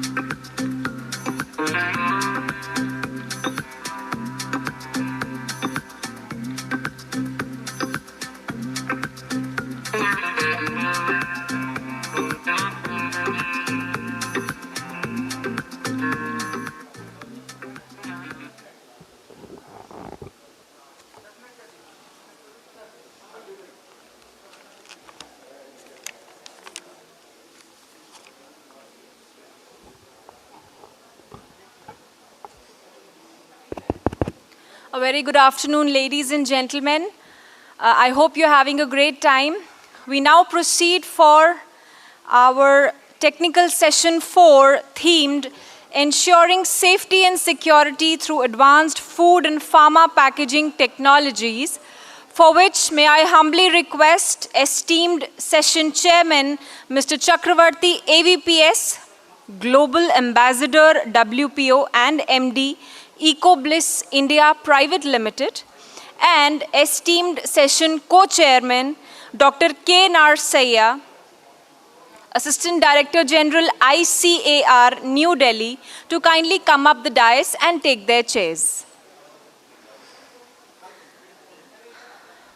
The speakers for this session, may I humbly request Dr. A.K. Tyagi, Executive Director, Haldiram Snacks Private Limited, Mr. Praneeth Tripurari, Packaging Portfolio Director, Tetra Pak, Mr. Mohit Mittal, Senior Manager, Packaging and Medical Devices, Sun Pharma, and Dr. Tanya Razda S. Muzata, Assistant Professor, School of Packaging, Michigan State University, USA, to please come up the dais and take their chairs.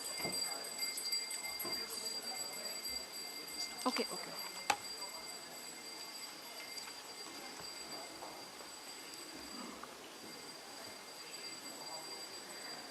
Thank you so much, everybody. It is an honor for me to introduce you to our session chair, Mr. Chakravarti, AVPS, who is the CEO and Managing Director of EcoBliss India, and also the Global Ambassador of WPO. EcoBliss India is a joint venture with a Netherlands-based global leader in innovative blister packaging solutions. He has over 3 decades of experience in paper, printing, packaging, and widely recognized for his contributions to pharmaceutical and specialty packaging. Welcome you, sir. I'm also humbled to introduce you to our session co-chair, Dr. K. Narsaiah, who is serving as the Assistant Director General at the Indian Council of Agricultural Research, ICAR, New Delhi. He has extensive experience in agricultural research management, policy coordination, and innovation within the agri-food sector. Humbly welcome the esteemed chair and co-chair. I please hand over the session to you.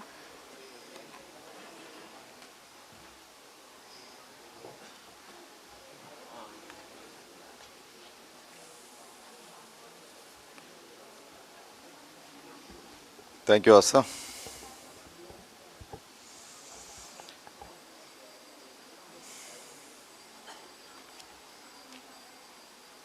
So it's a long day today already.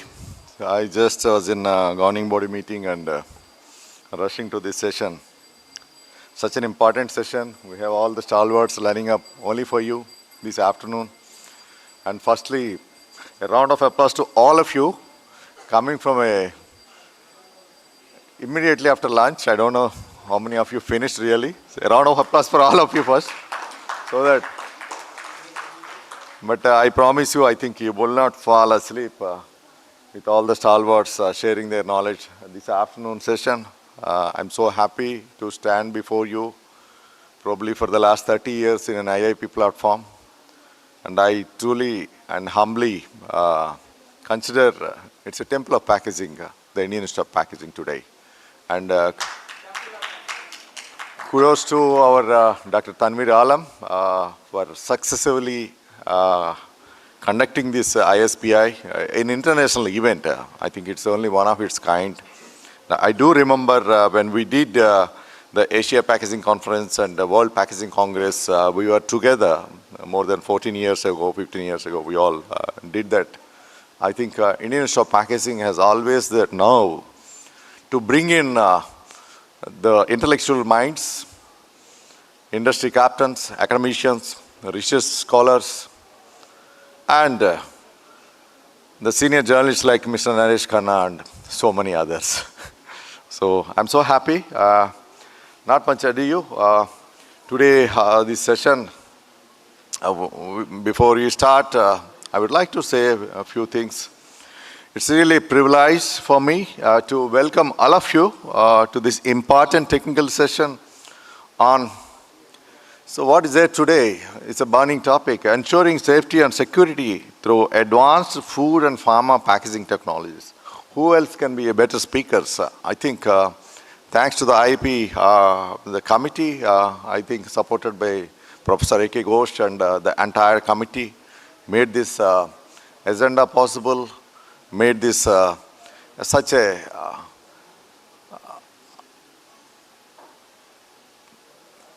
such a line of great speakers all over the world. See, packaging today is no longer about containing a product, as I was telling always. It has evolved into something far more critical, especially my favorite topics, the food and pharmaceutical sectors. And it has become the first line of protection for public health. We have seen during the COVID time, I can proudly say, that being the stakeholders of the packaging industry, we saved millions of lives. Take this word from me. Be it vaccine or first line of defense equipment, first line of defense protective equipment, right from the face masks to several other equipments, the medical devices during that time, which really saved our day. I think packaging stands the first. When the lockdown was declared, everyone was sitting at home, people were asked to work at home. But we, the packaging people, remember the vaccines were not there at that moment of time. No one is really guaranteed of their life if they come out of their homes. But still, all of us were working in our laboratories, in factories, in several other platforms, braving the COVID that time. I think that we need a round of applause now for all of us being stakeholders of the packaging industry, and saved millions of lives those days. Even for the food, when it reached homes at that time, I think that's where all these quick delivery online systems have got a fillip those days.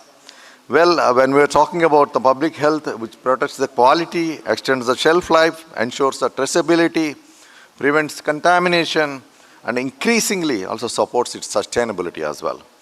Well, my dear friends, in a country like India, and indeed across the world, we are dealing with a very complex supply chain. Today you know very well how critical packaging role in the challenging global supply chain conditions. Well, products travel thousands of kilometers before reaching consumers. During their journey, packaging plays the silent but the decisive role of preserving integrity, safety, and trust. Well, in the pharmaceutical world, we often say that a drug is only as safe as the packaging that protects.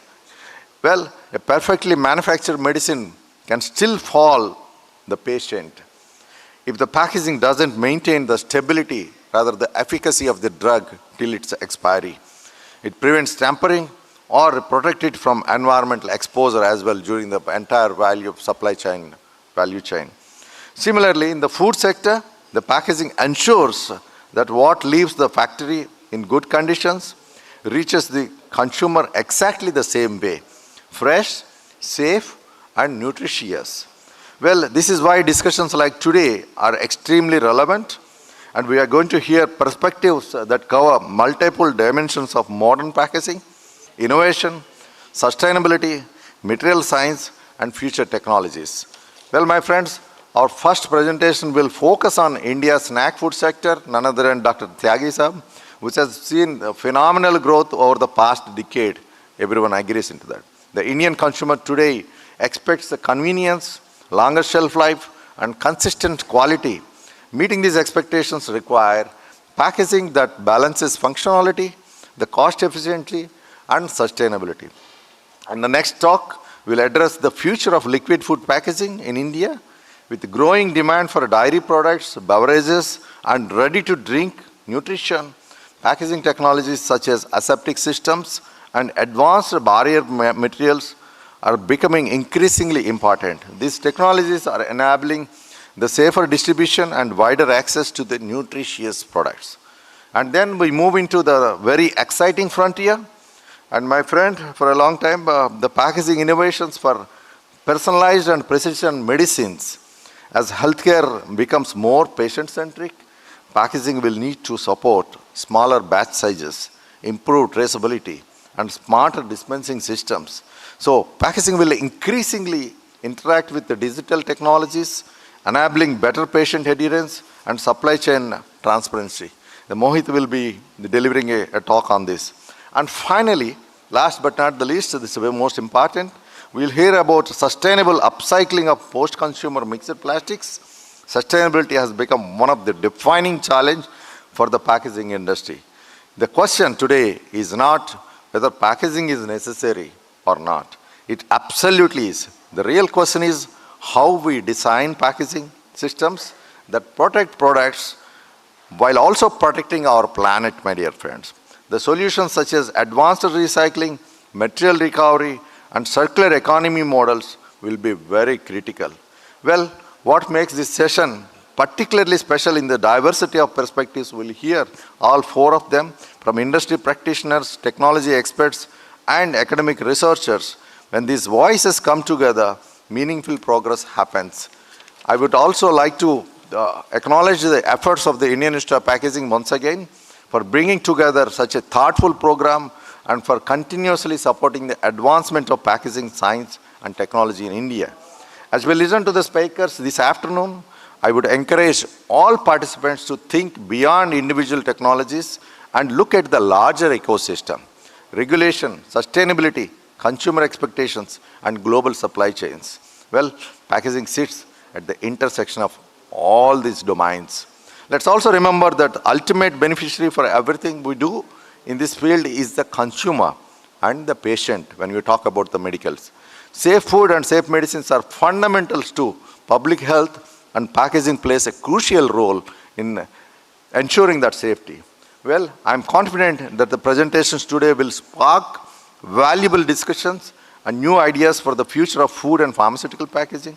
Well, with that, my dear friends, it gives me immense pleasure to invite my first speaker, Dr. Ashok K. Tyagiji, Executive Director of Haldiram Snacks Private Limited, a long-time friend, a very successful entrepreneur, but also finds a little time once in a while, very frequently rather, to share his enormous knowledge, who will speak on the spicing up India's snacking business. Dr. Ashok Tyagi is a veteran food industry leader with over 4 decades of experience in food processing, FMCG operations, and corporate strategy. Tyagiji holds a master's in food technology from Govind Ballabh Pant University of Agriculture and Technology, and I also completed the master's in business administration and also a doctorate in business administration. Kudos to him. A big round of applause to him. In fact, long ago he started his career in Wimpy International and later served as the president of Uncle Chips. You remember those days in 90s. And he went on to become CEO and executive president at Amrit Foods and later joined Haldiram Group in almost 20 years ago, if I'm not wrong, where he served as an executive director. Under his leadership, Haldiram today is a global brand, my dear friends. You all agree with that. Haldiram's expanded significantly through product innovation, network strengthening, and strategic growth reinforcing its leadership in the Indian snack market. He has received several national and industry awards, recognizing its contributions to the food and agribusiness sector. And like all of you, I'm very eager to hear the great knowledge being shared by Dr. Tyagiji. Over to Tyagiji. Thank you very much. Thank you once again.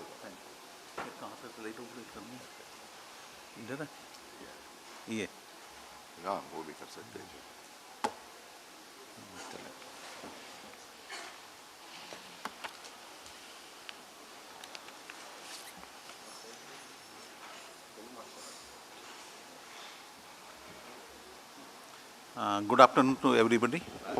I'm just taking my presentation in 3 chapters. Number 1, what is the snack market? And secondly, what Haldiram is doing, and what is the need of what need we require from the plastic expert. What is the need of what type of the packaging we are using, what is the specialty of the packaging, or what is our future innovation. Let's go with the snack market. The snack market, what $12 billion in the year 2022, and it is to be estimated approximately double, $24 billion in 2028. It means the market will become double in the 6 years. And the CAGR of the snack market is around 12%. If we go to the organized, unorganized market, the organized market contribute about 50% and 50% will come from the unorganized market. So this is all about snack market. This is the contribution of snack market. Around 17% of the total market will come from the east, and north is the biggest market. Around 37% of the total snack come from the north, 15% of the total snack come from the south, and 31% come from the west. So number one is north, and second followed by west market. If we see the flavor, the salted is number one, which contribute about 29%, masala 21%, and tomato is 12%, and rest of the flavor is vary from 4 to 9%. Haldiram group of the companies in the business of packaged food, selling branded namkeen, snack, sweet, papad, syrup, ready to eat, bakery product, frozen product to the retail and wholesale market. Currently, it has the multi-locational plant with a processing capacity approximately 400,000 metric ton per annum. Haldiram had 188 restaurants come showroom at premium location of Delhi and NCR, and with a plan to open various outlets in northern India as well as West India also. Our vision, global presence as food and beverage company through innovation, through professionalization, through expansion, and through strategic approach, also business acquisition. Our recent example of the business acquisition is Akash brand from the Indore and Babaji also from Delhi. The story of the Haldiram has started from the Bikaner 1937. We have reached to Delhi 1982. We have reached to USA in 1993. Our group chairman is Mr. Manohar Lal Agwalji, and our vice chairman is Madhusudan Agwalji. This is the trend setter of the Haldiram. Innovation is our passion. First company in India to introduce branded packaged snack foods in 1990. First company in India to do 100% automation of the traditional snack without human touch. Pioneer new wave of the packaging such as zip pouch, standy pouch. One of the first company to offer traditional Indian street food in a hygienic restaurant environment.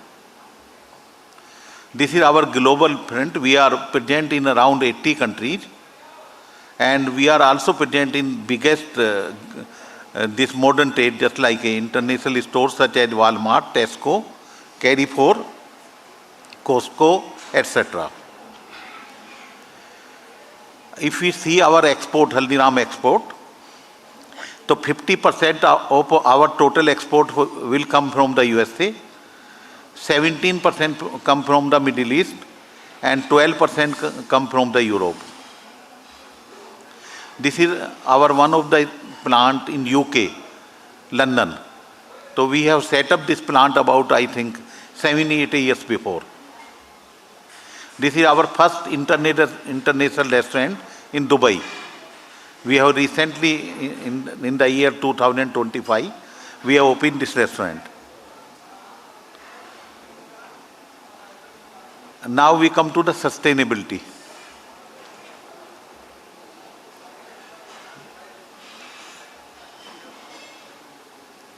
We are doing 100% EPR. Whatever plastic we are using, we are doing the 100% EPR. We are converting this plastic into the plastic dana, which is ultimately going to use the furniture, etc. And some of the part will go for the road making. This is our under process our recycling setting unit. This capacity 10,000 to 15,000 metric ton initially per year. Solar power. Haldiram sustainability at the heart of everything, and we are doing current solar approximately 30 megawatt capacity we plan to give back to the grid. We have executed a power purchase agreement with Telangana government to supply 11.5 megawatt power. We have also connected our effort on reducing the carbon footprint through captive power plant. We have commissioned 14 megawatt captive power plant in Ardoi, Uttar Pradesh, which will jointly approximately 40% of our total power requirement of Haldiram Group as a whole. We are future investing in solar projects to increase the share of renewable energy in the total power mix of the company. So we are doing lot of the things in the sustainability.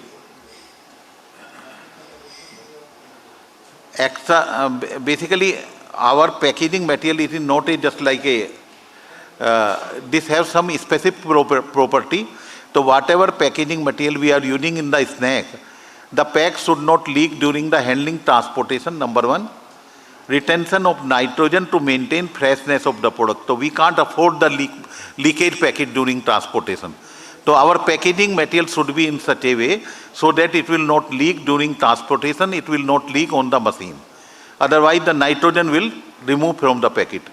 Similarly, our packaging material have the UV barrier to protect from the sunlight, heat seal strength, machine runnability, optimum cost, no pinhole during the metallization. OTR, our OTR should be equal or less than 0.03. WVTR definitely less than 1. UV barrier, machinability, nitrogen retention inside the pack with no micro leakage, optimum bursting strength so that it should not be damaged during transportation in Indian conditions, especially in the hill areas, and heat seal strength. So these are our specific requirements to supply the laminate to our company. Benefit of the sustainability packaging: reduce carbon footprint, minimize wastage and pollution, enhance brand image and consumer trust, complies with environment regulations, minimize waste and pollution, cost effective in long run. We are trying to develop suitable laminate for salty snack which can be recycled 100%. To achieve this, we seek the support and expertise of our business partner. So this is our future innovation. We are under the development with some of the business partner to develop the salty snack laminate which can be 100% recycled. Thank you.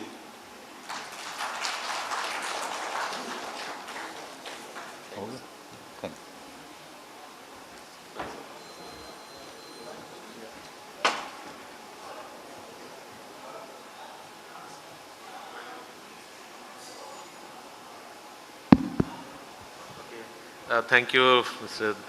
Tyagi. It was nice to know the journey of Haldiram.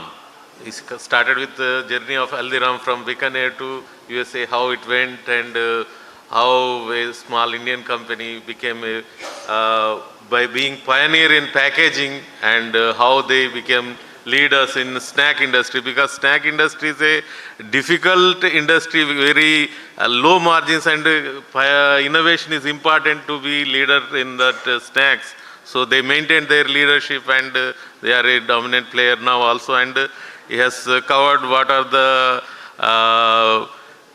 major exports they are doing to US, and in sustainability also they are having good initiatives like recycling the plastics as well as solar power initiatives. So I expect them to give these kind of initiatives further to research institutes also in what they are saying, like 100% recyclable laminates they want to develop. So for those kind of initiatives, if they can support the research institutes and others through corporate social responsibility funds also, it will be great. So I hope that will go well to our country also. Thank you. Well, Dr. Tyagi, that's a very elaborate presentation. Since Mr. Tyagi also has to leave, maybe early, maybe we'll take a couple of questions to him. Anyone in the audience, to Dr. Tyagi. Any questions to Dr. Tyagi, how he has really scaled up to a global level and how packaging has become a silent a catalyst in taking it forward? Dr. Ghosh, you were asking something?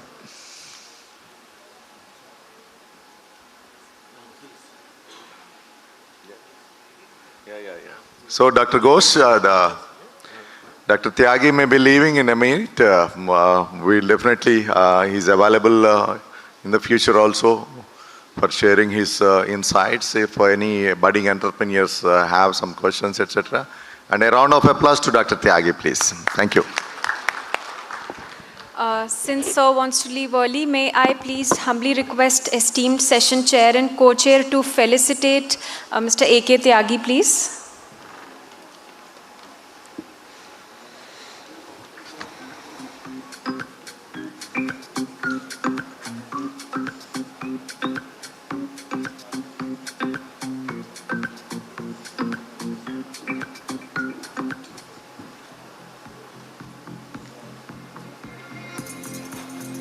Ladies and gentlemen, may I have a big round of applause for Mr. A.K. Tyagi. Thank you.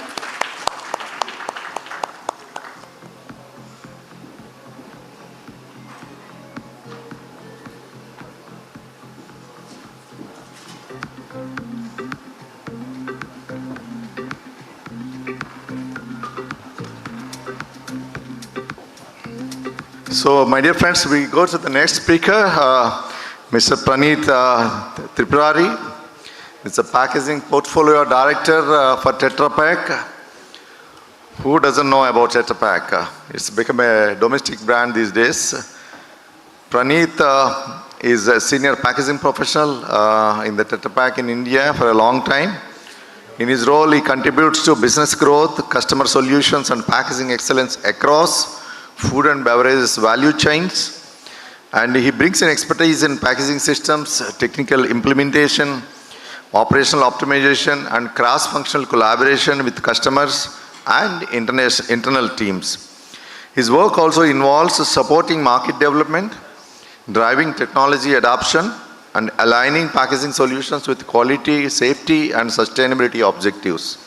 With a focus on integrated end-to-end packaging performance, he plays a key role in strengthening Tetra Pak's presence in the India packaging ecosystem. Over to you, Praneeth.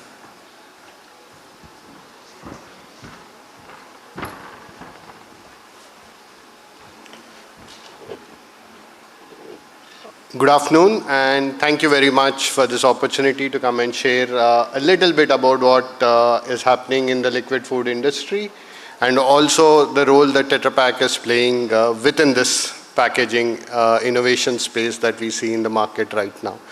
I would like to thank both of you for that warm introduction and also to the organization, which is IIP, to provide this platform for us. So today I will be talking specifically about future of liquid food packaging and focus a little bit on the role of safety and sustainability within this scope.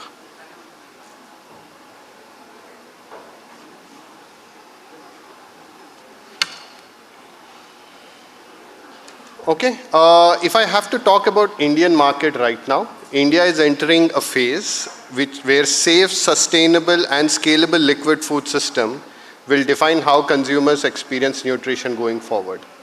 You will notice the bullet point that you see first, which is 2050.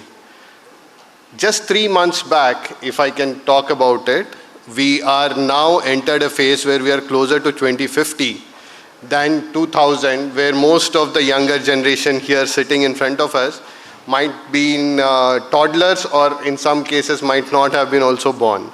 So when we are looking about population right now, we are expecting the population to be nearly 1.6 billion as we go forward in the year 2050, which means that not only here in the market of India, but globally, we will need 70% more food that needs to be made available for the population that we have.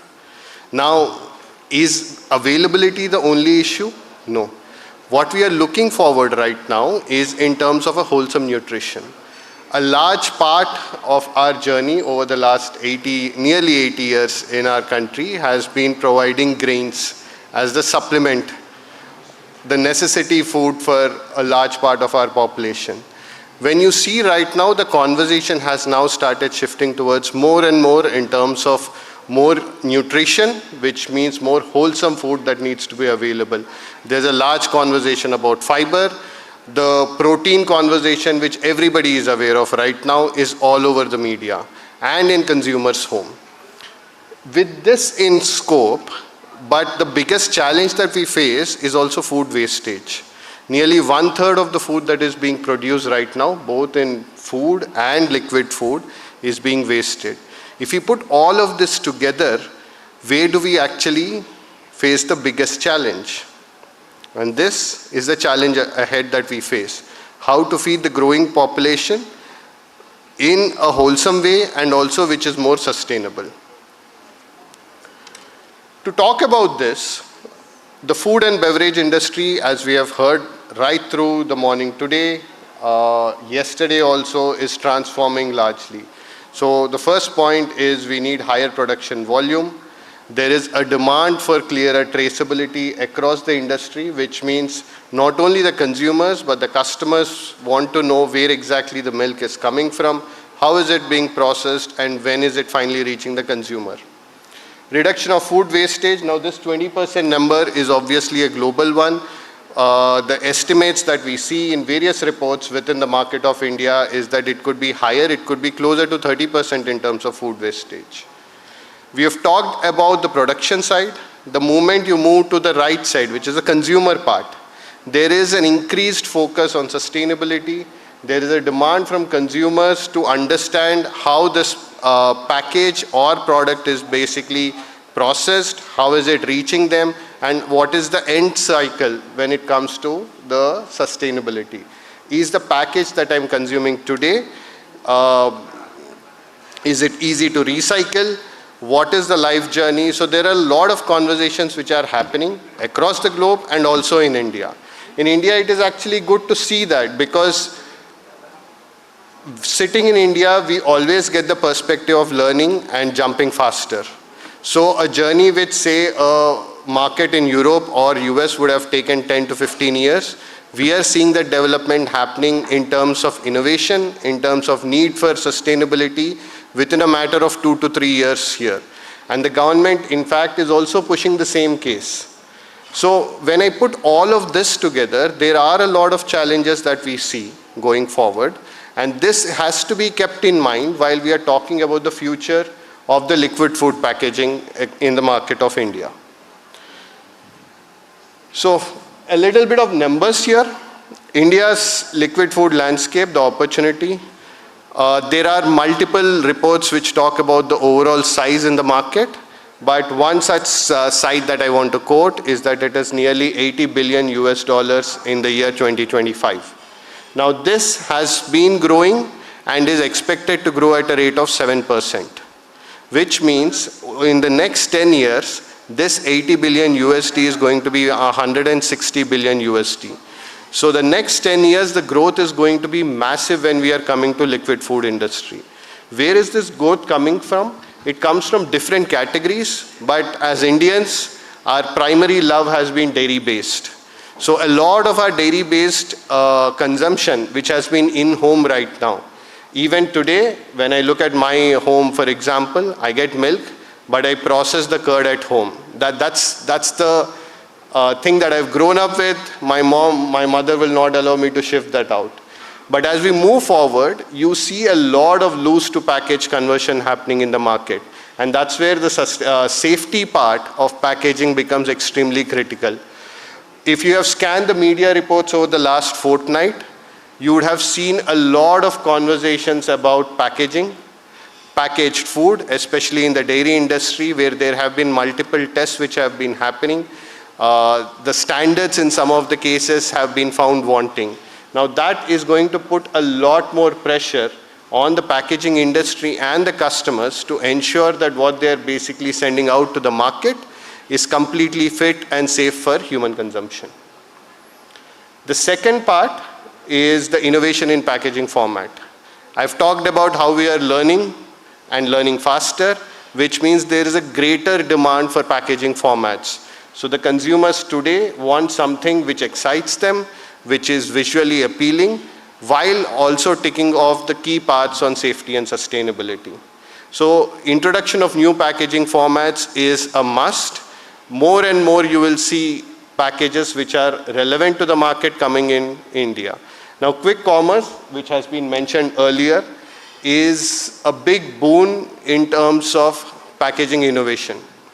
Earlier, the last mile challenge in terms of ensuring that a particular product reaches the end consumer was it always had to go to the traditional retail route. But today, using quick commerce and the dark stores model, a society which has only 200 people can also be serviced using quick commerce as a model. But that again brings in the challenge when we are talking about quick commerce on how your packaging is designed so that it can manage to navigate the quick commerce channel. So you've heard about reports where certain dark stores, the packaging was not necessarily maintained in the ideal standards, which meant that when it comes to the end consumer, it is not in the best state fit for consumption. So we keep all of this in mind as we move forward. Consumer attitudes, I've talked about it. 43% of the consumers consider visually appealing drink as an indulgent treat. The demand is also for sustainable packaging, but the sustainable packaging has to be simple and practical. You cannot over-engineer your solution and ask the consumer to pay a value which will not be necessarily validated by the entire value chain. So keeping these three levers, I wanted to basically take a segue and share some of the understanding from the organization that I come from, Tetra Pak. Tetra Pak has been present in the country of India for the past 30 years. Globally, they've been operating for 80. Typical understanding of Tetra Pak, even for me, I joined Tetra Pak 8 years back, was that it's a packaging company. Because that's what you refer to it as, but it has both packaging, processing, and services. So three business solutions that Tetra Pak has. The bulk of the business obviously comes from packaging, and that is where everybody associates Tetra Pak with. But the challenges, what has got the organization here today is ensuring availability. So today, if you go into a retail shelf, you will see packs which look absolutely the same, because the fundamental need of the consumer and the customers was safety and availability. So for the 30 years here in India or the 80 years across the globe, Tetra Pak's work was focused largely on ensuring safe food available at arm's reach. Now that is for reminding us one of the biggest responsibilities facing our industry today is sustainability. Well, packaging is essential for protecting food and medicines, but at the same time, we must continue working towards more sustainable materials, better recycling systems, and circular economy solutions as well. What made this session, as per me, truly particularly be valuable was the combination of industry experience, technology insights, and academic research. When these perspectives came together, we get a more complete understanding of the challenge and opportunities ahead. Once again, a round of applause for Dr. Tanveer Alam and Professor A.K. Ghosh and the entire team of Delhi IIP for putting on such great speakers lineup. I would also like to sincerely thank all our speakers for their excellent presentations and sharing their insights with us. And of course, IIP headed by our Dr. R.K. Mishra ji, IRS, for organizing such a meaningful discussion and for continuously supporting the growth of packaging science and technology in India. As we move forward, one thing is very clear, my friends. Safe food, safe medicines, and sustainable packaging will remain extremely important for our society and public health. Packaging will continue to play a crucial role in making this possible. Thank you all for your attention. But before that, I think as I promised, maybe one question to each three panelists. It's open to audience. Anyone wants to ask a question each? Because we are already running late on time. We have to hear from Sri Punani Saab also immediately. Any questions from the audience?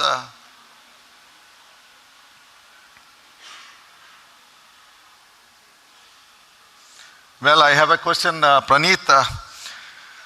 The single biggest challenge in the next 10 years, shelf life, sustainability, or cost for the Tetra Pak? It's a difficult question, I know.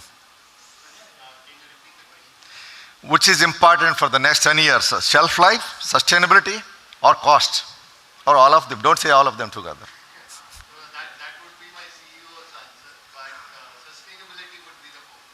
Very good. So with the growing pressure on sustainability, how can the industry balance? We talked about it already because the packaging is more important. Multi-layer packaging performance with recyclability, especially in countries like India, where recycling infrastructure is still evolving. What is your thoughts on that? Very simple, one line.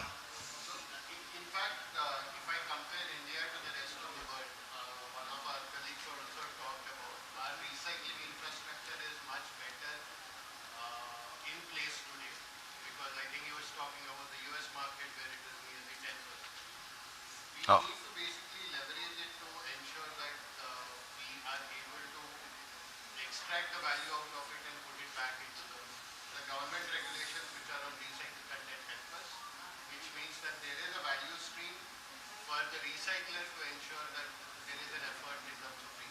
Okay.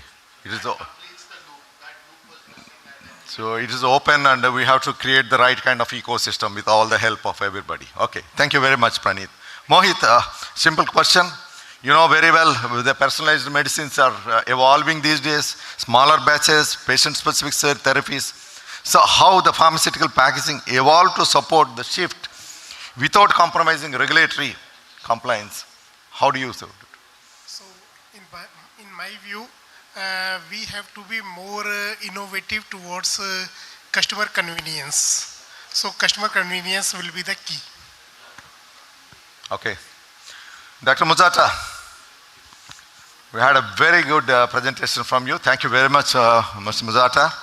So the mixed plastic waste remains one of the biggest challenges in recycling, okay? We all agree on that. So from your research perspective you already had, is technology the real bottleneck or is the lack of efficient waste segregation system? How do you see it? Correlate. Yep. So I think for the mixed polyolefins, I'll go back to the first presenter who presented yesterday, that we have some work to do. So in our case, for example, we used density separation method to separate the polyolefins from other polymers because of the differences in density. But I think we can go a step further by using AI, artificial intelligence, to separate effectively the mixed polyolefins and other polymers. Yep. Thank you, Dr. Muzata. Round of applause to all my speakers and also Dr. Narsegar. With this, we coming to a close of this insightful presentation. Thank you very much once again. And thanks on my behalf also to the Indian Institute of Packaging for this great opportunity. Thank you very much. Thank you so much, sir, for the wonderful moderation, and thank you, speakers, for an insightful session. May I humbly request esteemed chair and co-chair to felicitate our distinguished speakers for today. We start with Mr. Praneeth Tripurari, Packaging Portfolio Director, Tetra Pak. Ladies and gentlemen, may I have a huge round of applause for sir, please. Thank you.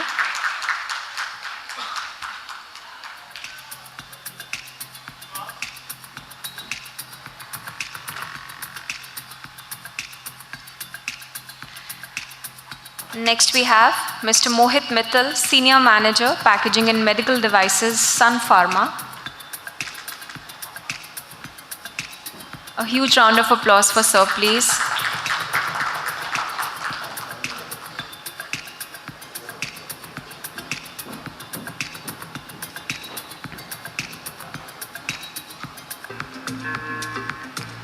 Next we have Dr. Tanya Razda S. Muzata, Assistant Professor, Michigan State University, USA.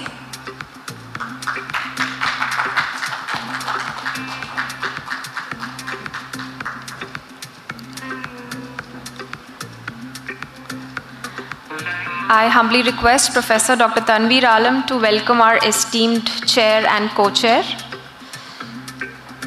Aram.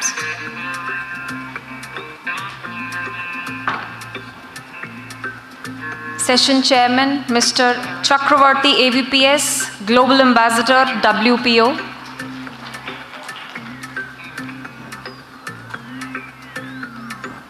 Thank you so much, sir. Session Co-Chairman, Dr. K. Narsaya, Assistant Director General, ICAR, New Delhi.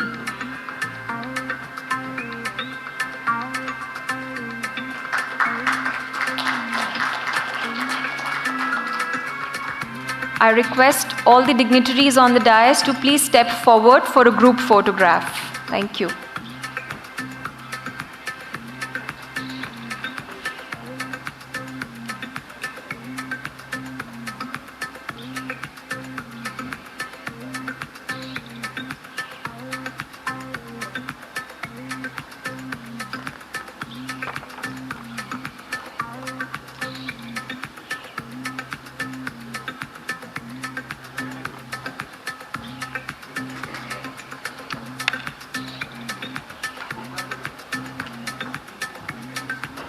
Thank you so much, everybody.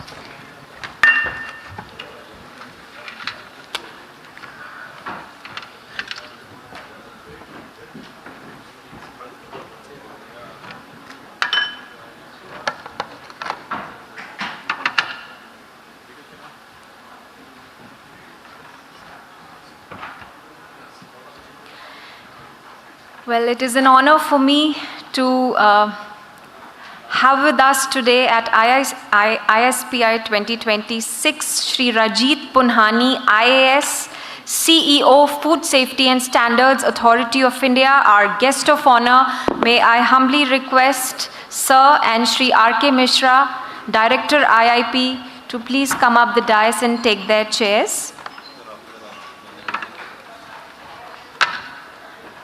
I request our Director, Sir, to please felicitate Shri Rajit Punhani with a shawl and a bouquet.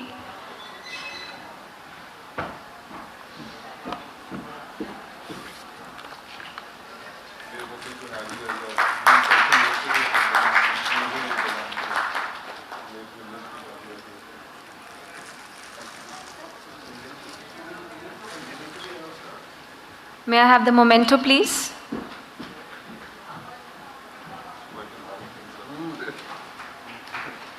Can I have a huge round of applause for Sir, please? Thank you so much, Sir, for sparing your precious time to be with us today.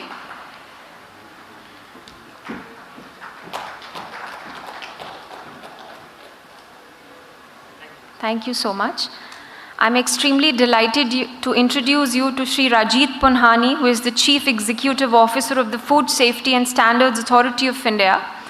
A senior civil servant with over 3 decades of administrative experience across Government of India, state governments and international platforms, he has led major reforms in public policy, finance, taxation, social security, health, energy and governance. He has held several key administrative positions including District Magistrate, Deputy Development Commissioner in Bihar, Principal Secretary of Government of Bihar, Special Secretary in the Ministry of Home Affairs, and served as a diplomat representing India to the European Union. Glad to have you, sir. May I humbly request you to please address the August gathering. Sir, please.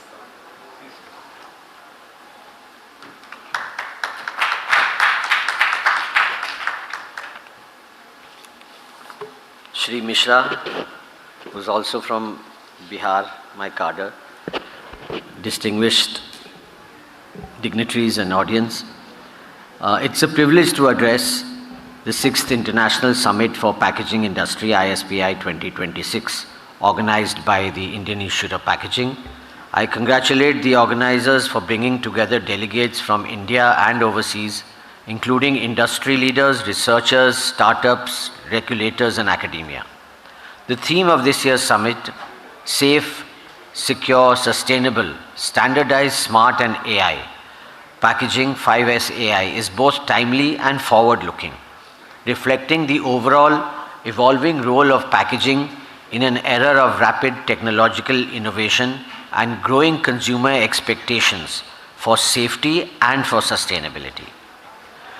For us in FSSAI, food packaging plays a crucial role in ensuring safety, quality, and shelf life of food products throughout the supply chain. With the rapid growth of the processed food sector, safe and reliable packaging has become very significant, and the consumers are also becoming more and more aware. As you may be aware, we have cases going on also in courts as well as at various fora in government regarding sustainability and safe packaging. A key aspect of the regulatory framework is the control of chemical migration from packaging materials into food. The regulations therefore require compliance with the Overall Migration Limited (OML) to ensure that the total quantity of substances migrating from packaging into food remains within safe limits, as well as specific migration limits for certain chemicals or additives. In addition, restrictions are placed on heavy metals and toxic substances, and packaging materials must comply with relevant BIS specifications and internationally recognized safety benchmarks. The regulations which we follow are the Food Safety and Standards Packaging Regulations 2018, and cover a wide range of food contact materials, plastics, paper and paperboard, glass, metals, printing inks, adhesives and coatings, as well as multi-layer and laminated packaging structures.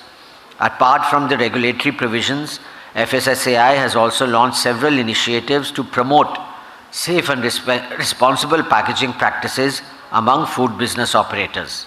One important measure is the prohibition on the use of newspapers for wrapping, storing or serving food, ensuring the safety of all components in the packaging system.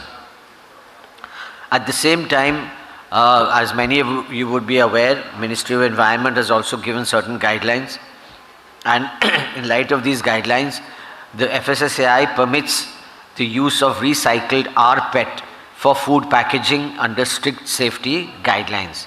We have now authorized quite a few manufacturers, and this is, I think, one big achievement. The others that are in the process is the use of recycled polyethylene and recycled polyprop, RPP. I always say that scientists tend to give big names to all their products, which makes it difficult for us to remember. rPET, I think, is even longer a name. So these steps promote sustainable resource use, which has now become a big factor in consumer demand and within the country and in exports. Now with the FTAs, one will also be facing more competition from overseas. So sustainability, I think, as I think one of the panelists also mentioned, is one of the most important features that we will face. Events, I must congratulate again on the events being organized, plenary sessions, technical discussions, panel discussions, and collaboration between industry, academia, innovators and regulators. Another major aspect confronting us is the innovation required to develop biodegradable materials, especially for sachets. So that is also one aspect which I gather IIPA is also working along with other research organizations. So as India's food sector continues to grow, packaging must evolve to meet the twin goals of consumer safety and environment stability, sustainability, while also embracing technological innovation. By working together, industry, academia, startups, which have come up in a big way, and regulators, we must build a packaging ecosystem that is safe, sustainable and smart, in line with the vision of Packaging 5S AI. I would like again to congratulate the IIP for organizing this important global forum and thank them for inviting me. I'm sure that the deliberations during ISPI 2026 will generate valuable insights and partnerships that will shape the future of packaging and food safety in India and beyond. FSSAI remains committed to working closely with all stakeholders to ensure safe food for every citizen through safe and responsible packaging practices. Thank you.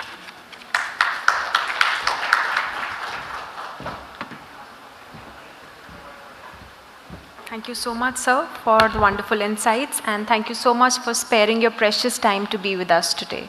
Thank you.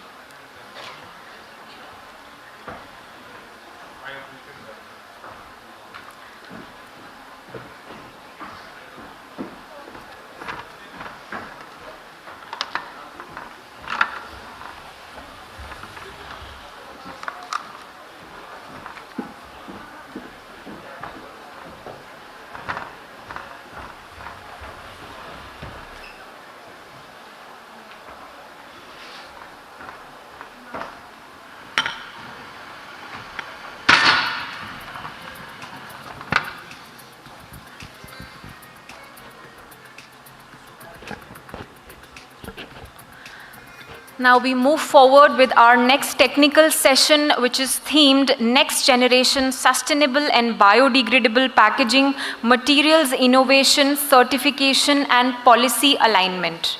I have a small announcement to make. I would like to announce and inform that another parallel session on future-ready automation in corrugated packaging, security, tracing, and end-of-line is going to commence in Viceroy Hall shortly. Interested participants may please move to the Viceroy Hall now. Thank you. Moving forward with our session, I humbly request the session chairman, Mr. Mihir Banerjee, Secretary General, PPRDC, and session co-chairman, Mr. Chinmay Dwivedi, Scientist E and Head, Department Petroleum, Coal and Related Products, BIS, to kindly come up the dais and take their chairs. Thank you so much, sir. I am humbled to introduce Mr. Mihir Banerjee, who is an industry advisor in the field of plastics. He was a UN Industrial Development Organization's plastic expert. Over 45 years, he is in the polymer industry in various capacities. He was the past president of Indian Plastic Institute and was a member of Plast India 23 Managing Committee. He is the chairman, India Plast Institute, and co-chairman, Plast India 26 Quality and Standardization Committees of Plastic Products, a member of BIS Standardization Committee for Petroleum, Coal and Related Products, and ISO TC 61 Plastic Committees. Welcome you, sir. I am also humbled to introduce you to our session co-chair, Mr. Chinmay Dwivedi, who is Scientist E and the Head of Petroleum, Coal and Related Products Development at the Bureau of Indian Standards, Government of India. In this leadership role, he oversees the formulation, revision and implementation of Indian standards covering petroleum products, lubricants, coal and allied materials. Welcome you, sir. Session is over to you.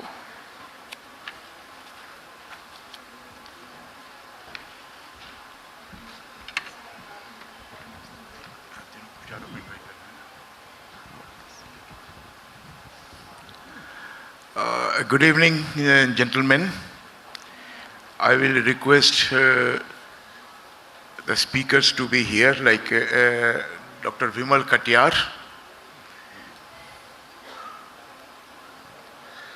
Mr. John Scott,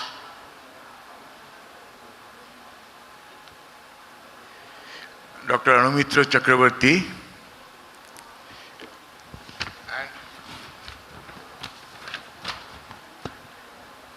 Mr. Bhushan Mankami to be here.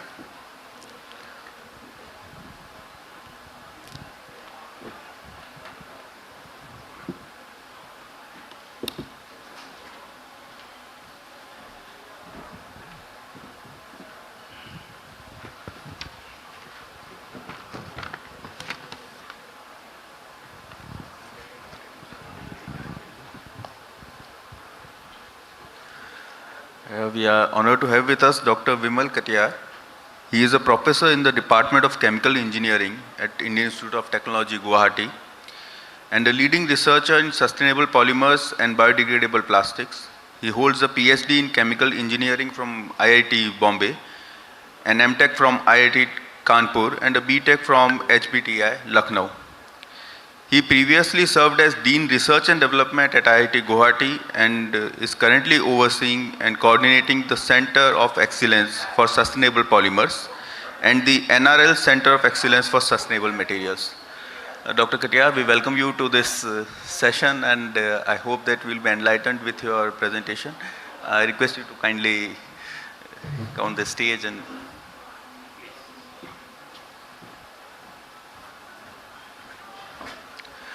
sir, you have 15 minutes for your presentation. Don't worry. Just tell me, I'll stop.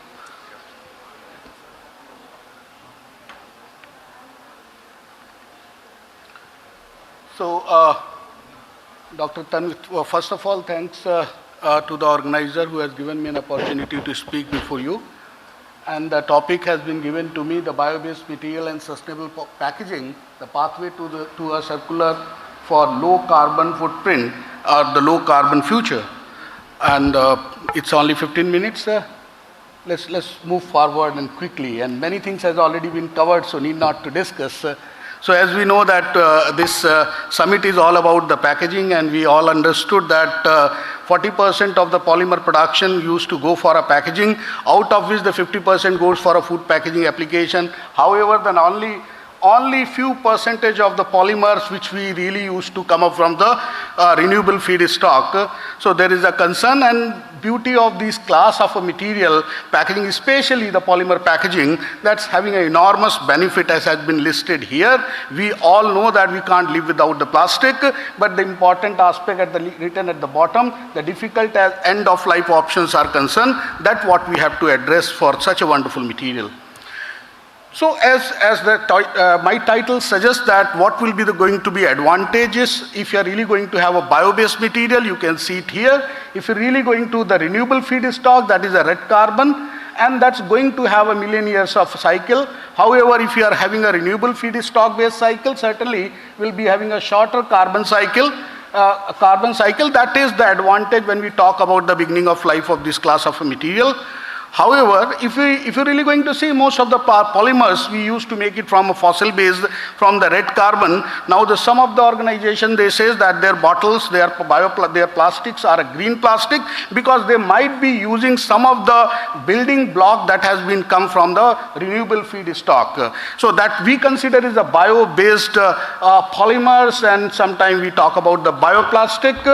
And if you're really going to see the advantage of a bioplastic and a bio-based, here you can see in case of the PET, if you are going to have the terphthallic acid or terphthalate, along with the ethylene glycol which is coming from the renewable feedstock, if it is the case, we will be going to have the carbon, so more than 30% carbon is utilizing from the renewable feedstock. We consider as this is a bio-based polymers, and we call it the bioplastic. Though it may or may not have a relation with the end of life option, whether it is a degradable, compostable or biodegradable, that's a different scenario. You can see that's a great bottles. I have taken pictures from the internet. You can say the two bottles, quite a green bottles. Green bottles is not, it's not saying that the end of life option is really a green. However, it's going to have a shorter carbon cycle. That's going to have an impact. You can see the impact that a lot of oil we could able to replace from the renewable feedstock.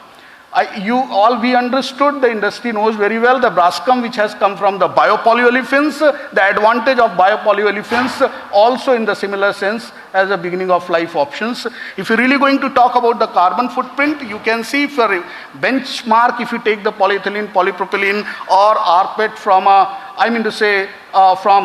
fossil feedstock, you can see that there is the advantage that the kg of carbon removed from a per kg of production of a polymer, it's negative. So that's where the trend is going, that we could able to have the, if possible, the polymers from petrochemical, from renewable feedstock.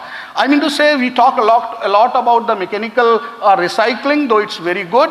If you are going to introduce another component, that is the technological recycling, and if you're going to add this biological cycling also and match the product, it could be possibly reduce the burden onto the ecosystem, could be considered as a bit sustainable material. So that approach can be taken, and the material can be chosen that perspective. So I would like to say what is going to be a take home. If you are really going to have a feedstock from renewable sources, it will help towards the sustainable carbon cycle. However, if you're really going to talk about the end of life option, it is going to be a help towards the removal of carbon from environmental compartment. So if you talk about the some kind of eco-friendly polymers, you can see the four. One is kind of a naturally available polymers. Few are synthesized through a renewable feedstock base, and some of the polymers you can see they're coming from a petrochemical feedstock might be considered as a biodegradable polymer. I mean to say, I would like to tell you what we are doing this morning. So some of the dignitaries were asking that can we make these kind of a petrochemical based polymers through a monomer, through the bio feedstock. We have set up a center of excellence which is given by the industry. Here the purpose is that to utilize the bamboo as a feedstock, and one of the co-product furfural, we are trying to convert the furfural into the very many biomonomers that can be able to make the biopolymers. So as per the flow chart, around 19,000 metric ton production of furfural is there, and we are trying to make the value out of it. So what exactly we are doing it? In very short, we are trying to utilize the bamboo and making the butanediol, the succinic acid, adipic acid. So you can see various routes we have adopted to make these kind of chemicals.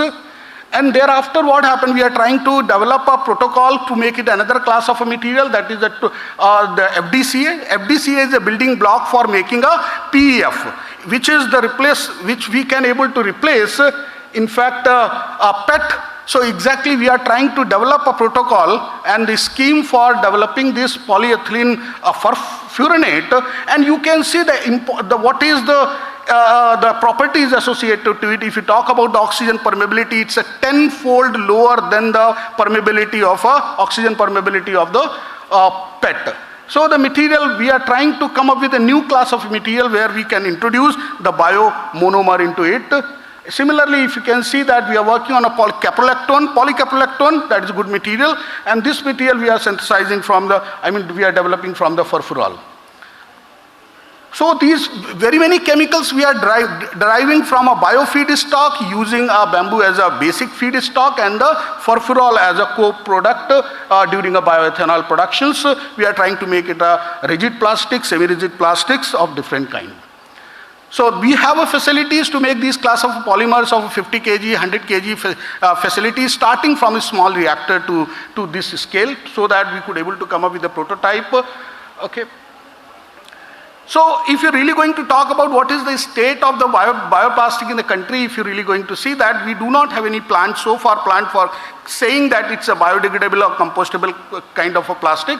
However, the Balrampur Chini has come forward, BCML has come forward to establish 80,000 metric ton plant. I think it is in Kumbi. It will be going to commission in the month of November this year. So that will be really going to, we are experiencing one of bio-based polymer commercial unit in the country. Okay. If you're really going to see the challenges, the significant challenges are there for bio-based polymers also, or biodegradable plastic.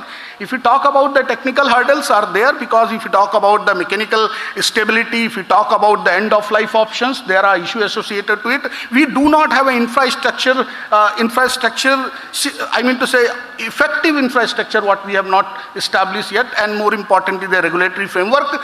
Though we are working CEO has mentioned that a lot of activities are going on this particular in FSSI. We are doing it in order to make it a regulatory framework, especially on bio-based and biodegradable polymers.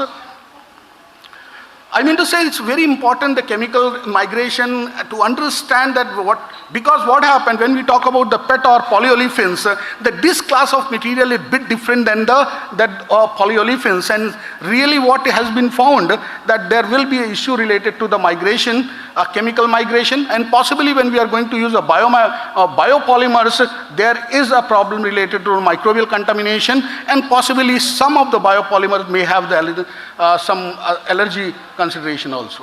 I'm just skipping. So what happened, the protocol need to be established as far as the bio-based biodegradable plastics are concerned. Protocol has to be developed in relation with the risk assessment framework that related to the hazard identification, exposure assessment.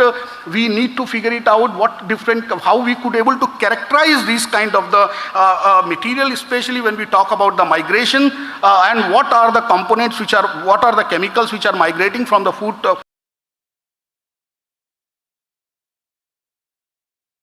so that it can be used, industry can be able to use it. I'm skipping some of the slides. We work on this polylactic acid, which is really showing as a good material. But a lot need to be done, and this material is coming forward, and people are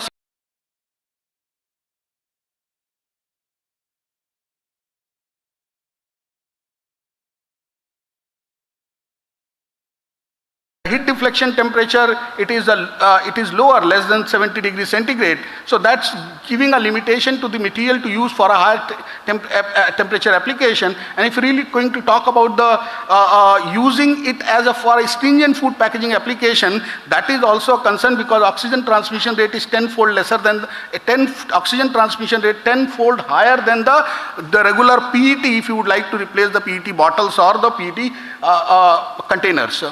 I'm just skipping though, I have spoken that if you really would like to replace the PET with the PLA, we have to reduce oxygen transmission rate by 10-fold, water vapor transmission rate by 2 to 3-fold.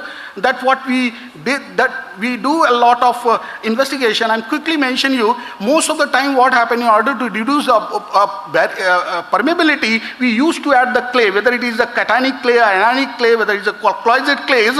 I would like to tell you what we achieved, and I would like to show you as far as the packaging is concerned. So you can see we have made a formulation in order to reduce the oxygen transmission rate, and our biopolymer and plastic the PLA based formulation can give the oxygen transmission rate as good as what we required in case of the PET. Quickly, I mentioned you that different clays, this particular clay is very important. We can disperse into the polymer because this is quite a synthetic clay, and important is that it's having a no toxicity associated to this particular clay.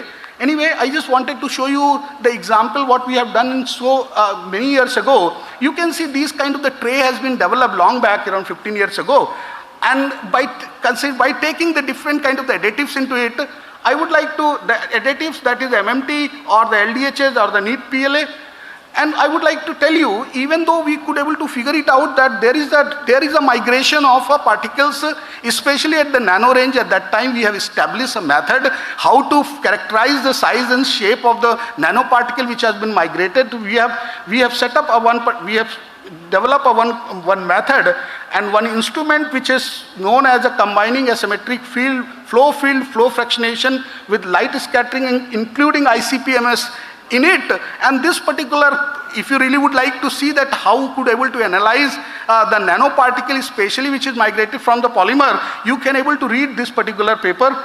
I would also like to see, we have done in these trays when we have put the food stimulant, we could able to find out there is really a migration.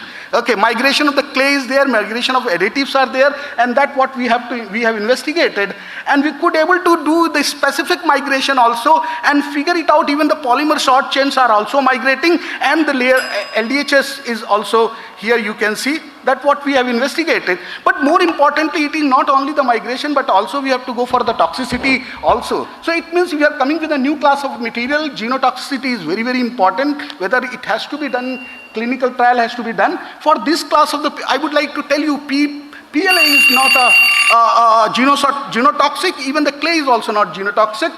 However, the additives which is there into the clay is considered to be a bit genotoxic. That investigation what we have done, so we are very comfortable that when we talk about the PLA as a material, that's going to be, that's a quite as far as toxicity are concerned, it's a good material. I would like to, yeah, it's still 1 minute is there. So don't worry about it. Even though we try to put the clay into it, but there are different kinds of biopolymers, even food additives that you can introduce in order to reduce the oxygen transmission rate. Here you can see sucrose palmitate. This is a simple additive food grade material. If you are going to add it to 5% or 10% into the PLA, you could able to reduce the oxygen transmission rate more than tenfold. I mean to say you can able to achieve good oxygen transmission rate and water vapor transmission rate. So even though elegant techniques are available in order to tailor the basic architecture, basic polymer characteristic, that what we have. So you can say such a dispersion at nano level of these palmitate, sucrose palmitate. And if you add into the PLA during the processing, that's a nice, you could able to get a nice OTR and water vapor.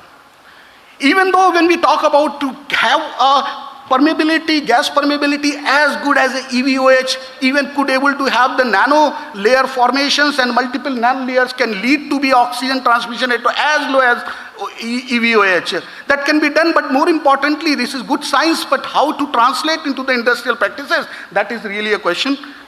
Okay, so still 2 minutes are there. We could able to reduce oxygen transmission rate up to this level, and there are many ways to make it an amorphous polymer to the fully crystalline material in order to reduce these class of material. You can also recycle a PLA multiple times, that what we have already done it. So the industry can take, now it is not only a linear economic model, you could able to get the circularity and could able to recycle the PLA kind of a material. We have done long back and you can use for very many applications. Thank you very much, sir. Leave it next time. So I just wanted to show the edible packaging. Edible packaging and how can help to the farmers, that we have done a lot, but time is okay. Thank you very much, sir. Thank you, Dr. Kariyar.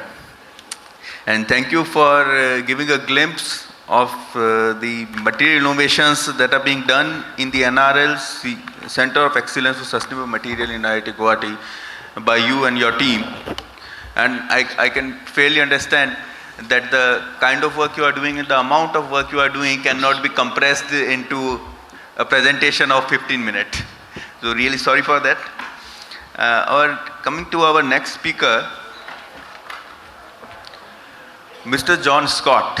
He is Director of UKI UK Private Limited, where he leads strategic operations, business development and market expansion initiatives. With a strong experience in industrial and export packaging solutions, he focuses on delivering high performance, reliable and sustainable packaging systems aligned with global standards. In his leadership role, he oversees operational management, customer partnerships and growth strategies aimed at strengthening the company's footprint in domestic and international markets. His work emphasizes quality assurance, supply chain efficiency and innovation in protective and industrial packaging solutions.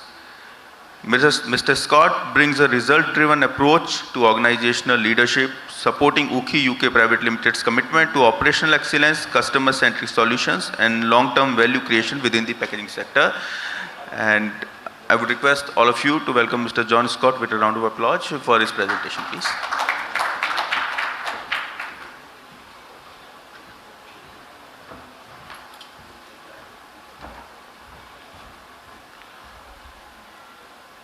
Ladies and gentlemen, good afternoon, buongiorno, bon dia, bon dias, what about you? Just a few introductions in Europe, here representing Europe and the UK in particular. It's a great honour, and thank you to Professor Alam and the IIP for presenting me with this opportunity. So, before we start, can I just ask for a quick show of hands, anyone in the room has heard of UKI before this slide went on the screen? One in the corner. There you go. Well, my mission is almost complete. My primary mission is to educate and inform as many people as I can about UKI, what we stand for, what we do, and the future that we're creating together. So thank you for listening to me, and I hope this is informative, and I look forward to doing business with you in the future. So as we've already established, my name is John Scott. I represent UKI UK Limited, and we are the UK-facing, European-facing arm of UKI Private India Limited. So the company is in fact an Indian company, and I am just the UK outward-facing arm of the company. So what I get confronted with quite a lot is this question: what does UKI stand for? And it's just coincidental that I'm based in the UK. Everyone I meet seems to think that the UK part of the name stands for United Kingdom something or other. And I have various adaptations in it. Are we the UK hemp importers? No, we're not. Are we the undisputed kings of the hemp industry? Well, maybe. And I've added hemp into both of those examples, and I'll come on to that later why. It is significant. So UKI, the name itself, is important to us as not just a company name. It's not an anagram. It's not been made up. It is actually taken from the name Ukimath, a small town in the Indian Himalayan region of strategic importance. It is not just a random town we've selected. It's very important to the Hindu faith. It's the winter home for the Shiva idol that lives further up the mountains at the Kedarnath temple. The land of the gods, as it's known. The temple itself in winter months from October through to March is typically 6 feet under in snow, and the paths and the treks up to the temple are impassable. So the Shiva idol is taken from there in great ceremony down the mountain to Ukimath, where it resides for the winter months, so the worship can continue unaffected by the weather. Unfortunately, the effects of climate change, starting around about 15 years ago and continuing on today, have made this area even more treacherous. It's bad enough having to trek up the hills through the mountains and the changeable wind and the weather, but now, due to climate change, we're faced with frequent flash floods, landslides, and various other issues caused by climate change. And you can see a small picture there of the Kedarnath temple back in 2013, when a landslide almost wiped the temple from the side of the mountain. So extremely concerning. And since then, there have been entire villages completely wiped from the face of the earth due to landslides. There's a massive disaster, some of you may remember in 2019, when lots of people lost their lives in the mountains. So, UKI isn't an anagram. It serves as a daily reminder to us what matters most, and what happens in particular when we don't all work together to reduce plastic pollution and the effects of climate change. It's not just a name, it's personal, and it's what drives us every single day.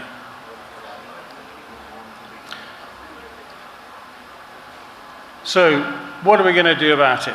Well, UKI all started with hemp. Again, Himalayan mountain related. In the state of Uttarakhand, hemp grows like a weed. It grows everywhere, in the cracks of the pavements, it grows in the fields, on the hillsides, quite randomly in places. But the founder of UKI, Mr. Vishal Vivek, probably one of the most inspirational young men you'll ever meet in your life, decided to do something about the climate change effect in the mountainous area. So he started looking into growing hemp on an industrial scale to create an industry in the mountains, to drive education and employment into the area. So As you can see here, Uttarakhand state is the only state currently that allows the cultivation of hemp plants in India. That will, we think, spread to other states in the future. The entire plant can be utilized. It's not just grown for its fibers or stalks, the leaves, the flowers, the seeds. Absolutely every piece of the plant can be used. So it really is the king of all plants. And when it does grow, it doesn't deplete the soils in which it grows. It actually replenishes the soils and makes it better. So you can grow more and more as the years go by, unlike other crops which you have to rotate because they take certain chemicals out of the soil. So all in all, it's a wonder plant, and there's a growing market for sustainable materials, as we all know. So we decided to explore that a bit further. There are multiple other benefits to the hemp and the growing of hemp. Primarily it's carbon benefits. It is, as you can see from here, I'm not going to read it out to you, essentially a carbon negative plant. So it consumes more carbon than it creates in its life cycle. So all in all, an absolutely wonderful plant. So with all that in mind, our founder, Vishal Vivek, this inspirational young man, put aside all of his other business interests and invested his own time, money, and his life work, really, and he created something that's known as the Hemp Foundation, a non-profit, charitable organization based in the Himalayan mountains, or Uttarakhand state, and its primary purpose is to provide the education and employment primarily for women and girls which were left behind after all these landslides. It has grown since, and people are now coming back to the mountains to take part in this industry in growing hemp, which is commendable. We have built up a cooperative now of over 500 hemp farms in the mountains, and UKI was then formed as the trading arm of the Hemp Foundation. As a non-charitable, it had to do all its work, various rules around foundations, but it needed an outward focusing commercial entity, and that was UKI. So we bought all the hemp from the farms, processed it, made materials out of it, and sold it, and the money went back into the Hemp Foundation. So I'm sure that's all very interesting, and I'm sure very impressive, but Vishal Vivek isn't just an altruist, he's a materials scientist. And whilst he was keen on getting people back to work in the mountains and helping to address the problems caused by climate change, it wasn't really addressing the causes of climate change, which clearly are only going to get worse. So putting all this effort into growing hemp in the mountains, collecting and processing hemp and making wonderful sustainable materials from it is all very well, but unless we address the underlying causes of the climate change, it's all going to get worse and then become a waste of time. So Vishal and his team turned their attention to the causes of the climate change. And as we know, the causes of climate change are not a single thing. It's a multitude of things across the globe. And I don't think one man or one organization is ever going to be capable of solving the entirety of climate change. Vishal was of the same minds, so he decided, well, what can we do? What can we do that is more localized? What can we do something in India that will make a contribution towards the climate change? And if possible, can we link that into the work we've already been doing in the mountains and in the local states around us? So, as we know, this is where most of the plastic packaging ends up. It's sad to say that of all the waste, plastic waste in the world, as you can see there, 20% of the global plastic waste is here in India. And I don't think anyone's going to dispute that. Just look around us. Drive down any street out into the country, there is plastic everywhere. It's not just in the tips and the dedicated areas, it's all around us. So we decided to look into that a bit further. It is not just an Indian problem, it is a global problem, as you can see from this next slide. There are a growing, formidable mountain of waste across the world. So if there's something that we can do here in India to start the process of addressing that waste, all the better. And maybe through our research and development, we can develop something here in India that we can then transport around the world and franchise and make operations that can address this larger global problem and make an even bigger impact on the global climate change crisis. So, the seed was sown. The UKI team then embarked on a series of experiments to see if we could use the hemp plant to make bioplastics from and make a contribution to the global climate change crisis. But I'm sure every one of you, and most of you in this room are cleverer than me, can see a fundamental flaw in this particular plan, and that is that Uttarakhand is a relatively small state, and even if we covered every square inch of it in hemp, there still wouldn't be enough to make even the slightest dent in the climate change crisis. So we had to look at other feedstock. What else could we use? What other things are going on around us, rather than importing things from different countries around the world? What can we use right here in India that's right under our noses to make a difference? So we looked at the hemp, and hemp is a wonderful plant. We already talked about that, and it can be used, but there isn't enough of it. So we had to look elsewhere.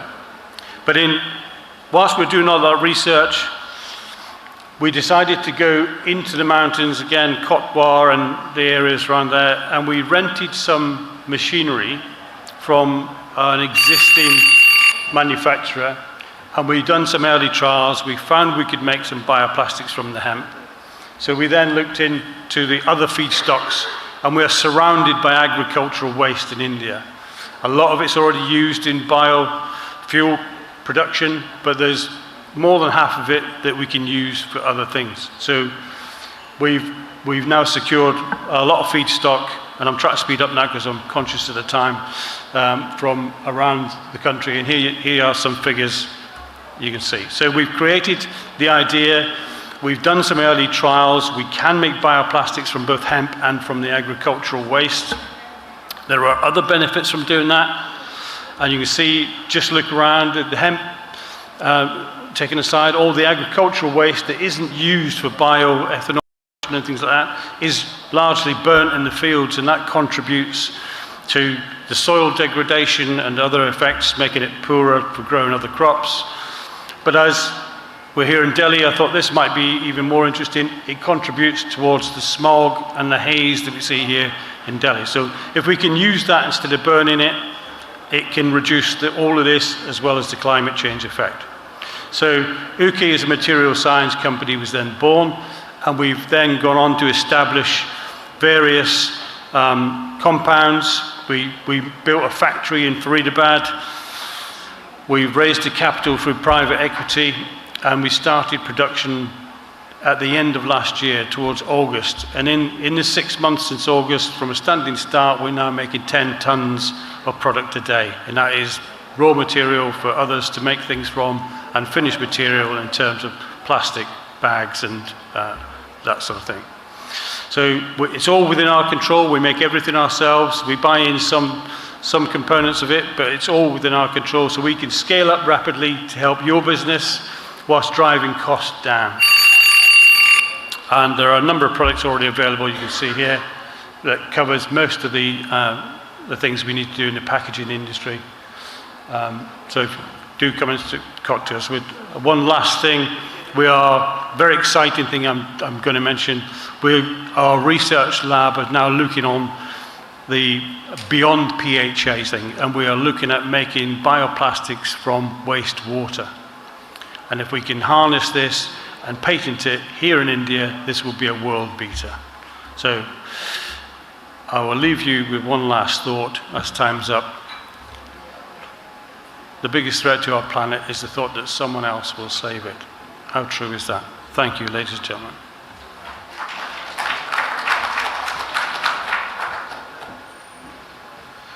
Thank you, Mr. Scott, for reminding us about the catastrophic environmental impact of the rising production and use of conventional plastic and the initiatives that UKI UK Private Limited is taking to develop bio-based materials from agri-waste. And also, most of us, when came here, you asked the question, what does UK and UKI stands for, and you must have thought it is the United Kingdom. But we are leaving with the thought that it is not United Kingdom but Uttarakhand now. Yeah.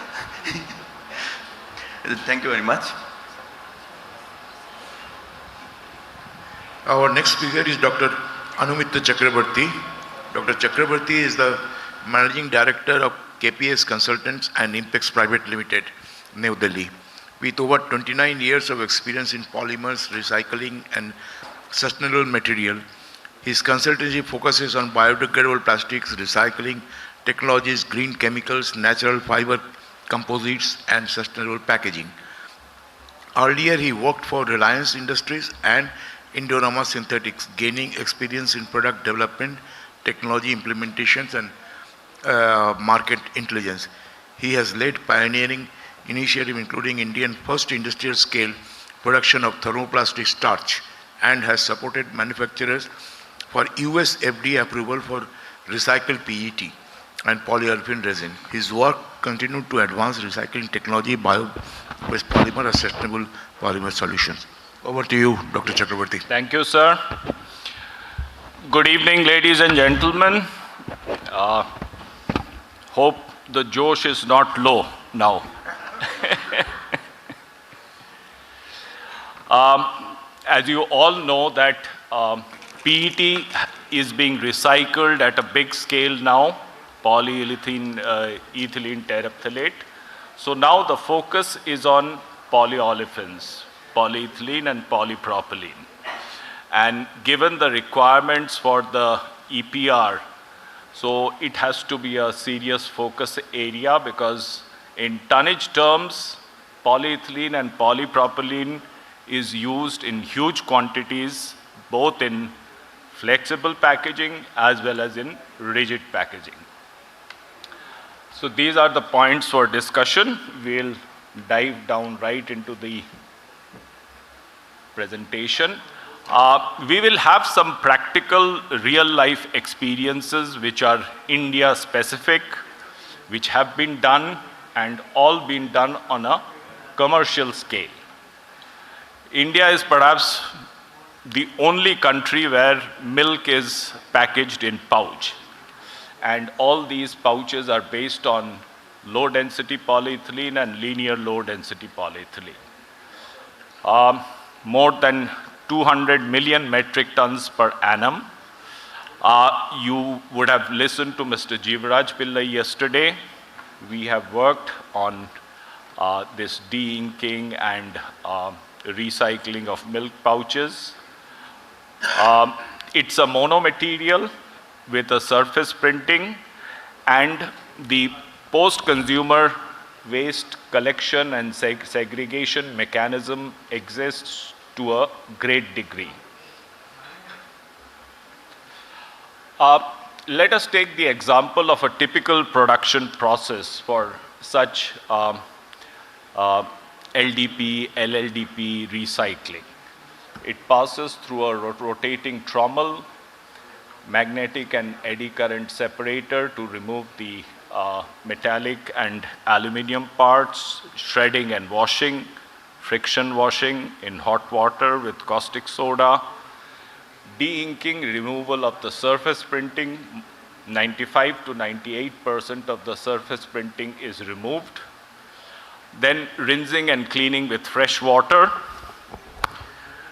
dewatering, drying and densifying, then putting it into the first extrusion step with vacuum degassing, very fine melt filtration. The second extrusion step, again with multiple vacuum degassing, pelletization, and a deodorization by hot air stripping. So mind you, here no solvent is used. The process is water neutral. Whatever water is used is treated and put back into the process.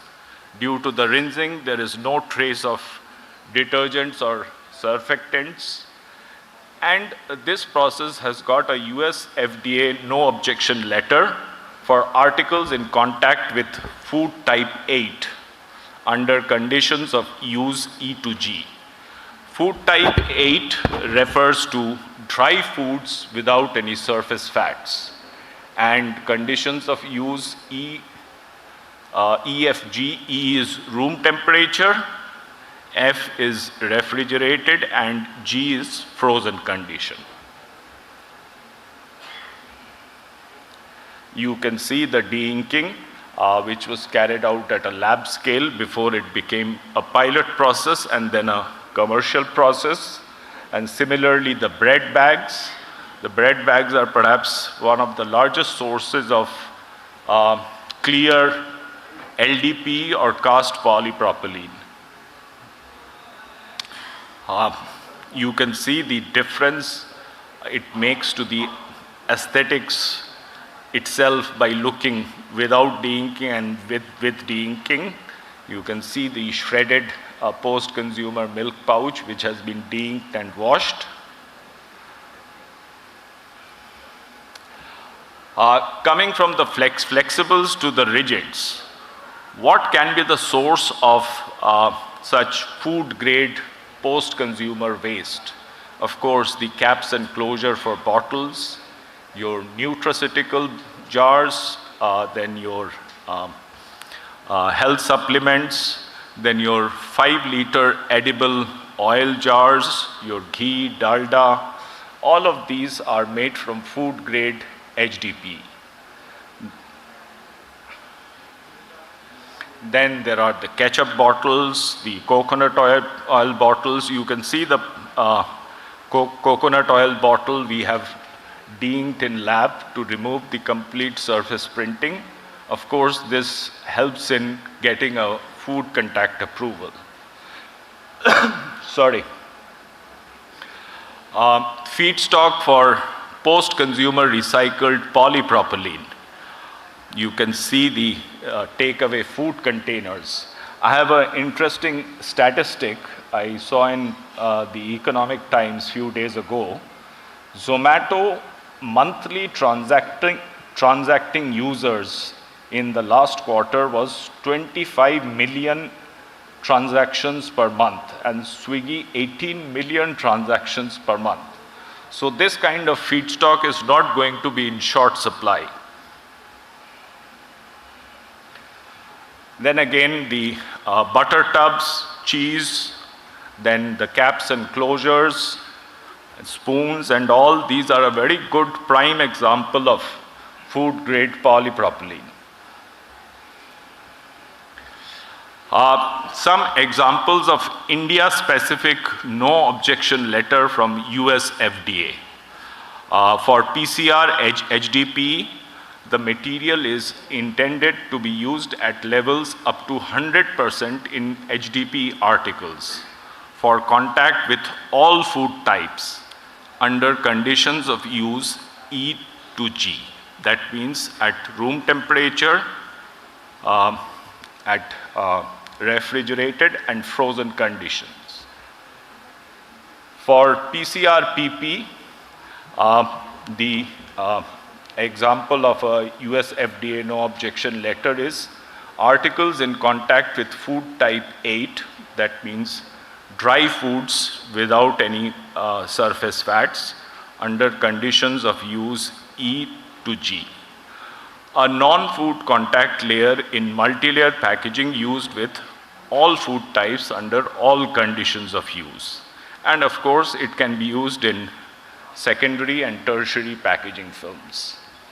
The main requirements are decontamination, that means elevated temperature, vacuum, and certain period of time, deodorization of the pellets with hot air stripping at a certain temperature, for a fixed time, specific parameters of hot washed and cleaned HDP and PP flakes from the washing process, and systems in place to show that your feedstock consists of more than 99% food grade material. As Mr. Pillai said yesterday, the naysayers may say anything, but US FDA has given around 61 no objection letters for recycled HDPE for use in food contact applications as of 9th March. For polypropylene, the figure is 67, and for LDPE and LLDPE, the figure is 17.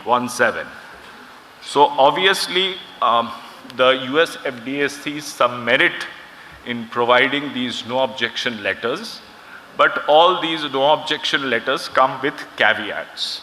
And these are the most important things we will go ahead and see in the presentation. Another important thing is we were thinking of the possibility of endorsing the post-consumer recycled PE and PP, whether it can conform to Indian standard 16738. That is the positive list of constituents for PP and PE for its safe use in contact with foodstuffs and pharmaceuticals. So what we came to the conclusion was that the source of input foodstock has to be well defined. It has to be unambiguous. Only utilize post-consumer polyolefins compliant with IS 16738. Use of a super clean process approved by a global regulatory authority. To establish this standard gives a list of constituents, around 184 items, and it gives the limit for each item.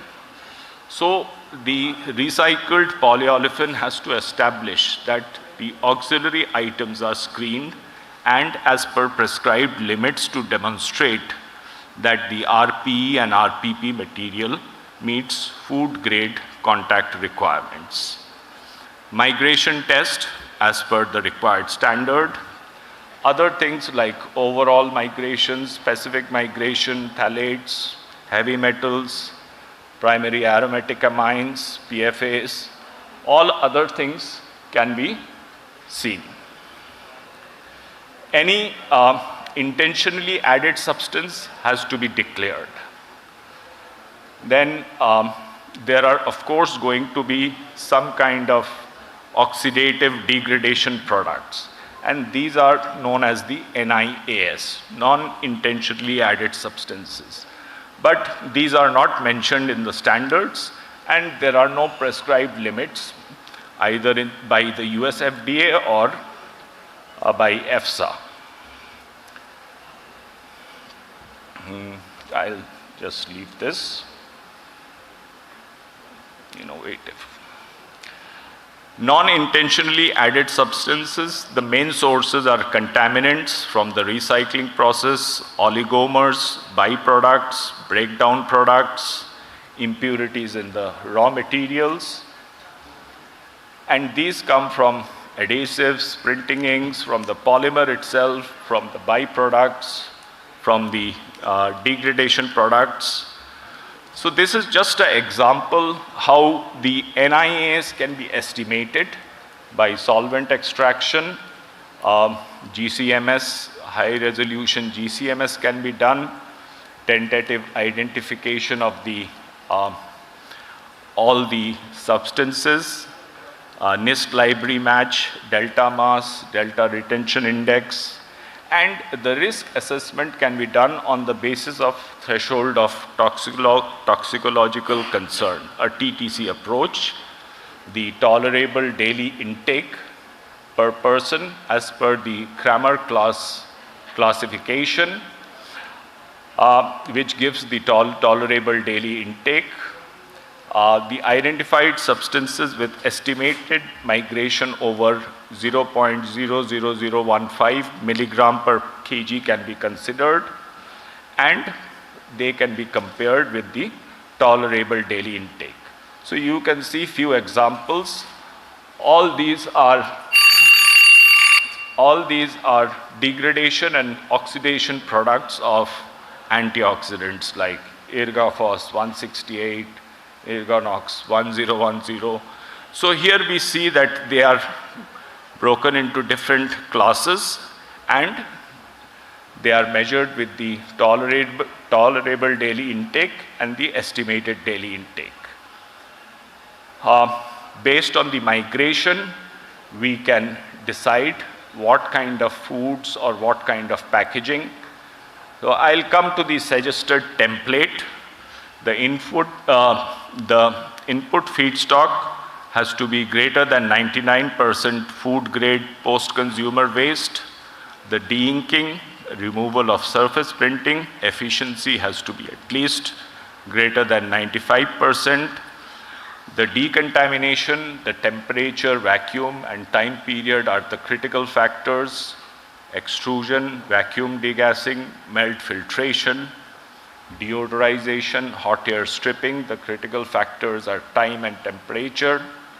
Compliance to IS 16738, the list of constituents.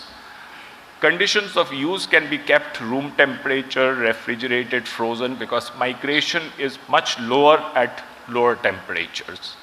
Type of foods, we can go for dry foods with non-fats, rice, your pulses, dals, your cereals, to nutraceuticals. All these can be packed. Single use, shelf life, the lower the shelf life, the less the chance of migration. Blending with virgin materials further decreases the chance of the substance migration from the polymer into food.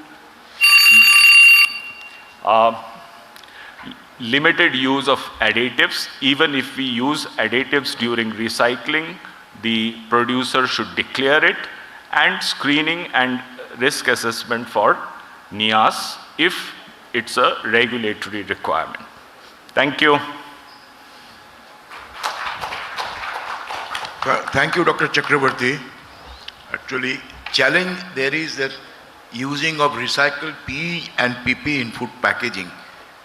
Of course, now FSSAI has already approved recycled PET for food packaging, and this has to come up, and I think FSSAI has taken some step to form a committee to look into the matter. There are some countries, of course, like UK, they have already permitted recycled PE for food packaging application. And biggest problem which is there, that when the pouches will be recycled, before that the printing has to be removed totally, and that also I think Dr. Chakrabarty, he has developed some technology. With that, thank you very much, Chakrabarty Sahab. Now I request, there is a speaker actually with me, Ten Jednik. He is a lead global sales strategist of Eco Instruments, which are for biodegradation, testing, and environment analysis purposes. He manages the global network distributor across European and other things. Unfortunately, due to some unfavorable circumstances, he is not able to present. And Mr. Bhushan Mankame, he is the area sales manager of LabLink South India, who are the distributor of his instrument. He will show a video. Yeah. Yeah, please. Good evening, everyone. Unfortunately, Mr. Tine could not be present here in person due to some last moment changes in the schedule. However, he did not miss to have a video presentation regarding this biodegradation testing. Ladies and gentlemen, welcome to the next presentation. First, let me introduce myself. I am Tine Žlebnik, Sales Manager at company Echo Instruments. On this occasion, I would like to thank the organizers for their kind invitation to lecture at the conference. Let's start with the presentation. The title of presentation is Biodegradation Measurements of Different Material Using Automatic Respirometers, Case Studies and Insight. As this presentation is recorded up front, this page you can also find my contact information for any future questions or potential discussions. Our company Echo Instruments is located in European Union in a country called Slovenia. Our main activities are production of different gas analyzers for different applications for environmental, biotechnology, pharmaceutical and other industries. We also perform laboratory biodegradation measurement in our lab. We have also chemical consultancy and applications for different European and foreign projects. As mentioned before, today we are going to talk about respirometers. With respirometers, we measure basically the activity of microorganisms. So that means that we measure the oxygen and CO2 gas of little small microorganisms that help to degrade the plastic or other material in different environments. We can measure activity in aerobic or anaerobic conditions, in solid and in liquid samples. Here we have a couple of examples of automatic respirometers. The one on the right is called ER respirometer from Echo Instruments, and on the top part you see the analyzer part, and on the bottom you see the thermostatic cabinets and reactors where reaction takes place. On the bottom left side you see a tabletop XC respirometer, which can also be used for different applications. The reaction usually takes place in such bioreactors that you see on this slide. So the reactor on the left and on the middle are used for solid samples. This is for soil and compost. And the reactor on the right is used for sediment and aquatic applications. Why are we talking about biodegradation? Companies use biodegradation measurement of different material to evaluate how well and quickly those materials break down in natural environments. Of course, biodegradation tests in respirometers are accelerated tests, but according to the standard, this has to be performed in a normal period of time. Biodegradation measurement is important for several practical, environmental, and regulatory reasons. Environmental responsibility and sustainability is the first and most important one. The next is regulatory and certification compliance. So if you intend to have an accredited measurement and gain a certificate, you have to test your material according to your designated standard or norm.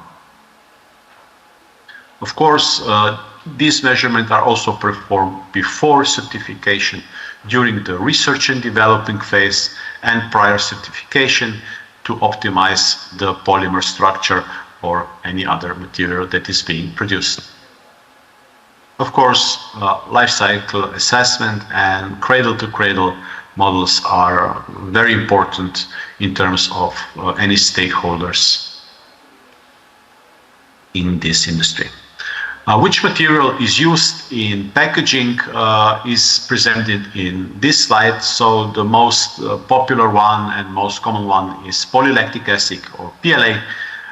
The next is start batch plastic, PBAT, cellulose-based films, papers, and PHAs, PHBs.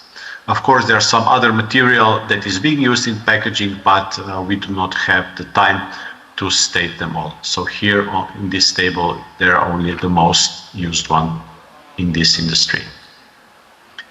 Where do we test the biodegradation of different packaging material? We test them in soil, in compost, fresh waters, wastewaters, marine waters, sediments, and others.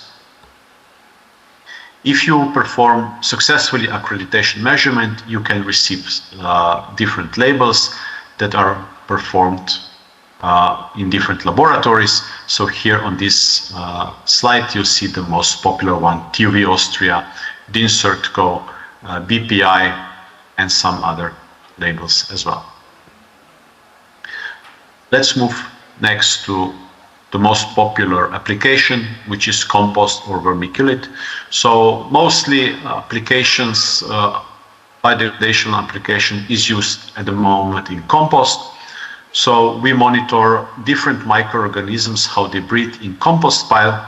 We put them into the respirometer and measure the rate of oxygen and carbon dioxide in different conditions. These are the microorganisms that we measure their breathing. So you see, we can measure very small concentration in respirometry systems of actinomycetes, fungi, and different bacteria. Of course, different standards also allow, because the compost, to get a good compost in different locations in the world can be tricky, because the composition is quite different. You can use a different material for the same measurement, which is called vermiculite. Vermiculite is a natural occurring material, mineral, and can be replaced by the compost according to ISO 14855. Here, let's move to one case study where we measured the different packaging material, in that case PLA. We did a comparative measurement in compost and in vermiculite, and here we see that the biodegradation curve is quite similar for both material.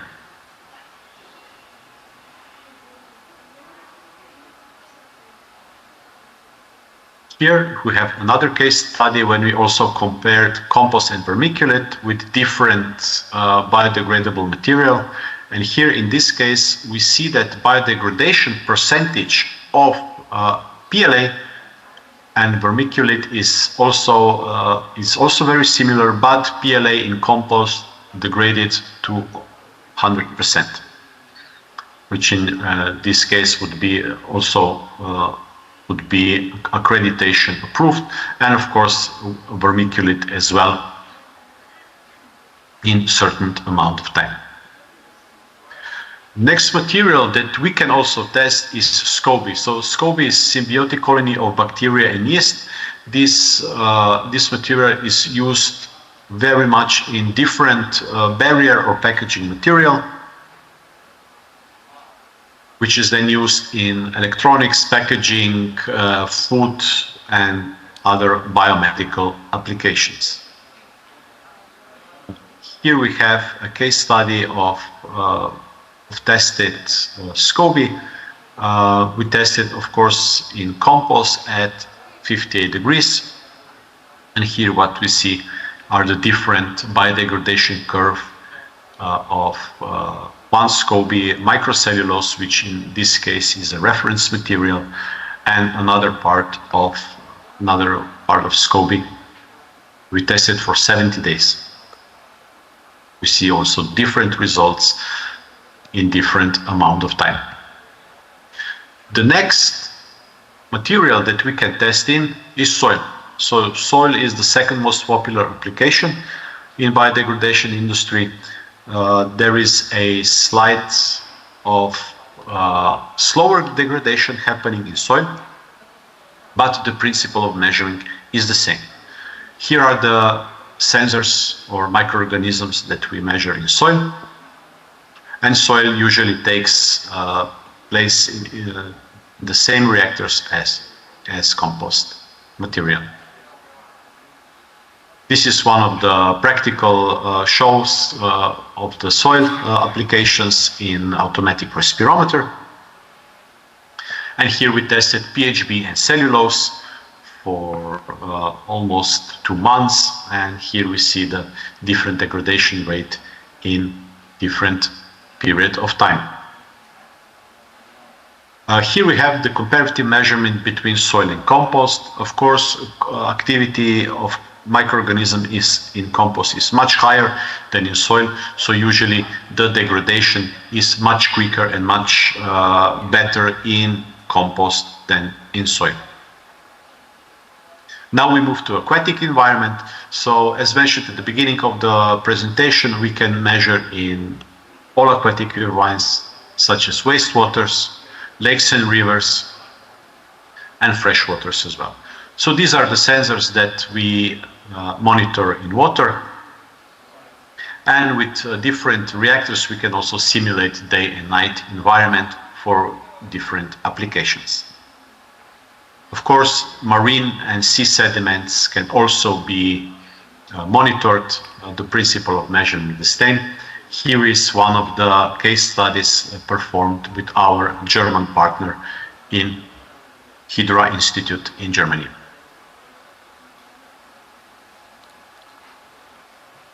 The next applications that I would like to present what was very actual after COVID times. We tested different kinds of protective masks.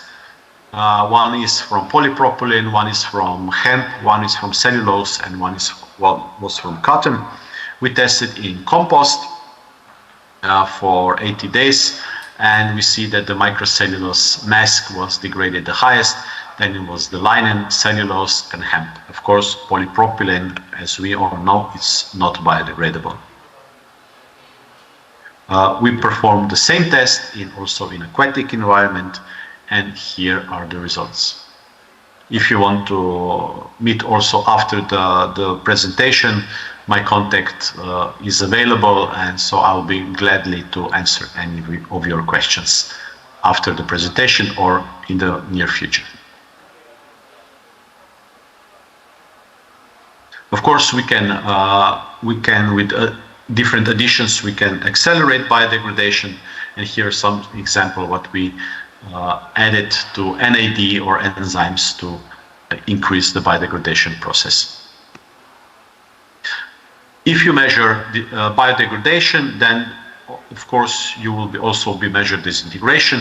This can be also possible with our DT respirometer.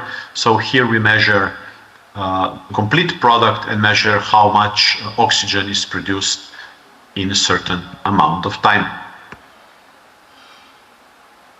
With our respirometers, you can also measure isotope C13 analyzer to connect the different analyzer to our respirometer and monitor the atoms of the produced CO2 in the environment. And the compact respirometer is used for the same application. It's a tabletop system, but the principle of measuring is the same. So it can be also used for all applications that do not exceed 30 degrees Celsius. Can be used in environmental, agriculture, biotechnology, microbiology, animal respirometry, pharmaceutical, and many more. The things for the future that we intend to do, so our software engineers are planning to build a prediction software to reduce the measuring time to 50% and to get very accurate biodegradation measurement. For that case, we are getting a large amount of data with our partners. So, of course, we would like to also incorporate your valuable data if needed. So we will be glad for any of cooperation between our company and your respective ones. I would like to thank you for your attention. I hope my presentation was clear enough. So if you have any request, please follow my email on the bottom left. I will be happy to answer any of your questions. Thank you very much, and looking forward maybe in the future to meeting you in person. Bye-bye. Thank you. Now, any question to one of these four speakers? Even Mr. Bhushan can take the question on behalf of his organization. Any question, you just can ask the speaker, just asking his name and then ask the question.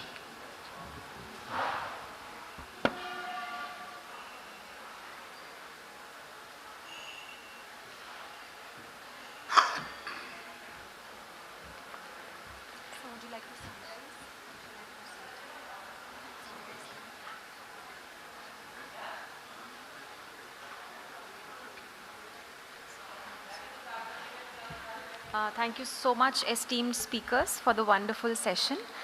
We now move to the felicitation ceremony. I humbly request esteemed chair and co-chair to felicitate our first speaker, Dr. Vimal Katiyar, Professor, Department of Chemical Engineering, IIT Guwahati. Sir, please step forward.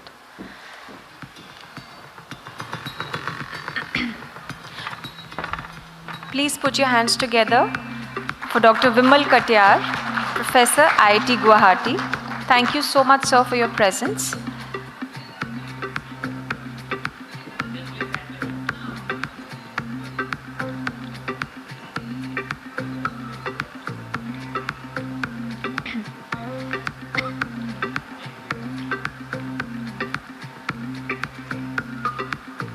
Please join hands for welcoming Mr. John Scott, Director, Ukhi UK Private Limited.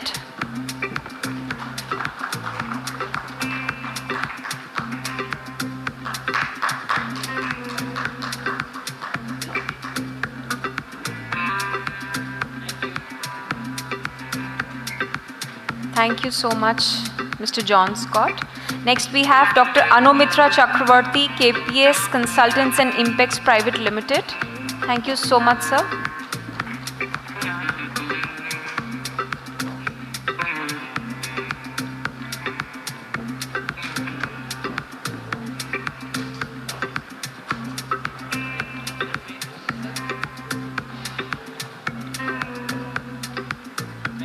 Thank you. I humbly request Mr. Bhushan on behalf of Mr. Tine. Thank you so much.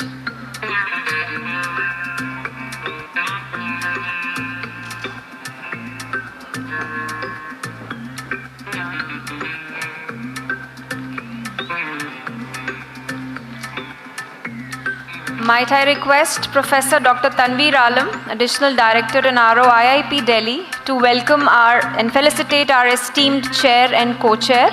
We start with Mr. Mihir Banerjee, Secretary General PPRDC, as the session chairman. Thank you so much, sir, for your valuable moderation and contribution.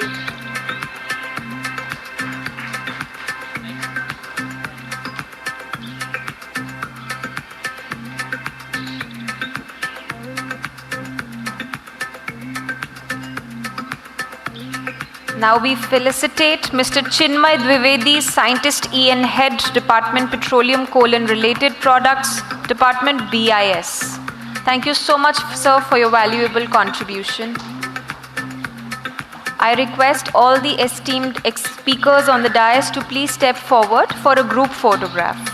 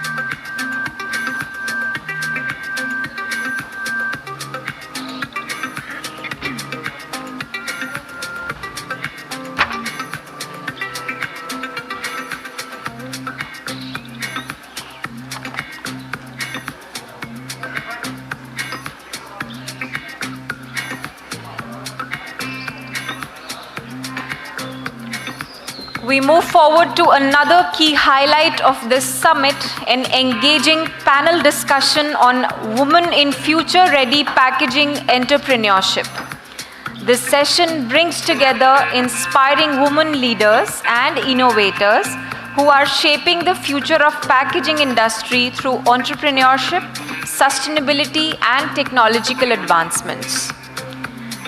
For this, may I please call upon our session chair, Ms. Devina Swaroop, Director, Paharpur 3P Private Limited, and our session co-chair, Ms. Neerja Biswas, Communication Skills Trainer, IIP Delhi, to kindly come forward and take their chairs on the dais. The esteemed speakers for this session are, may I request Professor Ramneek Kaur Majithia, Director, National Institute of Design, Haryana, Kurukshetra, to please come forward and take your chair on the dais. Ms. Seema Bansal, Co-Founder and Executive Director, DCG Tech Limited. Ma'am, please take your chair on the dais.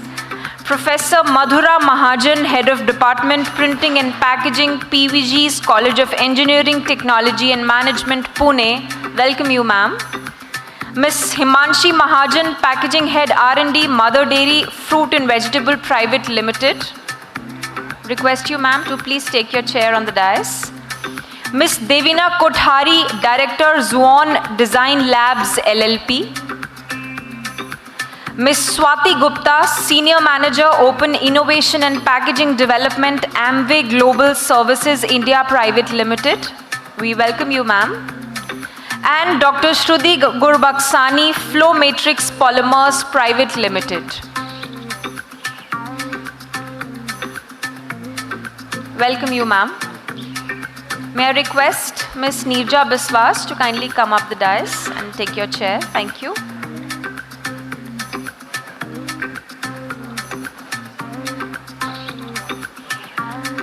I am honored to introduce you to our esteemed session chair, Ms. Devina Swaroop, who is the Director at Paharpur 3P Private Limited, a leading manufacturer of sustainable paper-based and molded fiber packaging solutions in India.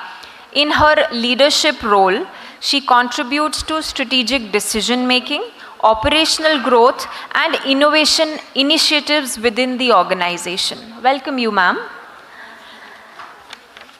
I am also honored to introduce you to Ms. Neerja Biswas, who is an experienced and dedicated English educator with over 15 years of teaching experience across some of the country's leading educational institutions.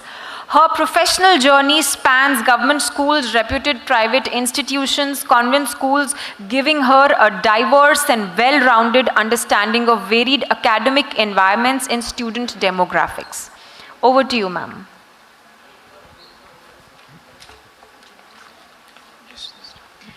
Good evening, everyone. I know we've all been waiting for the last session of the day with great anticipation. We've got a dais full of incredible women here, and we've had 2 days of wonderful discussions on sustainability, circular economy, plastics, the future forward. And I'm very excited, along with my co-chair here, Ms. Neerja Biswas, to take you through this today. So I would like to introduce our esteemed panelists here. We have Ms. Seema Bansal, who's co-founder and executive director of DCG Tech Limited. Mrs. Seema Bansal is a leading Indian tech-enabled Seema Bansal is the co-founder and executive director of DCGPack.com, a leading Indian tech-enabled packaging solutions platform based in Gurgaon. With over 19 years of experience, she has led the company to serve over 60,000 customers, focusing on sustainable and innovative packaging. She was recognized as a top woman entrepreneur in 2024. We also have here with us Professor Madhura Mahajan. She is the head of Department of Printing and Packaging at PVG's College of Engineering, Technology and Management in Pune. She has extensive experience in the fields of printing technology and packaging engineering. She plays a key role in shaping academic programs, research initiatives, and industry collaboration in the printing and packaging domain. Please do give her a big round of applause.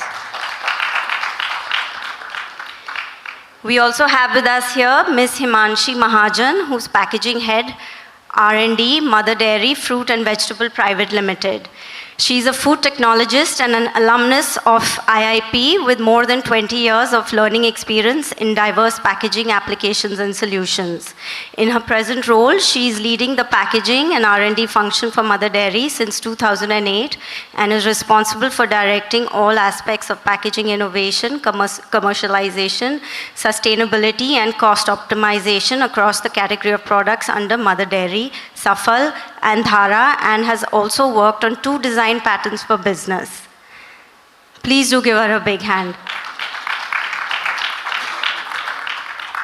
We also have here with us Ms. Devina Kothari. It is quite rare that I have a namesake on the same panel, so I'm quite excited to introduce her. She's the director of Zuan Design Labels, LLP.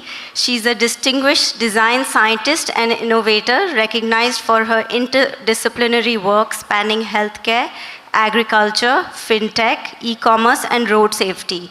She integrates technology, design thinking, and social impact to build scalable solutions that address complex real-world challenges. Please do give her a big hand as well.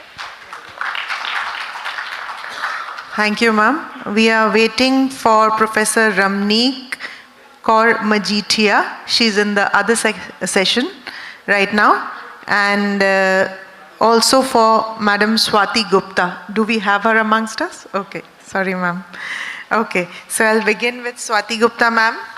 So Swati Gupta ma'am is a packaging innovation professional with extensive experience in packaging development, open innovation, and sustainable packaging solutions. She currently serves as Senior Manager, Open Innovation and Packaging Development at Amway Global Services India Private Limited, where she leads initiatives focused on advancing innovative packaging technologies and improving product packaging performance. In her role, Ms. Gupta works closely with global teams, suppliers, startups, and research institutions to identify and implement emerging packaging solutions that enhance product protection, consumer experience, and environmental sustainability. Madam Swati Gupta plays an important role in driving forward-thinking packaging strategies and supporting Amway's commitment to sustainable and innovative product solutions. May we have a good round of applause for her. We are waiting for Shruti Gurbaksani. Okay. Madam is here with us. She was there for the other session as well. Madam Shruti Gurbaksani is a polymer scientist and research leader at Flowmatrix Polymers Private Limited, a company focused on advanced polymer solutions and material innovation. With a strong academic and research background in polymer science, she contributes to the development of functional polymer systems, performance additives, and sustainable materials for diverse industrial applications.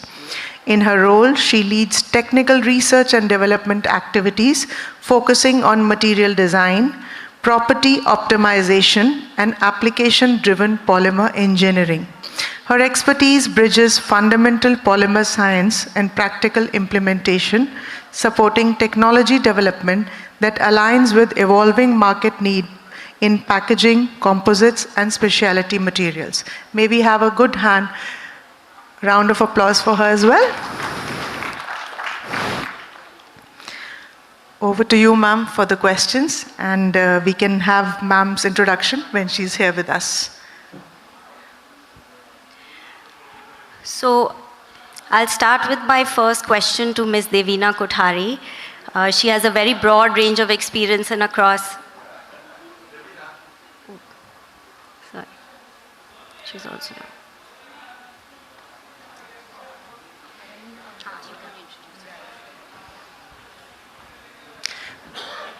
We welcome Professor Ramneek Kaur Majithia amongst us. Professor Ramneek has about 23 years of multidisciplinary experience in varied roles as VP Product Management, Director Strategy and Innovation, Creative Director, Dean, Academic Development and Innovation, Department Head, and External Examiner. She has launched new school and programs, developed academic models and curriculum, trained the trainers in higher education space. In addition, she has been a speaker at international conferences. She is also a communication expert and an award-winning professional animation filmmaker, an artist, ex-CII National Design Committee member, and a strategy and innovation consultant across various schools, institutes, and universities. We welcome you, ma'am. Over to you, ma'am. So we'll start with my first question to Ms. Devina Kothari. With your broad interdisciplinary work, what do you think are the biggest challenges women face when starting a packaging-related business, and how can these challenges be overcome? Great. I think whenever we have these kind of questions that are put to us, more often than not, we always see it from the lens of a gender. And today, whoever is in this August gathering actually do not need women empowerment. We are empowered women, right? And that's why we are here. People who actually need this are beyond our reach right now. So I guess answering that question from a different lens will be that it's very important for us to have the right skill set, mindset, and the right ability to solve problems. Because entrepreneurship is not going to reward a gender. It rewards competency. It rewards how well you solve these problems. And I guess for that, again, as I said, the mindset is very important. And more often than not, whenever these kind of questions come to me, I always cite one of my favorite examples. And since it's a male-dominated gathering right now for this discussion, has anyone, I mean, do you remember the 2011, I guess, the World Cup, where Dhoni was the captain? And we were against, I think, the English. And Yuvraj Singh was batting. And before he hit the first ball of that over, he was being sledged. Right? We all have seen these, at least if not then now in memes on Instagram and all that, right? This is exactly what happens to anyone who is breaking the norm. Whenever we have barriers and people expect us to fall, but we rise, that's when a sledging in a different format happens with us. We have two options.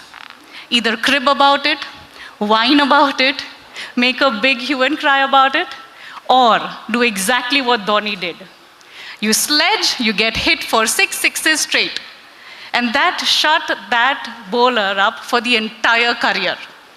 So when something like this happens with us, I guess my go-to strategy is hit a 6 at every ball. Thank you.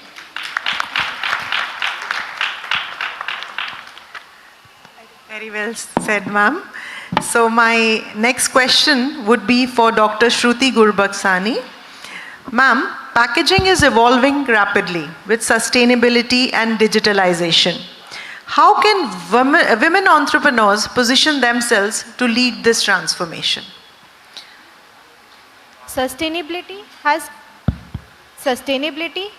gotten, this word has gotten popular in past 5 to 7 years, but sustainability in Indian homes is led by women since past 2 generations.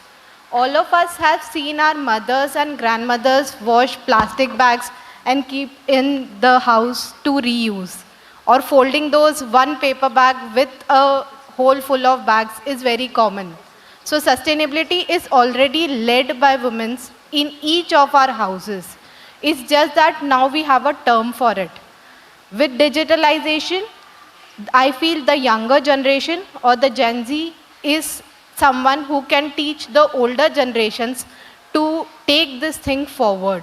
So by a collaboration of all the three generations, we can take sustainability and digitalization to a next level. Thank you.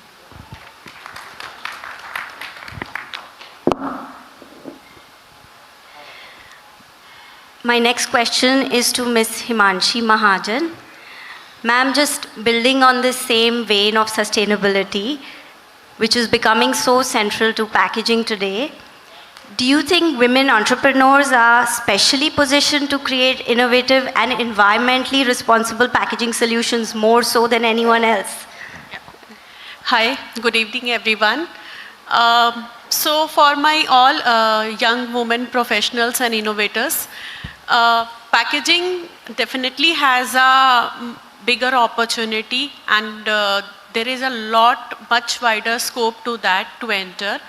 And to add to that, sustainability, it's a really perfect time to do that.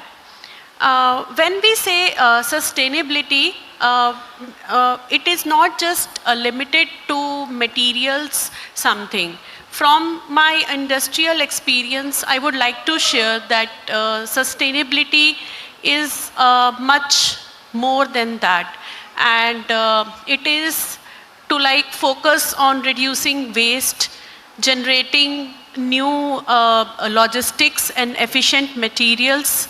So I would like to start with one example, in our Safal brand, for fruits and vegetable packaging, we are exploring packaging like leaf trays, the dried leaf trays. They are just made and then can be transported, and we can have a good shelf life also with that. So there is a scope. There are unexplored areas where industry is looking for a solution, and there is a big opportunity for women innovators to enter into that. And apart from that, giving from the one material example, if you want to see for another area, it is like there are many returnable formats, reusable formats, which is in demand by the e-commerce and the quick commerce sectors. So if one want to explore, there is much wider work to do that. Food distribution is into that area only. And again, from the industrial feedback, refillable and reusable models are there. So if one want to enter, they can look for this. And that's not even the food, but for our personal care and household products. That could be one of the opportunity there. Coming now to the another sector where sustainability plays a role is in the logistics and efficient stacking of the materials. So when there will be low damages in the transportation, that will be helpful. So I'm just sharing the sectors where there are unexplored and where innovators can enter to provide the solution. And at the end, I would like to share that any sustainable material which they think looks aesthetically isn't enough. It should be practical, scalable, and to be used by industry. Then it will be meaningful to the industry then. Okay, thank you. Thank you, ma'am. Surely the word is meaningful. It should be meaningful to the industry as well as to its users, end users. And very well put out that low damages in transportation are very important. That is what is very important. So, ma'am, the next question would be for Madam Swati Gupta.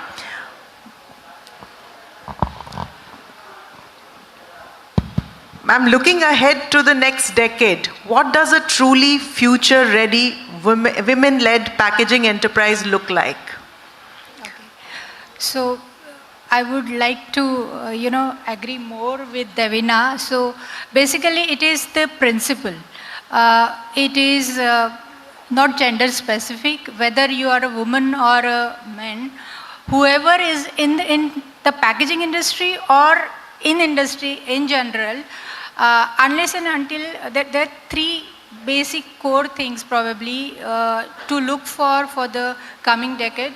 technical skill and sustainability you just cannot ignore, because that is what going to be your foundation. Wherever, in whichever industry, category you're going to work. Digital and innovation. So using technology, how you take decisions on your data, scaling up cross-industry experiences, case studies. So unless and until you use all these technologies, you will not be able to bring solutions faster, which is the need of the hour. And the third important, which is like for any human, whether working or not working, as a person, collaboration and resilience, because that is what will help you lead through the uncertainties of the industry or your category or so many various unknowns. So I think if anyone focuses on these three basic core principles, then probably not only for a decade, you can really thrive. I'm lucky to have so many stalwarts and working with them in the packaging industry, from whom probably I have taken convocation and they're still relevant to industry because of probably these three core principle traits that you would be able to do that. Thank you, ma'am. Very well said. You're completely right. Technical skills are your foundation. There's no running away from that. And technology is a medium to scale, not an end in itself.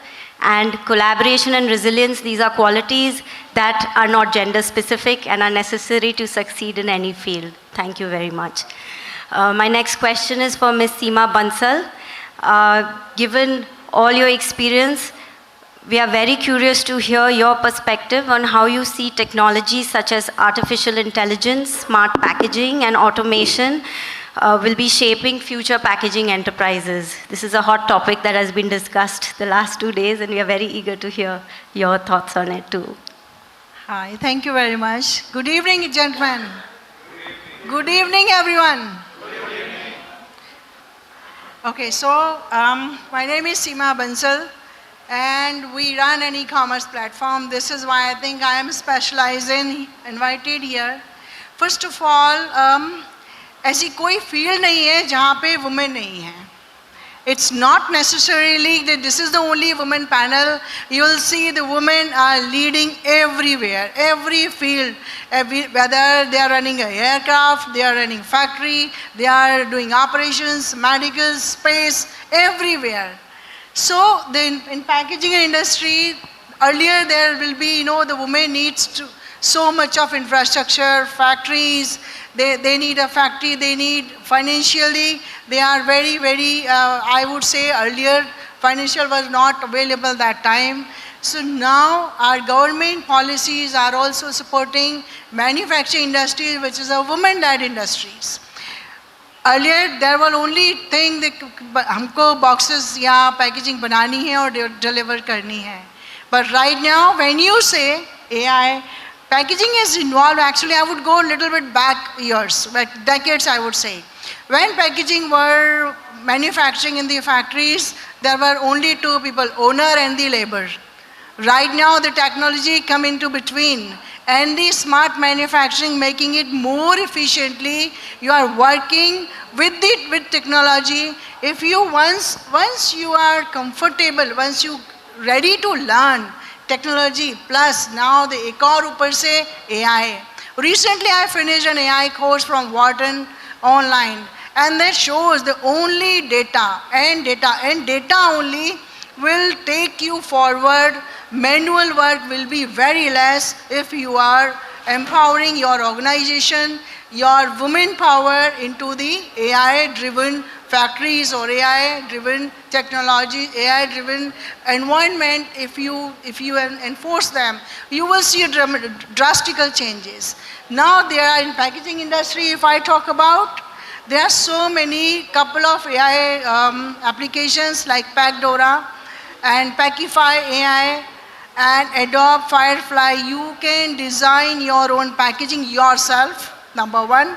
Number two, You can have the markup made within minutes. So you can avoid the mass manufacturing. You know, before you take a decision for mass manufacturing, you will get to know what my product is going to look like. Okay? But end of it, what I want to say, every product in this world needs packaging. If we are sitting here, this is our packaging, that's your packaging, right?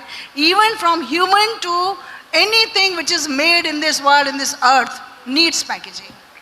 And needs women to take this forward. Thank you.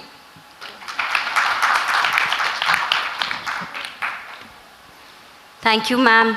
That was such a passionate speech and few words. We really enjoyed it, and to hear that you are still learning at this stage, taking a course online on AI at Wharton. Really incredible, very impressive. We would like to ask that at this stage, does anyone have any questions? We would like to make it a little bit more interactive. If anyone has any questions, I do see some young people, students in the audience. If they would have any questions, please feel free, raise your hand and ask a question if you like. Can I just add to what she was saying about AI? So I think quick benefits that one sees when one is using AI is that you're able to generate a lot of options. Sometimes you have certain ideas that you put in and you actually see that coming to reality, but when it comes to reality, you realize that maybe you've not elaborated enough, or maybe you've not been able to express yourself enough for you to get the same solution that you had in your mind that you will get. So it's very, very important to understand how are we articulating. So with AI, the other challenge that is coming is that how are we articulating ourselves? We may think we are very good communicators, but I think this new technology is telling us that, hey, maybe you need to become better at your communication. Having said that, it also gives you quick solutions in terms of, like, we're working on a project currently and we wanted to give various colorways. It was easier for us to use AI to generate those colorways and give them options immediately and say, okay, these could be the colorways that could work. So yes, it definitely helps. Having said that, there is also another trend that you see in the world around. With AI coming in, a lot of people are using it for the ease of work, generating quick solutions. But a lot of well-known brands across the world have started going back to hand-done work, and they're paying really well to get that handwork done. Because AI generated and technology generated images are basically flooding the market, and you know this is AI generated. And that's where the hand-done, your own skills have started standing out. So Hermes, which is a big brand, has started doing that. They've come up with their campaign recently, which is all hand-done work. So I think we need to also think and understand that till what extent can this be pushed, and what is it that's going to really work? We may think that this is the only solution, but it would be wonderful to see how you can generate technically sound things with the help of AI, but yet retain the quality of hand-done work, of that human touch that becomes essential. So very well said, ma'am. That is why I always tell my students that newspapers have not lost their charm.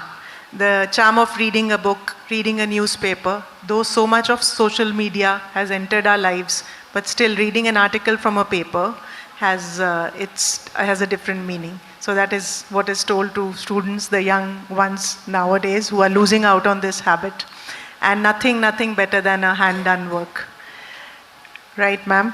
So again, the question would be for Madam Swati.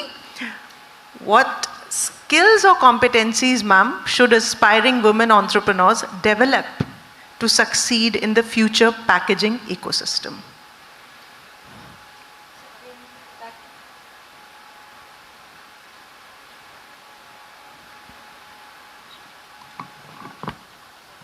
Again, back to basics. So yes, if you want to lead any function or any professional role, basically you would need to have the understanding of the technology and how in the current scenario you are going to make it relevant, use and scale irrespective of the location, how quickly you can support the supply chain with those because of the volatile situation that we are going through. So in such situation, how do you respond and how well prepared you are to, have your systems set up. And also the what I can say is leadership, where you are more empathetic and you are able to nurture the talent. So it is not only someone who is directing, giving ideas or creating the roadmap and others are following. How do you replicate that with your team, and how do you create more leaders along with you? That is what something probably would be more required in the coming times, to be successful in any industry.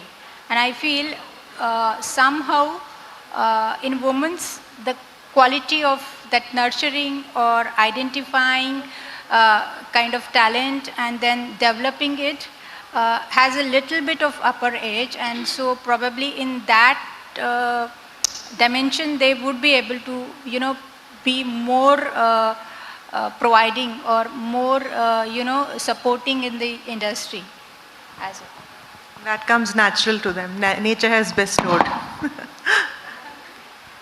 I think very well said. I heard someone say the other day that, a woman leader is not necessarily the loudest voice in the room, but ensures that all the voices are heard in the room. So thank you for that. My next question is for Professor Madhura Mahajan. I would like to ask you about access to funding and networks, which can be generally challenging for startups. What strategies do you think women entrepreneurs can use to secure investments and partnerships? I know there's a lot of research and stats out there which talks about women founders have less access to funding and they generally get less access because it's more of a boys' club and things like that. But I'm curious to hear what you have to say about it. Yeah, good evening. I'm Madhura Mahajan. I'm from Pune. And I'm a faculty and I've been interacting with a lot of startup peoples because they come to our department for some of their trials, and that's where I got some of the insights on this area. And so what investors are actually looking at is whether the problem is a real problem and how much is it going to address to the society. Secondly, as you rightly said, that it's a boys' club. Many of the women, startup founders have faced this problem. Suppose if it's a brother-sister duo, okay, and they go and pitch their idea to an investor, and when the girl or the woman presents it, and the next time, then the investor says, please send your brother the next time. So yeah, so that's the scenario as of now. So we do say that historically things were challenging, but there is a silver lining in the horizon, and we do see many now women startups are coming up. Government has opened up many opportunities for giving up the funding, for giving loans for entrepreneurs. And secondly, it is very important for women entrepreneurs. We spoke about resilience. So they are going to face these situations. And I guess this will last for many years ahead also. And that's one thing which is going to take place. Even though they show competitiveness or they show the competence or the productivity or the outcome from their startup, but they have to also remember that their problem has to be real, the idea has to be strong, scalable, there has to be a good traction in the market, so it should be picked up by the market easily. And of course, they should also be ready with an exit plan. So when the investor is going to ask them or is interested in how would be their plan after 5 years or 10 years when they succeed in their enterprise, so what would they like to be after that? So I think that these are some of the strategies which I feel the women should be prepared with. True, ma'am. Government has a major role to play. Yeah, it can, yes. Of course, ma'am. Am I all? Yeah. So I'm adding to her point, basically, the women or any entrepreneur who are planning to start any business, what investors look for, this is what I'm just going to, explain it. Because they do not invest in your business. They invest in your ideas, what problem you are solving, and you are taking the solution which has no problem. Okay? Number one. Number two, they invest into the founders. If you are focused, if you are honest, then only you have chance to go any, sky is the limit. Two things you need to just make sure. A problem solving, a real problem solution you are going to have, and second is the focus. Yehi karna hai bas. Thank you. Sticking on to that one idea. Ma'am, the next question is for Professor Ramneek. So ma'am, are there any specific packaging segments such as food, pharmaceuticals, cosmetics, or sustainable materials where women entrepreneurs can have strong potential to lead? I think I would say that we need to look at the industry as industry and look at the skills that each individual has and can lead. So from my perspective, I wouldn't say that it's one specific area, because when we ask a question like that, the first thing that may come to everyone's mind is food. Because that's what a lot of women are comfortable with or interact with or create. So they may know the best solutions there. But if you see a lot of these self-help groups that are coming up in villages or in smaller towns, they're not really looking at this. Each one of them have different aspects which are locally the strength of that area, which they pick up and they work with. So I think we need to identify that how can we broaden, how can we develop those skills with these self-help groups and bring them to a point where they're able to contribute at a national level. Since we are based, this NID is based in Haryana, specifically Kurukshetra, and we were talking to these self-help groups around, a lot of them work with paper. So whether they create products out of paper mache or they create those paper bags, a lot of self-help groups are doing that. I think it'll be interesting to see, because right now when we were looking, we were in the jury for the packaging competition, there was the solution that one of the student group had come up with for jute. And because that is specific to the area and they're working there and they've seen that material around so much that they started working with that and experimenting with that. So I'm of the opinion that it depends on where you're coming from, what's the raw material, and what is it that you can experiment with. Yes, ma'am. I think the examples of Lijjat Papad and Amul India should be really, you know, added to the textbooks, and those should give really wings to fly to the budding students. And okay, ma'am. Yeah, I do think that's very interesting what you said, that this is more geography specific or what you've been exposed to, rather than, you know, the typical stereotypes that cosmetics and food and, you know, these are the things that women entrepreneurs are more suited to. Just building on that a little further, Ms. Kothari, I would like to hear from you what you think. You've had such a vast experience across, and in your work in design thinking, do you think that there are any specific segments for which women entrepreneurs are more suited to or less suited to? Sure. Again, I'm going to wear the same hat that I answered the previous question, where it's more about competence and skill set. Right?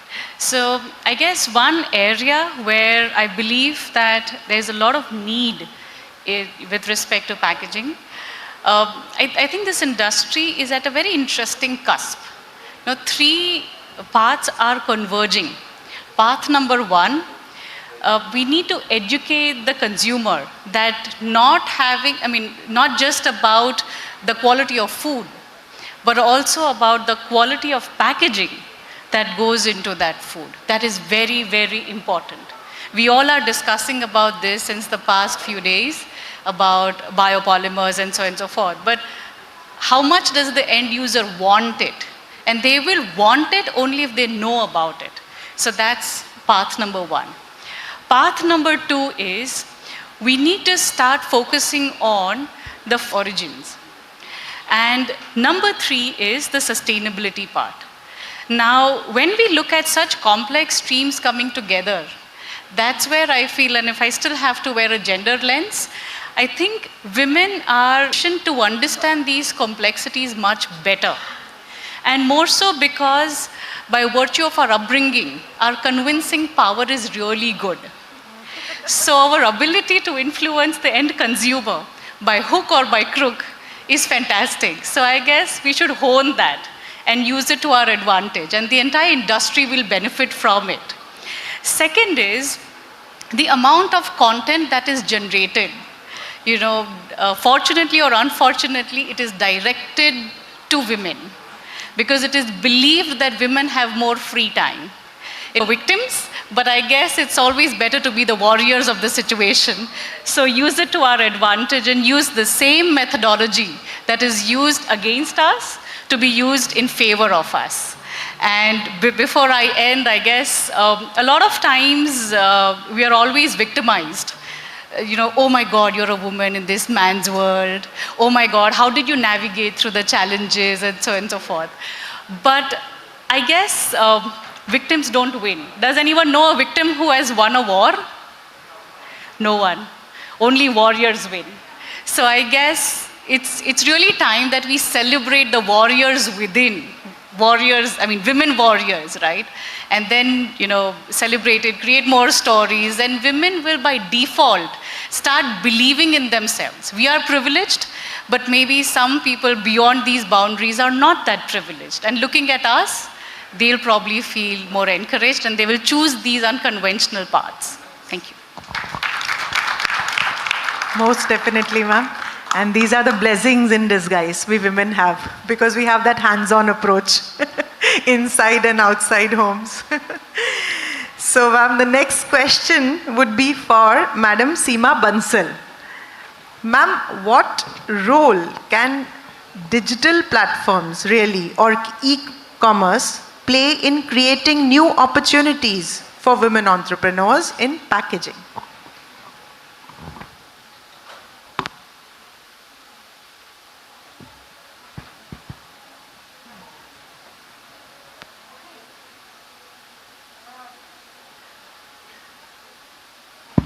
Okay. So, in last 20 years, I'm running DCGPAC last 20 years. When we moved from US, there was so much cosmetics, garments, there were so many industries. We chose packaging, number one. Number two, see, women packaging, अभी हम packaging का बात कर रहे हैं, and women 20 years back, there were very few entrepreneurs. Now, my belief is that e-commerce has breached the geographical barriers for women to start an entrepreneurship and business from anywhere in the world, I would say. We sitting here selling into US, selling into UK, selling into Australia. India की तो बात ही छोड़ दीजिए.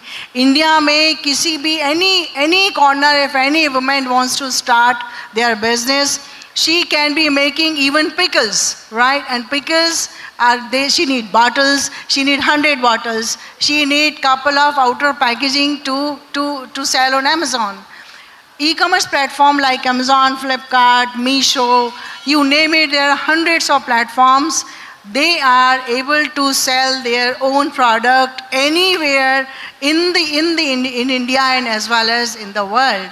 What makes different is that women does not need too many again the financials, a big infrastructure, no. Without even a factory, she can order 100 boxes on any website. Amazon पे order कर सकते हैं, कहीं भी order कर सकते, you can get your packaging right it delivered to your door. You are able to sell your product and anywhere, and people sitting in Jaipur doing some handicraft work, the women from home, they are feeling that they are running a business. So they are actually emotionally and financially empowered. That's what the e-commerce added into the industry and the packaging industry. Yeah. Thank you. Thank you, ma'am. You're certainly right. E-commerce has really leveled the playing field when it comes to... It's revolutionized. Yes, it's revolutionized the playing field when it comes to starting a new business, no matter where you are in any part of India or, for that matter, any part of the world. And we are also very happy that you chose packaging when you came back from the US. Thank you. 20 years ago. Yes. Yes, you had the foresight. So, yes, very impressive, ma'am. So I would like to now ask Professor Madhura Mahajan. Again, you know, the Indian woman has got this stereotype that she is really good at reusing, recycling, reducing the amount that is used, and, you know, waste is sort of not a waste in her kitchen or in her home, but is repurposed for many different things. I want to know that whether you think women-led packaging businesses contribute to strengthening India's circular economy and waste management systems even more so than non-women-led businesses. Yeah, absolutely. As you rightly said, that women have that innate quality of, you know, preserving things and then reusing them and then not wasting it. So, you know, that waste management concept is very built-in, embedded in our systems for generations. And I've seen so many startup women who have been so much active, especially in packaging also, to they make sure that they are part of the circular economy, and they feel that, you know, if I am producing something, then I am responsible, you know, so that it doesn't harm the society. So they have taken up various roads like upcycling it, especially if they are producing something, then they make sure that their waste is getting upcycled, or whatever product is being used, is being manufactured, is sorted, segregated. So all of these things are being followed in the industry which they are leading.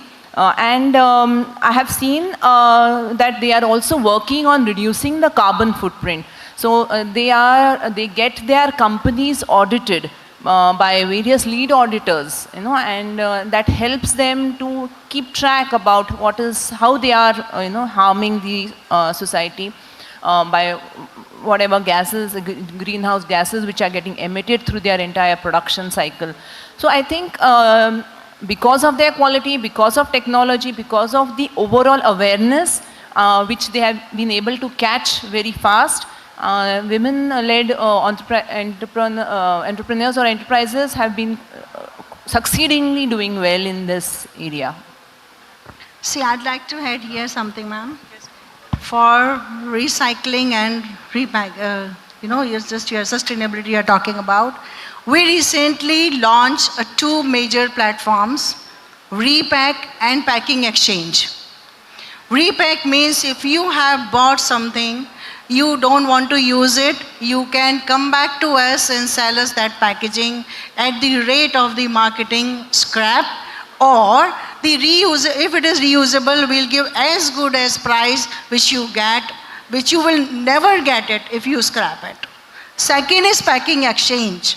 What it is, the packing exchange is, suppose somebody is sitting in somewhere in Agra or UP, bought some Amazon, Flipkart, Myntra, बहुत बड़े बड़े sales आते हैं, and they bought immense packaging. But what they find after sale, Flipkart का तो use हो गया, Amazon का packing बच गया, या फिर Amazon का use हो गया, Flipkart का बच गया, या Myntra का use हो गया, Flipkart, Amazon दोनों बच गया. We launch a platform which is called packing exchange. If you have something left over, unused packaging, you can come to my website, apply for packing exchange. You can sell that packaging, unused packaging to DCG, and we will get you either the money which you want, or you can exchange and say, see, I've got Myntra packaging, I need Flipkart packaging. You can deliver that Myntra packaging to our warehouse and order the Flipkart one in the exchanging of your own products. So there's recycling is also very reduced. Packing waste is also reduced. They can focus on their business. We focus on their packaging. Thank you. Thank you. Can I add a point here? I think before sustainability became a global topic and conversations, etc., right? I mean, we should take pride in our ancestors that it has been our second nature. Jo abhi, we talk about adaptive reuse, recycle, etc. हमारे वहाँ भंगार हुआ करता था since ages, और वो यही करते हैं. ठीक है? They know the right people to resell. They know how I can weld this, bend this, and create something out of this and sell it, and so on and so forth. So I think it's amazing that we are born in this civilization जहाँ पे sustainability was our second nature. Thank you. Ma'am, isn't it all common sense, ma'am? Basic common sense, and women especially have been doing this time immemorial. पहले घरों में माएँ एक भी चीज़ फेंकती नहीं थी, कुछ भी. हर चीज़ से कुछ ना कुछ बना लेती थी, यूज़ कर लेती थी. अब वही बातें हम नए तरीके से कर रहे हैं. बस वही है. उसको बस अंग्रेजी में बोलते हैं to make it look fancy. अब terms बड़ी हो गई हैं. Ma'am, फिर भी the last but not the least, the question would be for Himanshi ma'am, that what advice would you give to young women professionals or students who want to start their own packaging related business? Thank you for the question. Before answering this one, I would like to share insights from the industry. Mother Dairy has started this token milk far beyond the time, and there is a dolce which is required to be carried, and then the token to be put and milk to be carried in a reusable container. And we are talking so much about sustainability, but I would like to say that consumers are not ready. You know, we are all speaking about this, but today the consumer is not ready to walk down 10 minutes to bring that dolce because it's not trendy, it's not Gen Z type.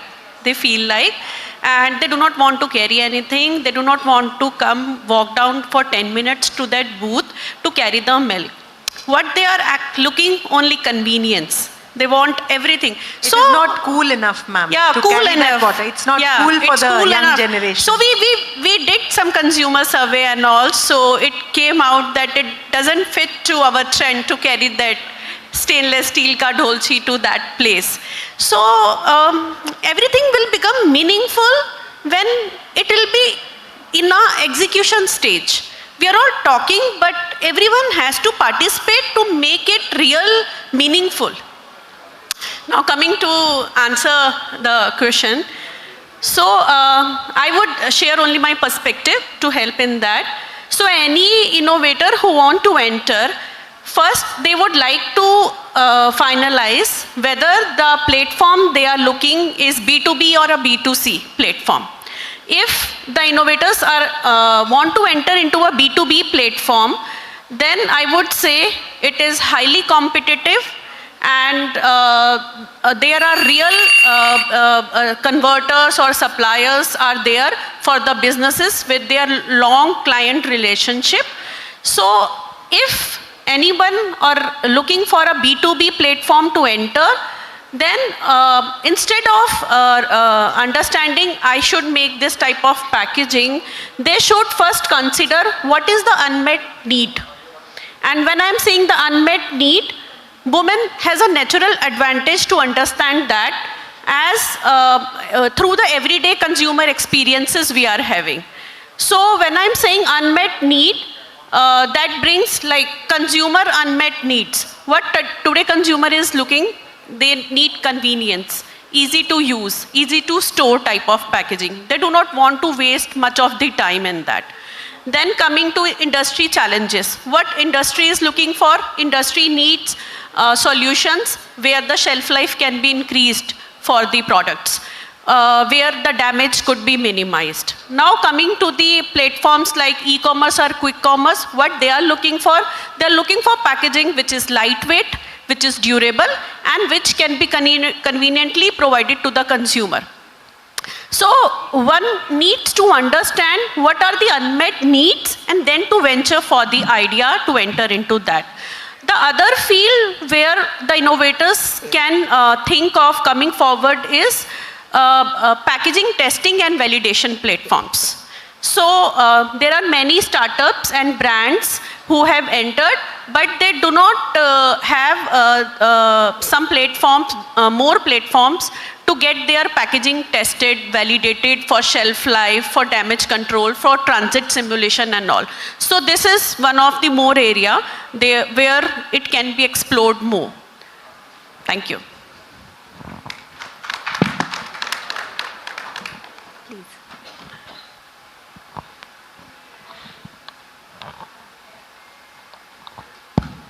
So I want to add, not to what Himanshi said, to the earlier question about what industries with respect to packaging, women can enter.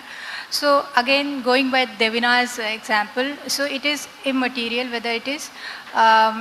So I always say whenever somebody asks me what is your expertise, so a packaging technologist is a packaging technologist. Whether you give Hindi में बोलूँगी ज़्यादा असर आएगा, हमें आप जहर दे दो या लाइफ सेविंग ड्रग दे दो, packaging technologies will ensure that the potency is maintained, whether you want to kill or you want to save. So that is the nature of packaging, with probably only two exceptions where you consider or deal with hormonal products or very specific biological stages of women where they cannot enter certain areas and all. But barring that, I think there is no industry or no product which doesn't need packaging. And therefore, a packaging technologist, if you are real packaging technologist and with a technical skill set, you can work, you can switch. I myself have switched from pesticide to nutraceuticals. So when I was asked 22 years back in Amway, what makes you happy? I said from killing. Now I'm coming to the nurturing, so I'm very happy. Very well put, ma'am. When I was in school, they taught us that haste makes waste. So I think we are in that era today where this haste for convenience, for instant gratification is creating all this waste around us, and therefore we are dealing with all these challenges today. Just last bit, one interesting anecdote going back to your steel wala dabba ka point. I was in Denmark, not now, about 8 years ago.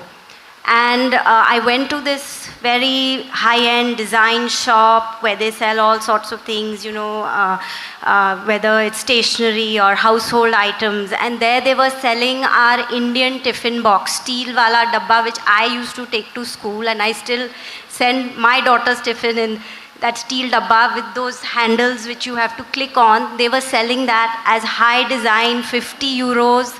Then they were selling the steel section plates to eat. So, the West is going back to what we don't value anymore. The West is valuing it, and they'll come back and sell it to us again, like how they've sold yoga and turmeric latte and all those kinds of things to us. But coming back again. This has been a very interesting and incredible panel with such profound insights. I think we are completely in agreement that women are able to process complexities across spatial, temporal, various different angles which are unique to them. And our role as a nurturer gives us unique insights into all aspects of life, society, and how to make packaging better in general. So thank you very much, ladies, for your insights. Yes, and the fond memories with that small 25 paisa coin which we used to put in the machine and then the milk used to come out. So fond memories of those simple times and simple days. So I think those anecdotes should be told to today's generation so that they also develop some simple and humble skills. Thank you to all of you. It's been an insightful discussion, and I hope everyone has got some or the other, information, knowledge from the insightful discussion. Thank you, everybody. And the forum is open to questions if anyone might have any questions. Yes, sir. There are 9 women of substance on the stage. I would request you in one by one in one line to speak about one thing that can improve packaging industry in the country. So one line answer to that. And volume. Let's start from there. You are an IIT alumni. Yes.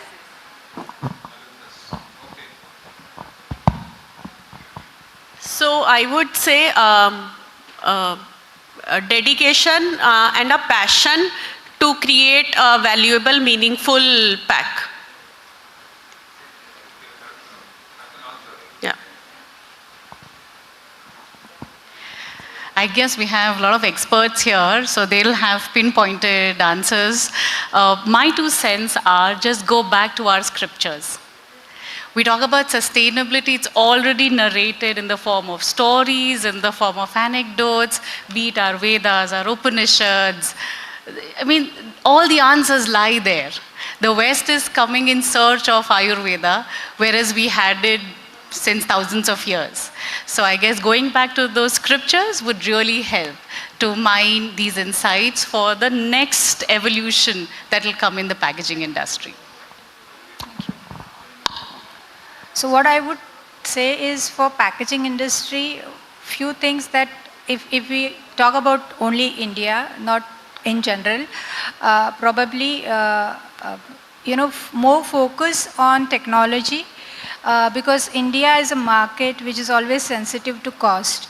And while when we say technology increases the investment, how we can leverage that to make it scalable and economic at the same time sustainable. There are a lot of experiments being happened or being carried out for sustainability, but we have not reached to that level of scaling and being economical and affordable. So that is where currently we are, struggling. So probably that would be one of the most focused area that we as an industry will have to focus more.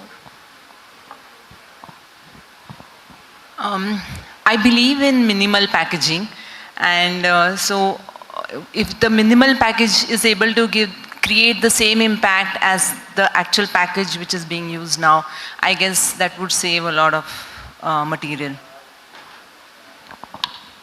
I would like to emphasize on creating more awareness on what sustainability as a whole is required for packaging, because unless I became an entrepreneur, I had a very limited education of what a wafer packet can do to environment. So it is very much required at all levels that more awareness should be created, especially about what is sustainable and what is not sustainable by the industries, by innovators, by academic institutes for the consumer. This is what has to be done for a consumer to preserve Earth. That is the only planet we have. Thank you. Hello. You asked an answer within a one line. I'll answer in one word. It's love. As much as you love your product, you have to love the packaging also. Once you have fallen in love with your product, the packaging, same love for your packaging will emphasize in your mind. You will be handling that packaging bit carefully. You will be wasting very, very less or maybe no waste, and you will be creating with love and passion. So that packaging not only protect your product, that will create your brand story, that will tell your brand story, that will send your heart message to your customer. Thanks. I would say 2 bits. One, either make it a collectible that that you that you reuse in some way and keep it with you, or make it sustainable that it goes back and makes the product the main hero. So I would like to add here, sir, that packaging is considered a commodity product. It's not. We make a highly specialized product that allows other people to package their products and allows consumer access to so many products in a safe and affordable way. If our packaging was not there, people would not be able to have access to so many things. So I think this impression that people have that packaging is a commodity product, the way we negotiate with our customers, we are always on the back foot. If we could change this perception that we are actually selling a very highly specialized product, that would really help our industry today. Yeah. First and foremost, charity, I believe, begins at home. Small habits die hard. So one should, make the younger generation, the future generation, inculcate those habits in the first place. Then the reusability of any product. Like the children, when they order, pizzas or burgers or anything online nowadays, they don't want to go with those cans to the shops or with the shopping bags to the shops. So that cardboard that comes along, I feel very bad throwing it away because so much of it accumulates in the house and then giving it back. So reusability of any packaging product would be, it is the prerogative for me. Thank you. Thank you, everybody. Anybody wants to ask anything from the panel? We have such... Yes, please. Hello. Madam, first of all, what an incredible panel today, listening to the great entrepreneurs of India, that is the packaging entrepreneurs. We had heard about women entrepreneurs, Biocon, we had heard about, just talked about Lijjat Papar, right? Now I wish to draw your attention. Seema Madam just said that marketing challenges breaking the men's bastion. Now we are witnessing a new world. The new world is guided by the VUCA.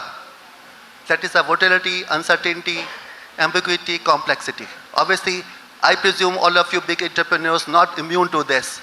And since this new developments happening around us, we all know energy supply crisis. So tell me one thing, you all, how you going to have a strategy to cope up with this kind of uncertainties, VUCA world, where you have to manage your inventory, supply chain resilience, global upheavals, supply chain disruptions, and then there are lots of market accessibility is not there. Market, these are the forces which are going to guide you. So presuming you are already having some strategies so that tomorrow you can cope up. So can you share with me all this? And do you believe in a global strategy? This is which Indians, as we Indians, we believe in this global strategy where we can make our product globally acceptable. So please, can you share some thoughts on this? Thank you very much.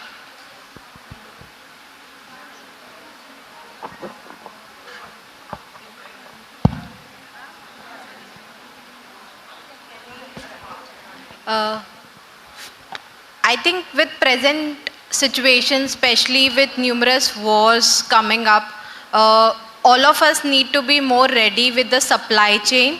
So we have to think globally what a global product can look like, but we have to have all the stakeholders locally as well.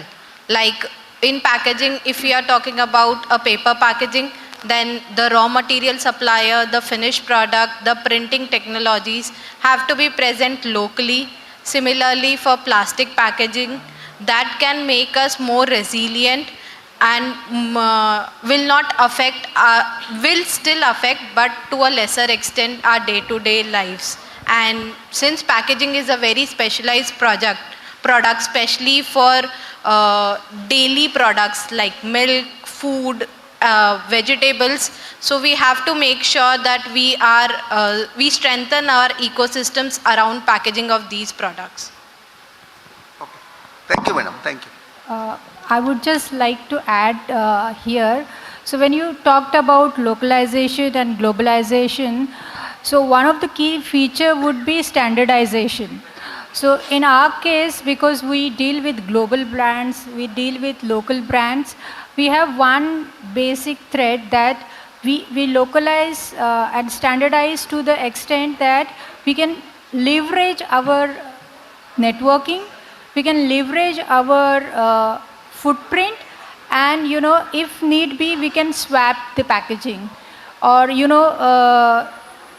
ship packaging which can run on any other line, and have a backup solution where if because of force majeure we cannot produce at a location, how we can support and supply still from other location which is still validated, which is still capable of running similar product and categories. So that is something which is universal. This is no patented technology in that, but that is what probably can be leveraged where you have both local as well as global businesses. Yeah, we got it.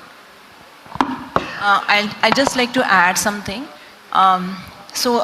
Geopolitical situations will always be happening, changing, and if we are not, and we are dependent on the outside countries for so many things.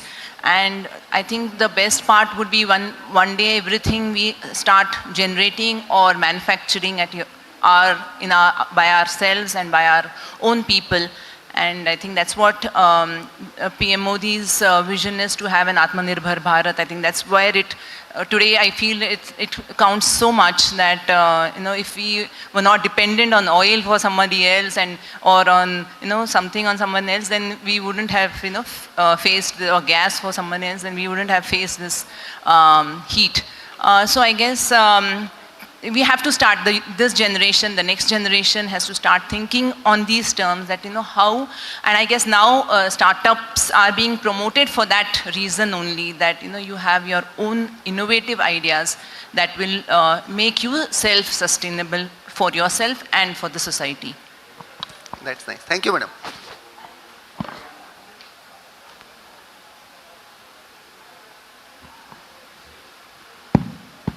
Okay. Just taking the focus away a little and talking about VUCA, which is an old term. There's a new term.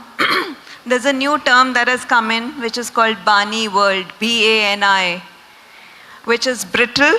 I'll just read it out. Brittle, anxious, non-linear, and incomprehensible world. It defines our current era of chaos and instability, and it describes systems that are fragile despite looking solid. That's what brittle defines. Driven by constant fear of crisis, which is anxious, illogical with disproportionate surprise outcomes, which is non-linear, and impossible to fully understand, which is incomprehensible. So I think that instead of thinking about where the world is headed or how we define it or what are the terminologies, it's really about what we are developing or what we are producing. We ensure that we give the best out and we find ways of achieving that. Thank you. I guess building onto Ramneek's point, we can only solve for things that we anticipate. But a lot of the crises that we have seen in the past and probably what we might see in future are not the ones that we would have imagined or anticipated. So we can't have strategies for those situations. But having said that, we can have the mindset that will address these things. And one fun way that I use, and I would recommend everyone to use, is play sports. One team game. Fail every day with the same team. If you can't play every day, play once a week. But fail with the same team. No blame game. You learn from the failures and then you go and win. And that mindset, when it becomes your second nature, come what may, you will be able to find the most optimized and relevant solution. Yes. Anybody else who would like to interact? Yes, please.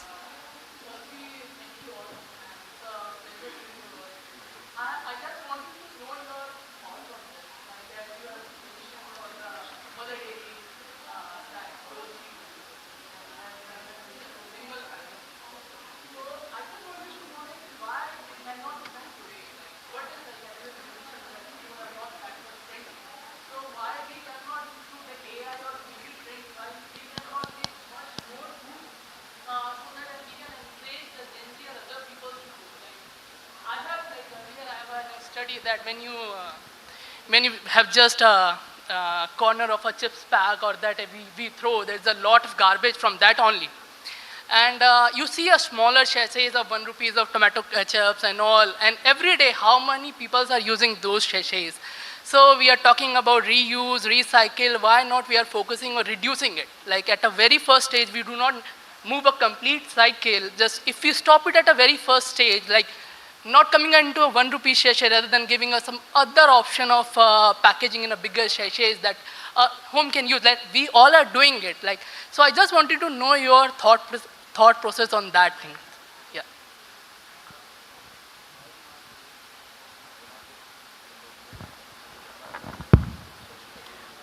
So when I discussed about the token milk, it's not that industry is not ready with the solution which consumer is seeking.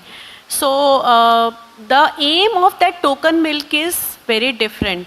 Apart from the token milk, if I would like to share the packaging advancements and developments in the milk packaging, it is we have poly pouch milk, which is the most affordable and 100% recyclable format which the consumer is getting their whole nutrition.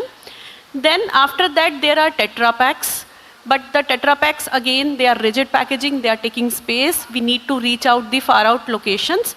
Now there is a extended shelf life milk packaging which can sustain the shelf life of milk in ambient temperature, not in refrigerated conditions, for 90 days. So we have a pouch with a 2 days shelf life for a 4 degrees Celsius.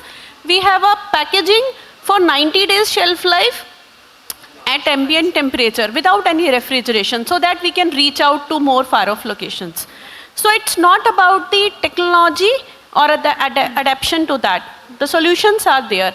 But the theme behind token milk is to use that recyclable packaging. The consumers to walk out and to use their household, that stainless steel dolchi which can run for years and years, which can be cleaned and then next day it can be brought to that same booth. So the idea is, today we are talking about sustainability a lot, refill model, reusable model, but you need to understand the consumer mindset also. So consumer needs to able to use that reusable or refillable model. If the consumer doesn't think that he or she is ready to pick that container or vessel or pack from the home to that store, and then to get things filled and then to take it back, if he or she feels it's a hassle to them, then they are not going to adapt that. So we have these solutions in our every day we can see all these things around, but we are not ready to bring that into our habit again.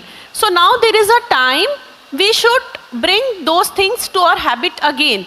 We should encourage our kids or the children or the younger generation to do those things again. That's where the real execution is going to happen. As I said, charity begins at home. Sab apna apna sambhal le. Can I add world one will be a point? better place. Yeah. I think another facet is that look at it from a consumer behavior perspective. If you have a very strong recall value, and if it's a positive one, people will adopt. So when a Siddharth Malhotra steps out of his well-fire holding that copper glass, everyone else will want to emulate. And that has a very strong recall value. So while it's not something that one person or one industry can solve for immediately, but I guess at a systemic level, if we have the right connotations for this particular behavior, people will adopt very quickly. To encourage them, the cost of that per liter is even lower than that of the packaged milk. And it is fortified with vitamin A and D since years. And being a differentiator in all the senses, still consumer doesn't want to walk up to that reusable format. No, ma'am, but the argument that comes is that the containers are not all that hygienic. This comes from the ladies only, what I've heard. No, they consider those as hygienic, but it's like now everyone is working. So during their way out from the office, they just want to pick up that packaged milk and want to go reach their home fast. Otherwise, they need to take that dolce or some reusable format with them from the home, then again to come back to that place. So the whole point is about convenience and just about the time. Right, ma'am. One small question. I think we are out of time now, so we'll take questions. One more? Okay, there's one lady in the audience, so we'll ask her the question. Yeah.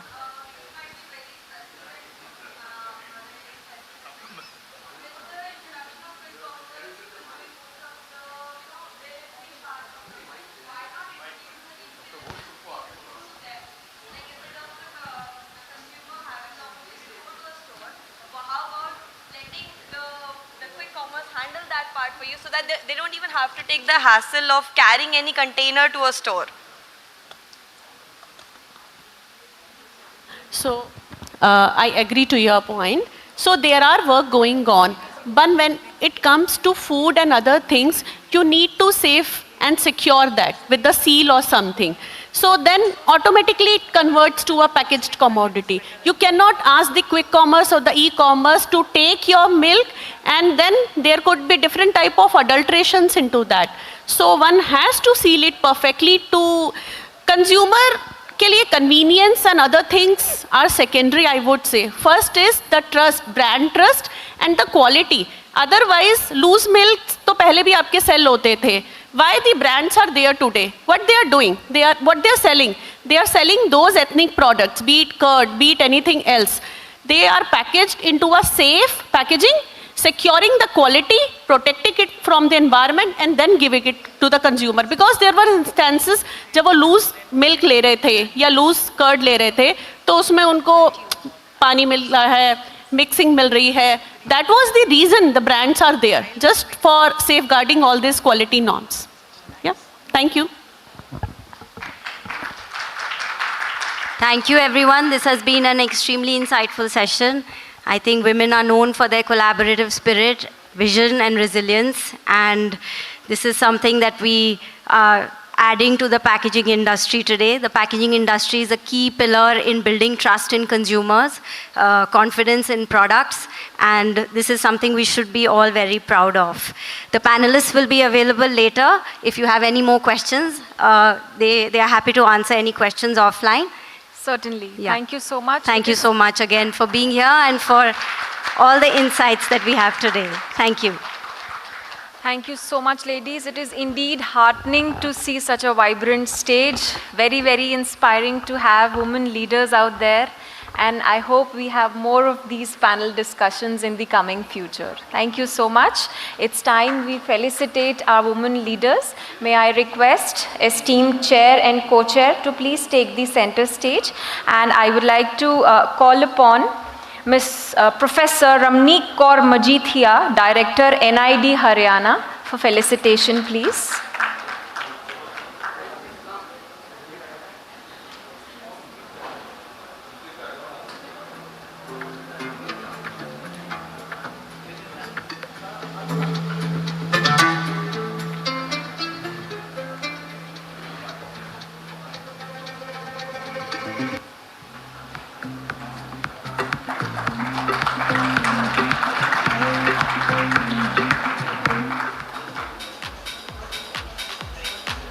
Next we have Ms. Seema Bansal, co-founder and executive director, DCG Tech Limited. Thank you so much, ma'am. Ms. Seema Bansal.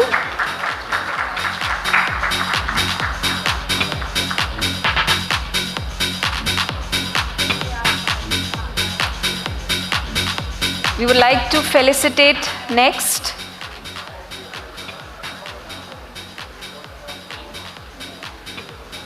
Professor Madhura Mahajan, Head of Department Printing and Packaging, PVG's College of Engineering, Technology and Management, Pune.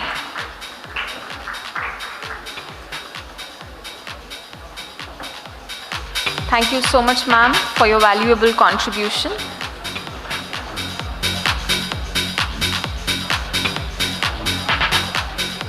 Ms. Himanshi Mahajan, Packaging Head R&D, Mother Dairy Fruit and Vegetable Private Limited.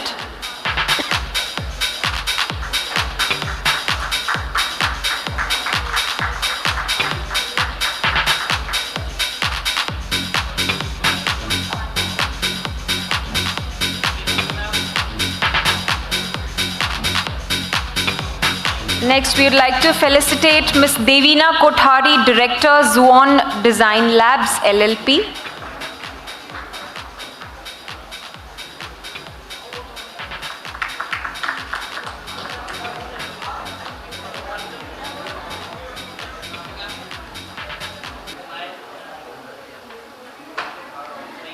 We'd like to felicitate now Ms. Swati Gupta, Senior Manager, Open Innovation and Packaging Development, Amway Global Services India Private Limited, for your valuable contribution. Thank you.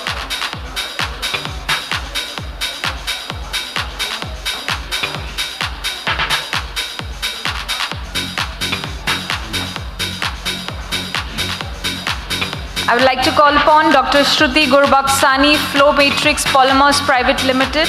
Thank you so much, ma'am, for your valuable contribution.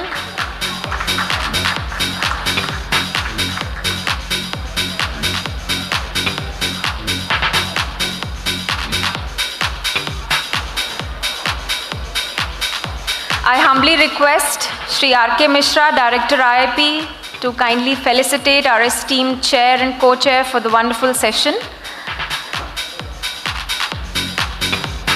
To Ms. Devina Swaroop, Director, Paharpur 3P. Thank you so much, ma'am, for your valuable contribution.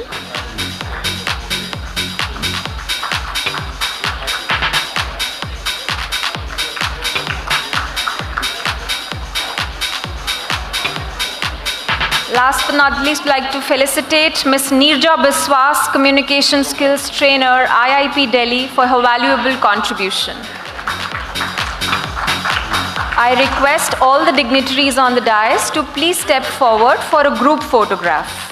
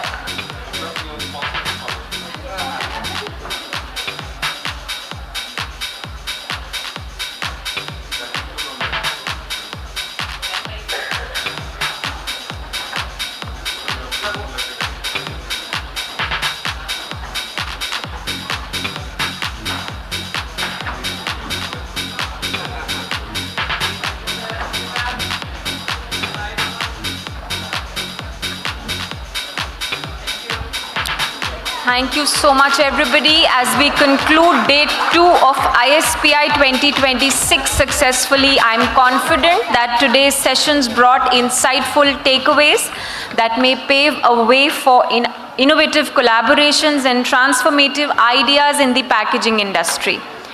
Tomorrow, we will once again gather for a plethora of technical sessions featuring many esteemed speakers, knowledgeable speakers, who will further enrich our understanding of emerging trends in the packaging industry. Please be here at 9:30 sharp. We are also having a parallel session featuring academic researchers and scientists, along with oral and poster presentations by students and faculty members. Last but not the least, you are kindly invited to stay in the hall for the launch of Bharat exhibition, alumni meet, and dinner. We look forward to your gracious presence and an enjoyable evening ahead. See you tomorrow, everybody, at 9:30 a.m. sharp. Thank you so much.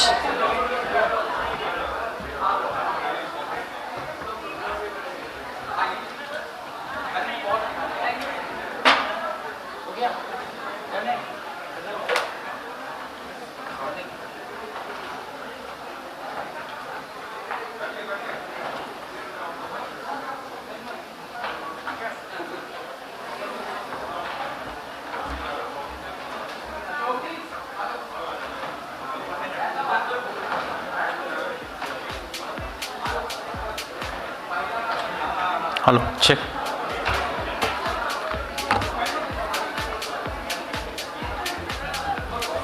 Sound check, 1, 2, 3. Hey, test.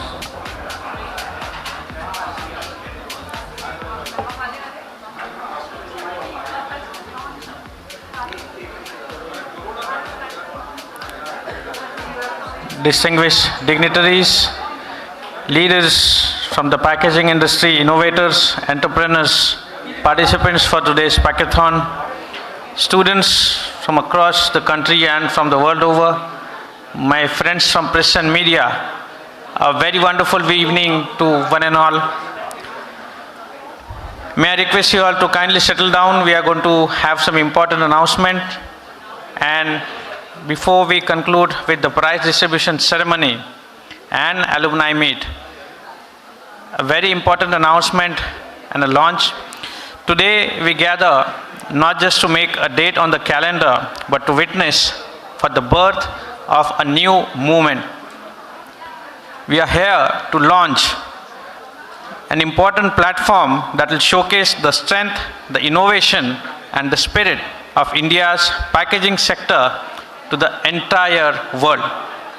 The Indian packaging industry is on an incredible growth trajectory, and the time has come for us to have a showcase that matches our ambition.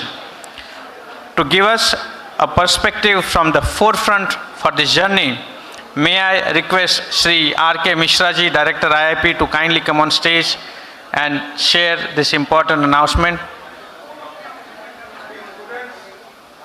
May I request you all to kindly settle down for a few minutes.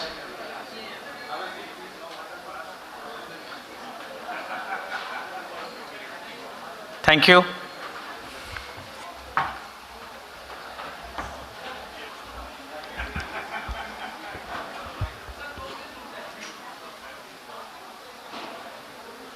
Ladies and gentlemen, as we embark on the concluding ceremony for the ISPI after very long sessions on 12th and 13th March, I would like to play a message from the Honorable Commerce and Industry Minister, Government of India, Shri Piyush Goyal ji.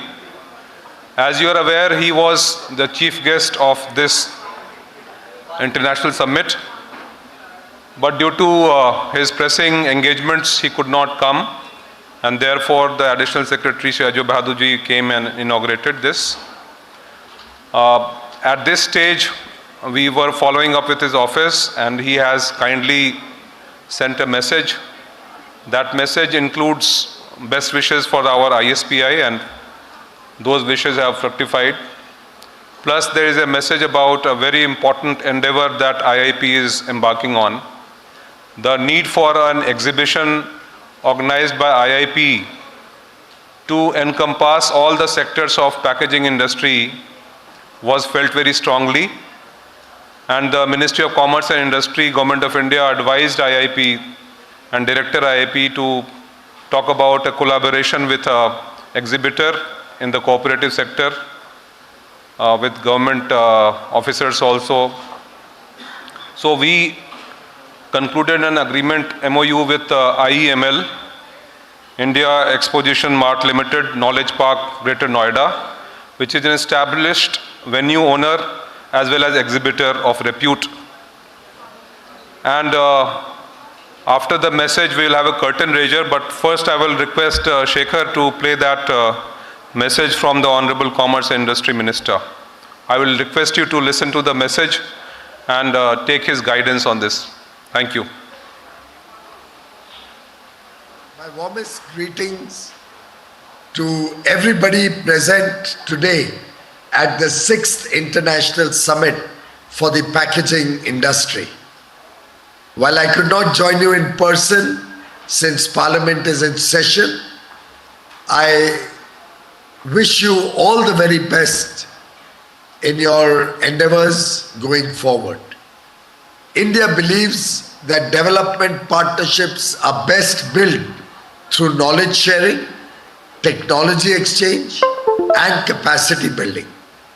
Initiatives like these reflect our dedication to strengthening cooperation across our partner countries.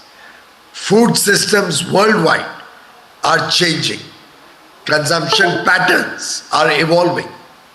Climate change is a concern, and there is an increasing demand for safe and sustainable food. Packaging now plays a crucial role in food security, trade, and consumer confidence. India is emerging as a key player in agri-food, particularly exports, with advanced cold chain infrastructure and innovative packaging solutions. These advancements enable Indian products to reach premium markets globally. As we engage with countries through multiple free trade agreements, packaging that complies with international standards becomes essential for expanding trade and ensuring safety. Our government has been working on boosting the ecosystem for quality assurance and testing infrastructure. Institutions like IIP support industries with technology, guiding them in innovation, testing services, and training. Looking ahead, it is important that we also prioritize sustainability. The packaging industry is already embracing the circular economy principles with recyclable materials and waste reduction. Digital innovations such as smart packaging and AI-driven quality monitoring offer tremendous opportunities. India's vision of Viksit Bharat by 2047 relies on resilient supply chains and innovation-driven industries. In this context, I am extremely happy to launch the Bharat Packaging Exhibition 2027, a landmark international packaging expo by the IIP and India Expo Mart Limited. As we move forward, I am confident that learnings from this program will help build more efficient and sustainable supply chains. As we go forward, our collective effort must focus on 1. Prioritizing quality assurance to maintain global competitiveness. 2. Embracing sustainability across sectors. 3. Leveraging digital innovations for smarter and more transparent packaging solutions. Lastly, I wish the program great success and all participants a highly enriching learning experience. Thank you very much. Namaste. I thank Honorable Commerce and Industry Minister, Government of India, for his kind wishes and the advice that he has extended to us, and we have tried to follow those advices in the right spirit. I thank you all for being part of deliberations of a serious nature, extending for long hours. And at this stage, now I would request Shekhar Ambedkar to play the curtain raiser on Bharat packaging. The dates have been decided today. It is breaking news. The dates are 31 August to 2nd September 2027 in Greater Noida. I request Sri Sudeep Sarkar, Chief Executive Officer of the IEML, the exhibitor, to kindly come on stage, along with Sri Subodh Jain, who has taken part in the negotiations. Mr. Sarkar, Mr. Jain. Mr. Jain is the immediate past chairman of IIP, and he has been showing keen interest in extending his good work for IIP's sake and all of ours. Please. You can play this. The film is there. Sudeep, we can see the film. We can see the film. Yeah.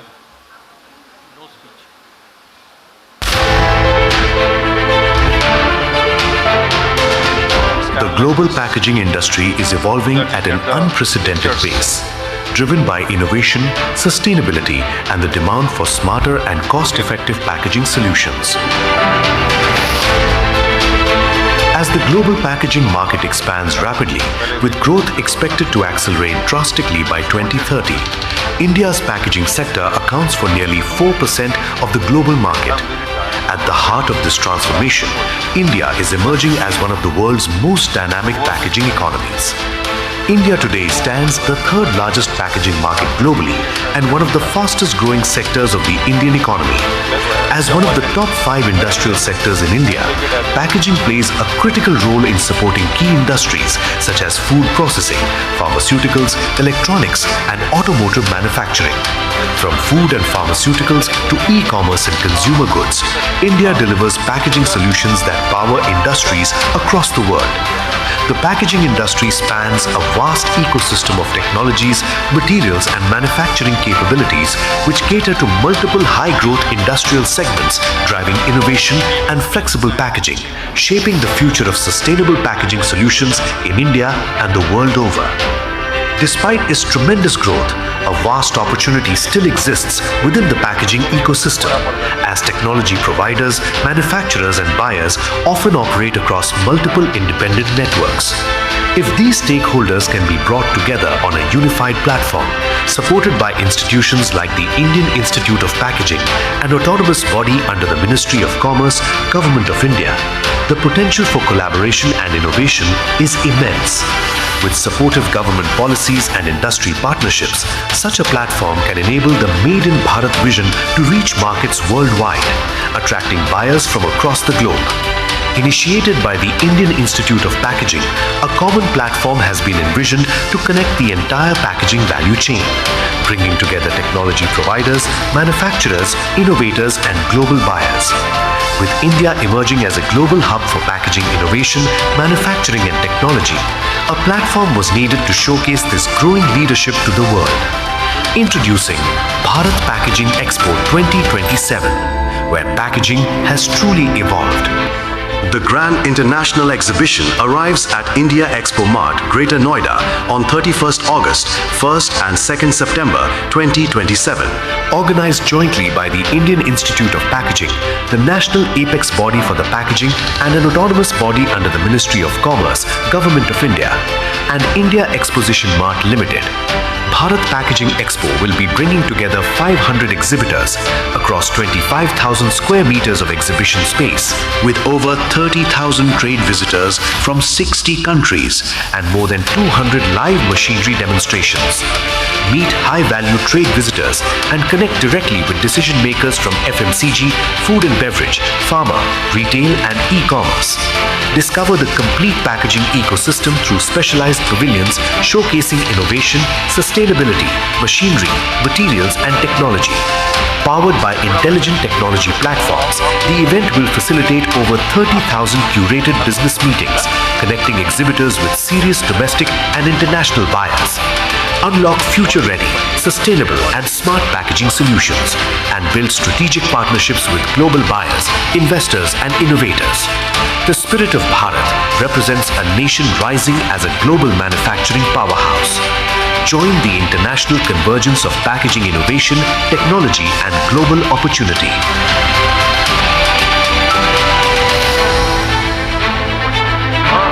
Logo is very good. Congratulations, Shekhar. Well done. Thank you, sir. The technology, the scale, the focus and the sustainability is all here right in 2027. On this occasion, may I request the dignitaries to please come forward for formally create a new beginning by launching the brochure of Bharat Pack Expo 2027. May I request the dignitaries to kindly release the brochure. The film is the promise, however the brochure is the plan, and the plan is very well set. Ladies and gentlemen, it is indeed an honor to announce that the Bharat Packaging Expo 2027 is officially launched. A huge round of applause for this new endeavor.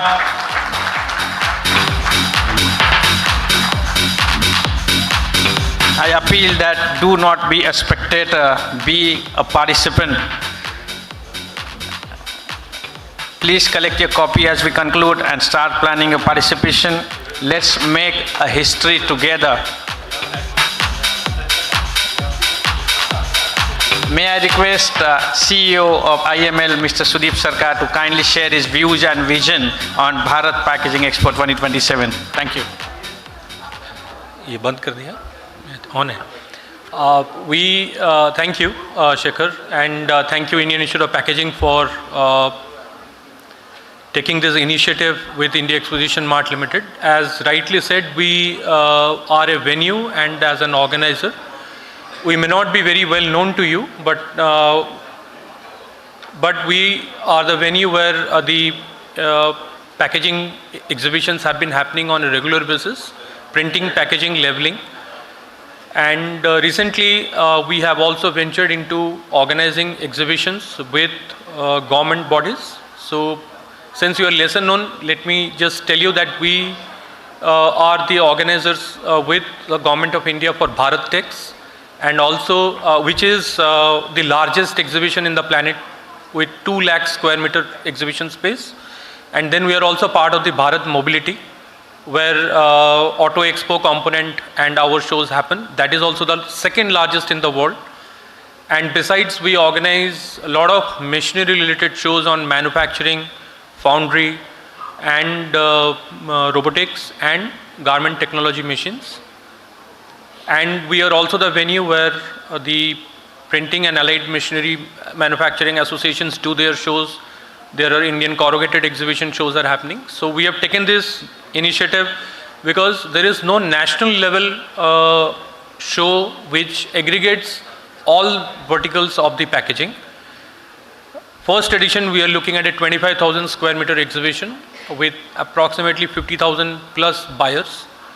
The key aspect would be not general visitors, but identified buyers with fixed meetings with the exhibitors. So we will deliver you approximately 100 to 150 meetings per exhibitor per day for 3 days of the show for those 500 exhibitors. So that is our promise that we will give you. So that will convert you approximately 500 odd meetings per exhibitor for their participation in the show.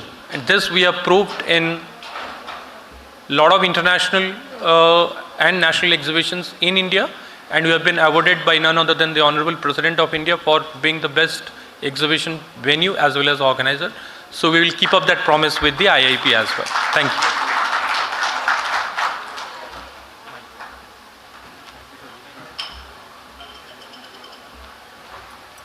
Thank you, Sudeepji, and look forward to seeing you all from 31st August to 2nd of September 2027 at India Expo Mart, Greater Noida, where the packaging has really evolved. With this, ladies and gentlemen, now the program is spread. We are going to announce the winners for Packathon and the competitions followed by the alumni meet. May I request you to please be seated where we are going to announce the result for Packathon and the prizes are going to be distributed.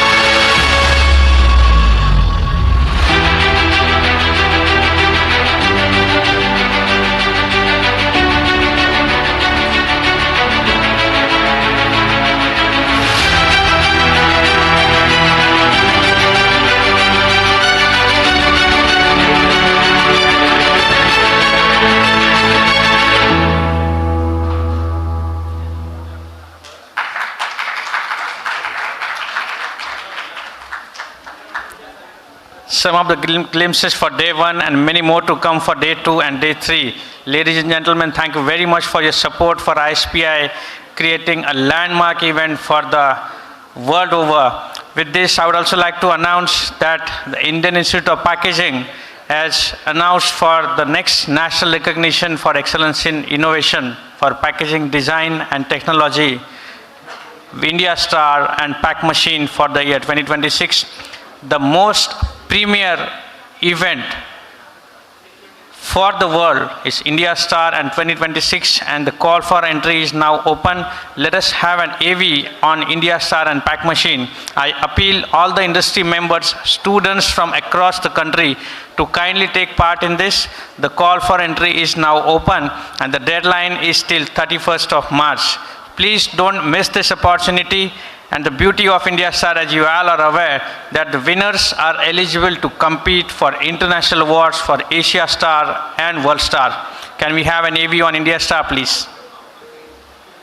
Packaging innovation deserves recognition.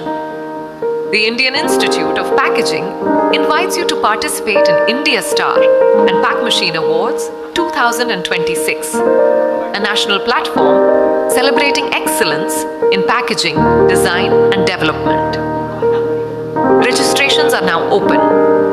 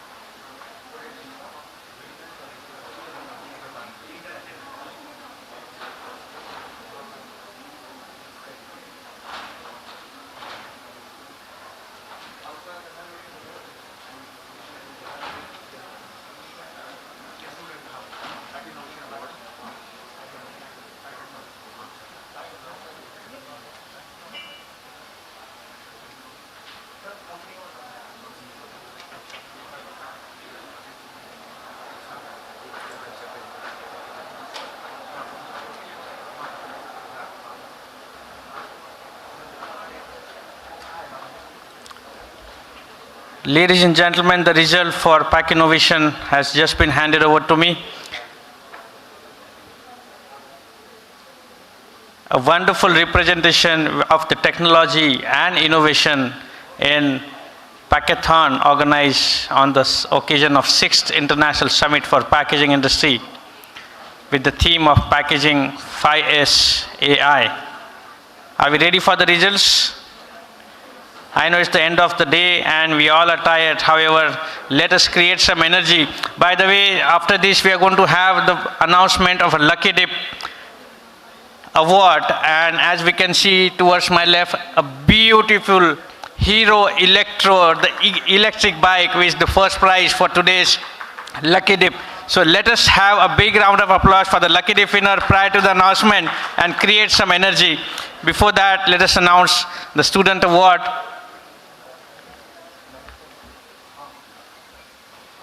May I request Shri R.K. Mishra ji, Director IIP, to kindly come on stage for the prize distribution of Packathon for student category.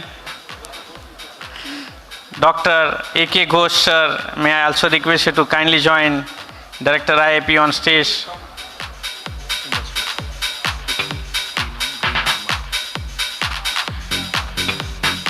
I begin with the student category in reverse order. The third prize for Packathon. Please welcome Dr. Tanveer Alam on stage along with the dignitaries, and the award for the third prize under student category. Ladies and gentlemen, please give a big round of applause for the third prize goes to EcoNest. The winners for EcoNest, please come on stage.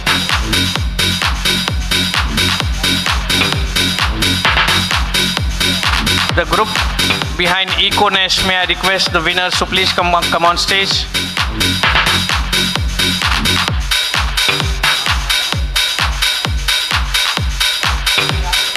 Are the students for EcoNest present here?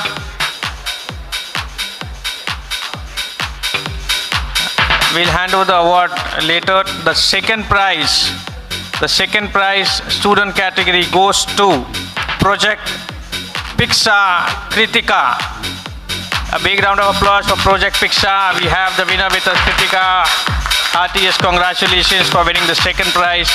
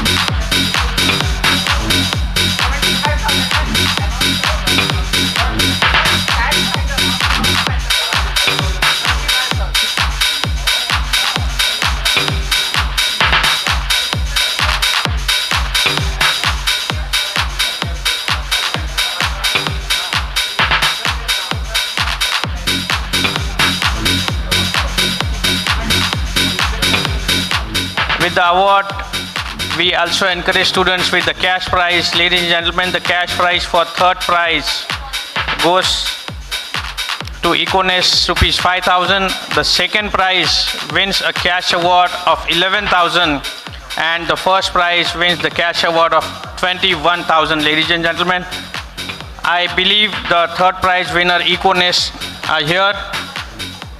May I request the winners to please come on stage. The third prize winner, EcoNest. They have also got a cash prize of 5,000 rupees along with the award. Big round of applause for EcoNest.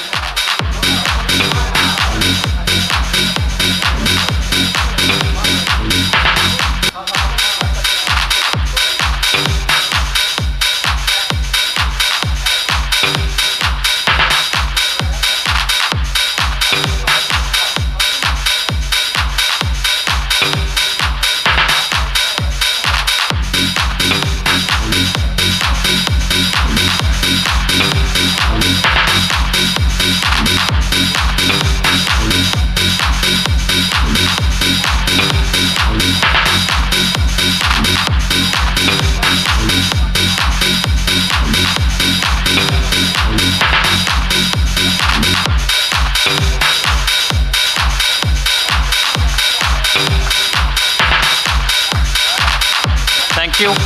As we all are aware, when the result is announced that the third prize, there is a tie, and the winner for the third prize along with Economist is PAC GPT. Ladies and gentlemen, a big round of applause for PAC GPT. They have also won the cash prize.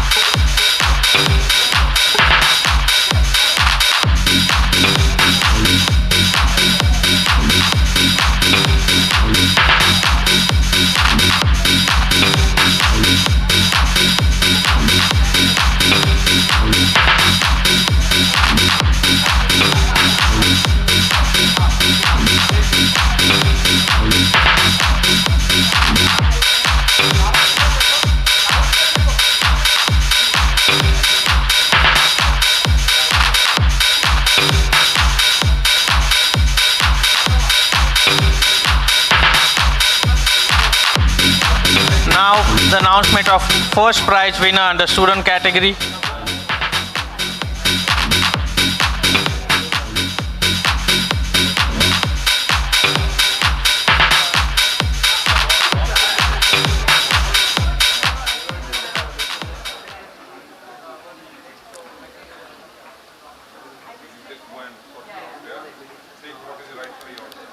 Thank you, team PAC GPT. We are going to announce the first prize under student category. One more prize, sir. May I request you to please stay on stage? I'm really glad to announce the first prize goes to Arisa Nagasawa from Japan. This is an international entry. Ladies and gentlemen, please put your hands together for Arisa Nagasawa. This is an international entry and we appreciate the efforts made by Arisa Nagasawa. She has come all the way from Japan.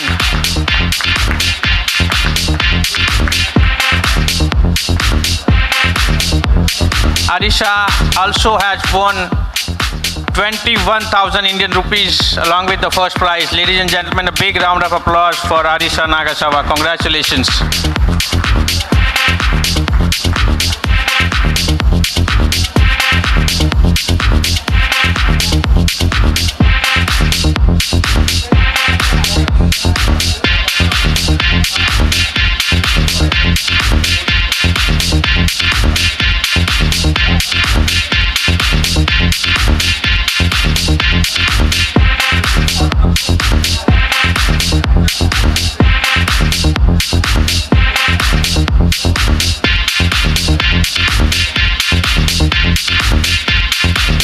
Meanwhile, I request Team IIP to please keep the cardboard ready. We are going to announce the Lucky Dip Prize winner after the announcement of industry entries.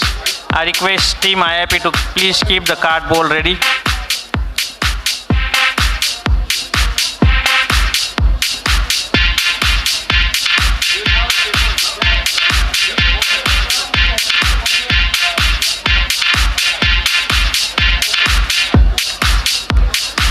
So I request you to please be on stage for the announcement of industry entries. Thank you, Arisa. And once again, heartiest congratulations. Now we move forward to the industry nominations. Then the third prize goes to Green Armor. I believe Green Armor is not present here, so we'll hand over the prize. The third prize has also secured a cash prize of 25,000 rupees. Green Armor, they are not present here. The second prize Ladies and gentlemen, the second prize goes to Peel On with the 50,000 cash prize and an award. A big round of applause for the winner, Peel On.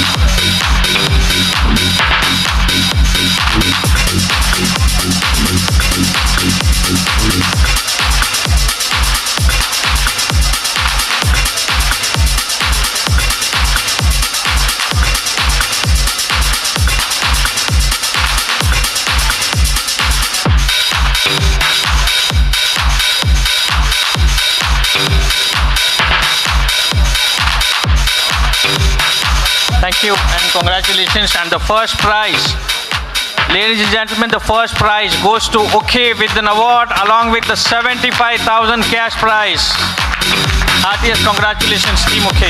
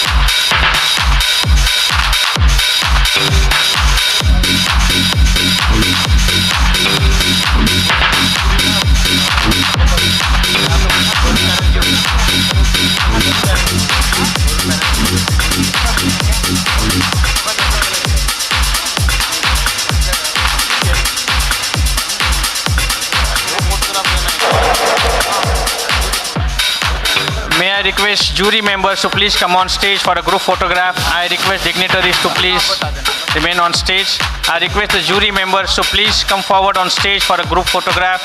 And we sincerely thank you for your contribution.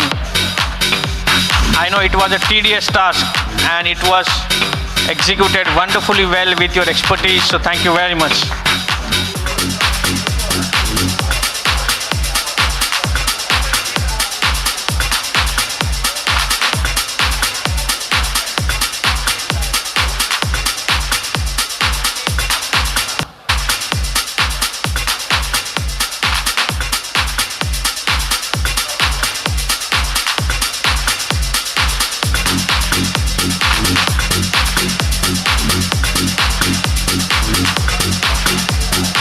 Thank you, juries. Thank you, dignitaries, and congratulations to all the winners. Now, a time for a lucky dip winner.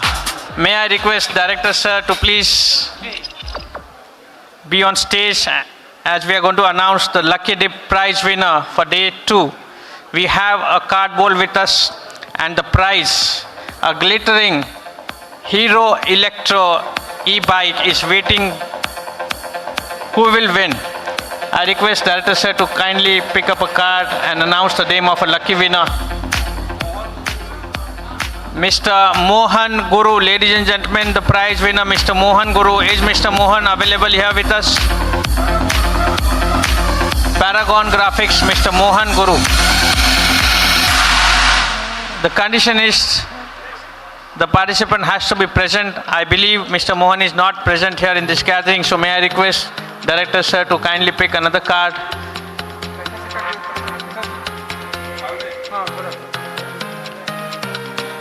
And announce the lucky winner who will carry a glittering Hero Electro at home tonight.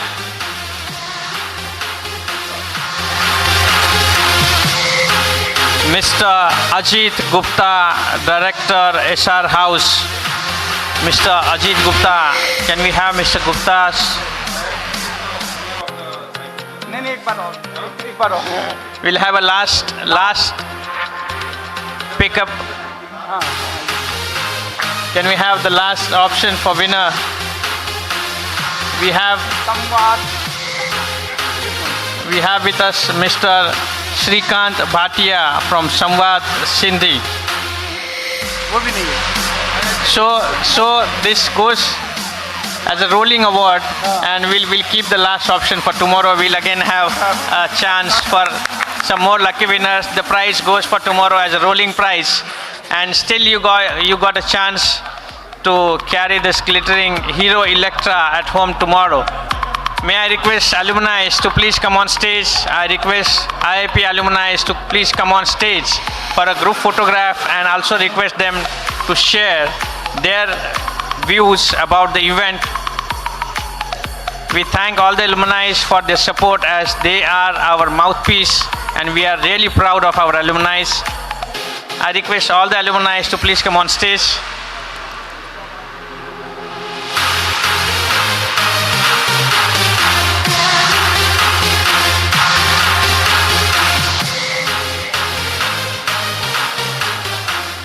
We are going to open the house for dinner.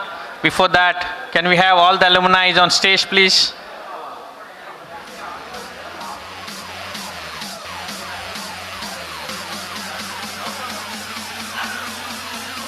I request Director Sir also to kindly join our team alumni, who is the baton bearer of IIP.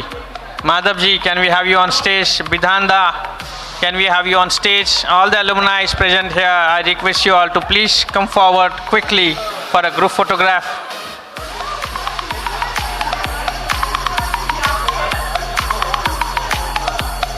It is indeed an august gathering, an opportunity where we could meet, interact, network with the alumni from first batch till 41st batch from across India. I request all the alumni, please come on stage for a group photograph. Please come forward.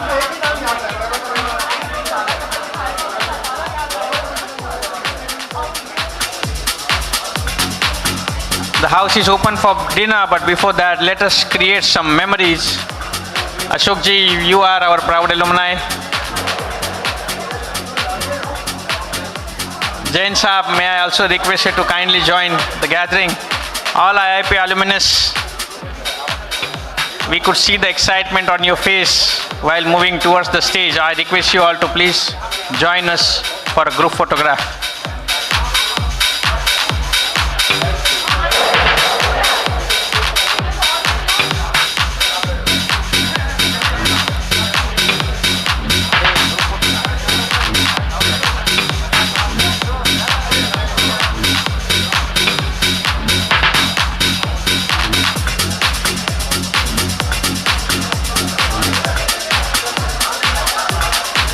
With this, we conclude the proceedings of day 2, and with an assurance and promise to offer you many more insights for the last day of ISPI 2026, I once again thank you and wish you all have a wonderful evening. Thank you.